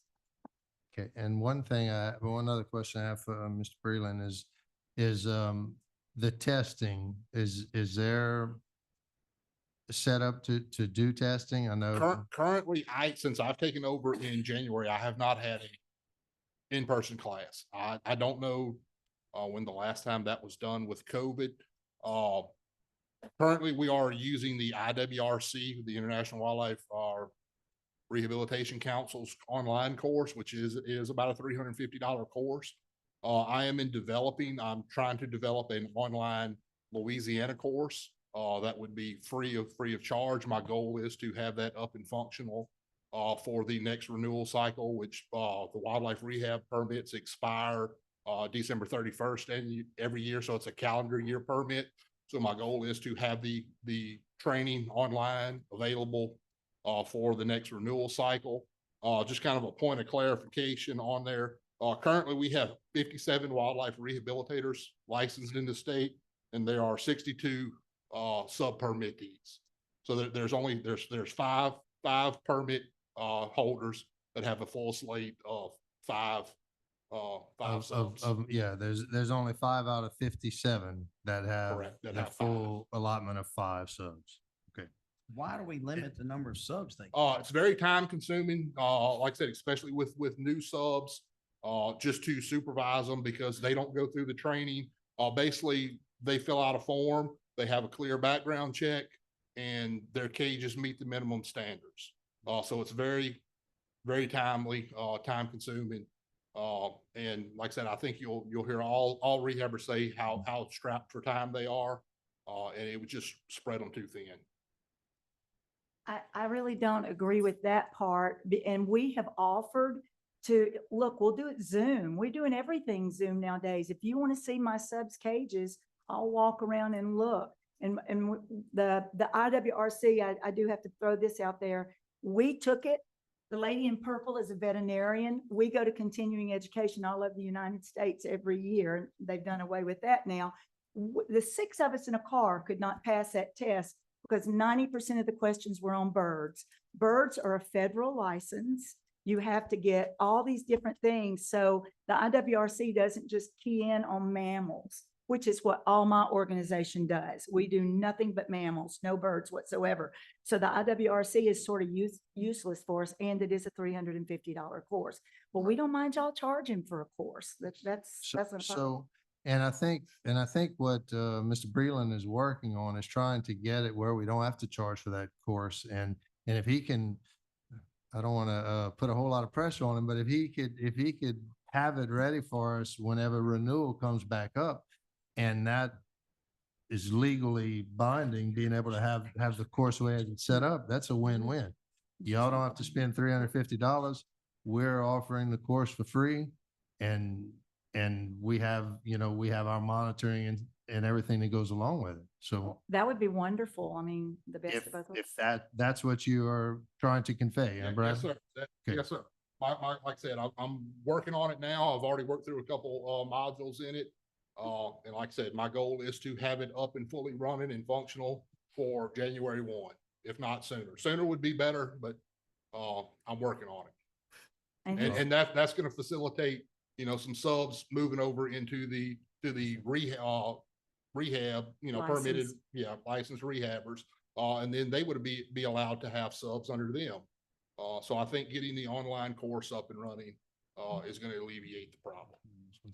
And one other thing I want to say, because I got a phone call, we had a phone call We did. and All of y'all do. yeah, a lot of people got a phone call, but that's good. You're passionate and that's what it's about. But as soon as I called Bradley, he was attentive. He was right there. And I know Bradley kind of got thrown into the fire on this because he just took over, but I want to commend him on the work he's doing. And I think that he has, Most definitely. he has it. So We've seen unbelievable results from him in the short time he's been I there. feel that the relationship's going to be moving along much better. So I hope. that's a great We're thing. here to help So- y'all. So call us if you need us. We'll do whatever we can do to help y'all. I think Commissioner Reynolds has. Bradley, Yes, sir. what about the lady in the purple? Oh, the lady right here, Yes, blue, purple? Yes. Her thing about social media, what's the department's stand on that? Well, currently it's not defined. It just says the animals can't be exploited. So we were, you know, these are wild animals. These are wild, are rehab animals. Mm-hmm. The intent is to return these animals to the wild. So Right. we need to minimize as much human interaction as we can. Also, by, you know, posting these animals on social media, it kind of exacerbates the problem because people view it as pets, and we're seeing some of that with the rescuer bill. You know, we want to do everything we can to keep these animals out of the sight of public, so that they can be rehabbed and released back into the wild where they belong. Okay, I got us all to do this because y'all been wondering. That's Fisheries West. And we're teaching people about these animals. And again, that is an alligator, which is a farm raised. It's not a rehab animal that is intended to be released back into the wild. Okay, so look, let's keep this on a positive note. I understand where you're going. It's just Uh, frustrating. We're trying to, I think Bradley is here in good faith. I think this commission is here in good faith. We will take these things under consideration, and I can assure you, he will be working with you guys moving forward hand in hand. Can you please go back up to the microphone? Thank you. Animals come from the public. Like, we're not out hunting them. These animals are exposed to the public. That's how they get to us. As people need help, they need to understand where to get this help. They need to understand what is the proper guidelines. The majority of us started rehabbing illegally because we didn't know what we were doing was illegal because there was no education. And the reality is the world has moved into social media, that we're not going to get this information in a catalog. We're not going to get this information in the newspaper. So I am willing to work together. And I think that's the general consensus here, is that we need to work together, but to take and strike social media off completely cuts us off at our knees to be able to educate the general public and to fundraise for the animals that we utilize. We are legal 501c3s. We fill out our 990 every year, and our ability to fundraise should still be an ability. And taking social media completely off completely out of it, we can't share them on social media at all, would completely remove that ability for us. Not to mention educate people on how to reach us, how to come to us when they need help. That is our primary goal of social media, is how to engage with these animals, how to get them to us safely, and how we, as a nonprofit, can be helped by the general public. Okay. Could you use AI? I mean, every time I go on Facebook, I got a Bigfoot telling me what beer to drink. And so I mean, that's a possibility, using AI.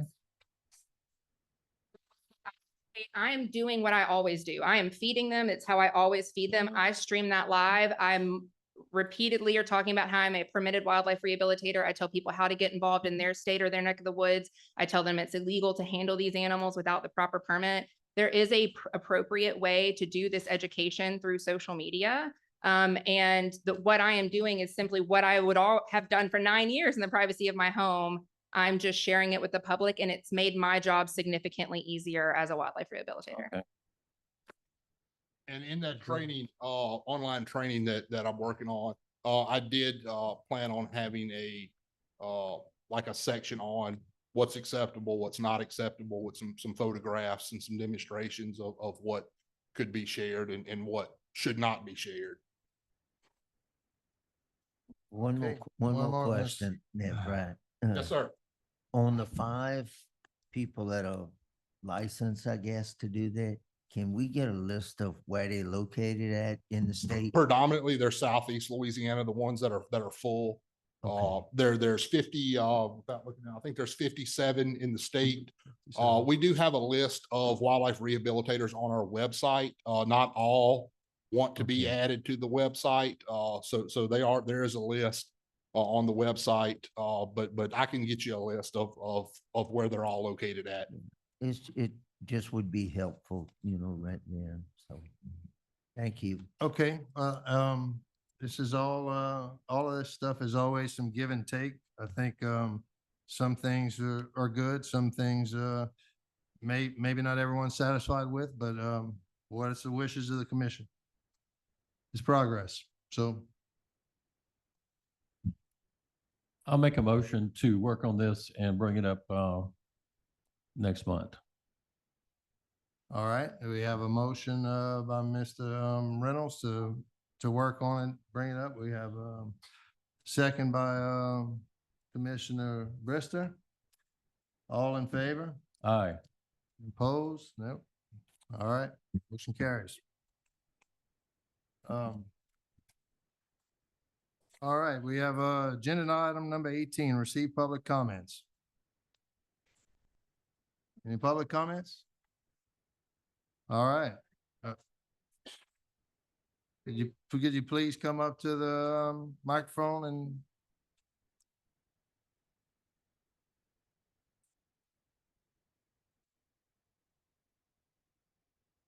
I'm Chuck Gill.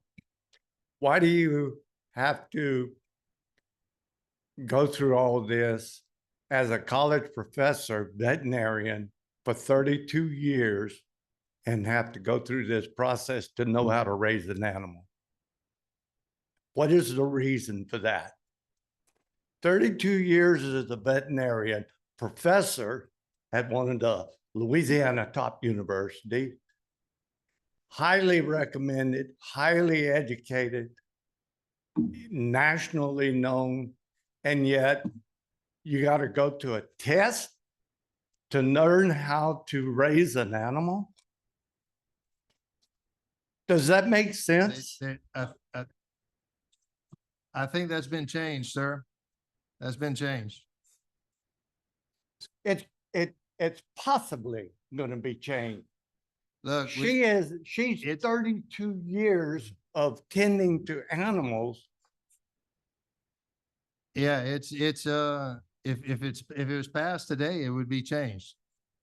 So hopefully when we rework that next month, that doesn't change. So Well, it but seems like the last few times that they've talked with the wildlife and fisheries, things did not fall in place like they were thinking they would. Well, sir, I think you can see, I think you can see today that we're working in the right direction. We're working with people, and I don't think that that's going to happen again. So I appreciate your comments. Thank you. Okay. Motion to adjourn? Oh.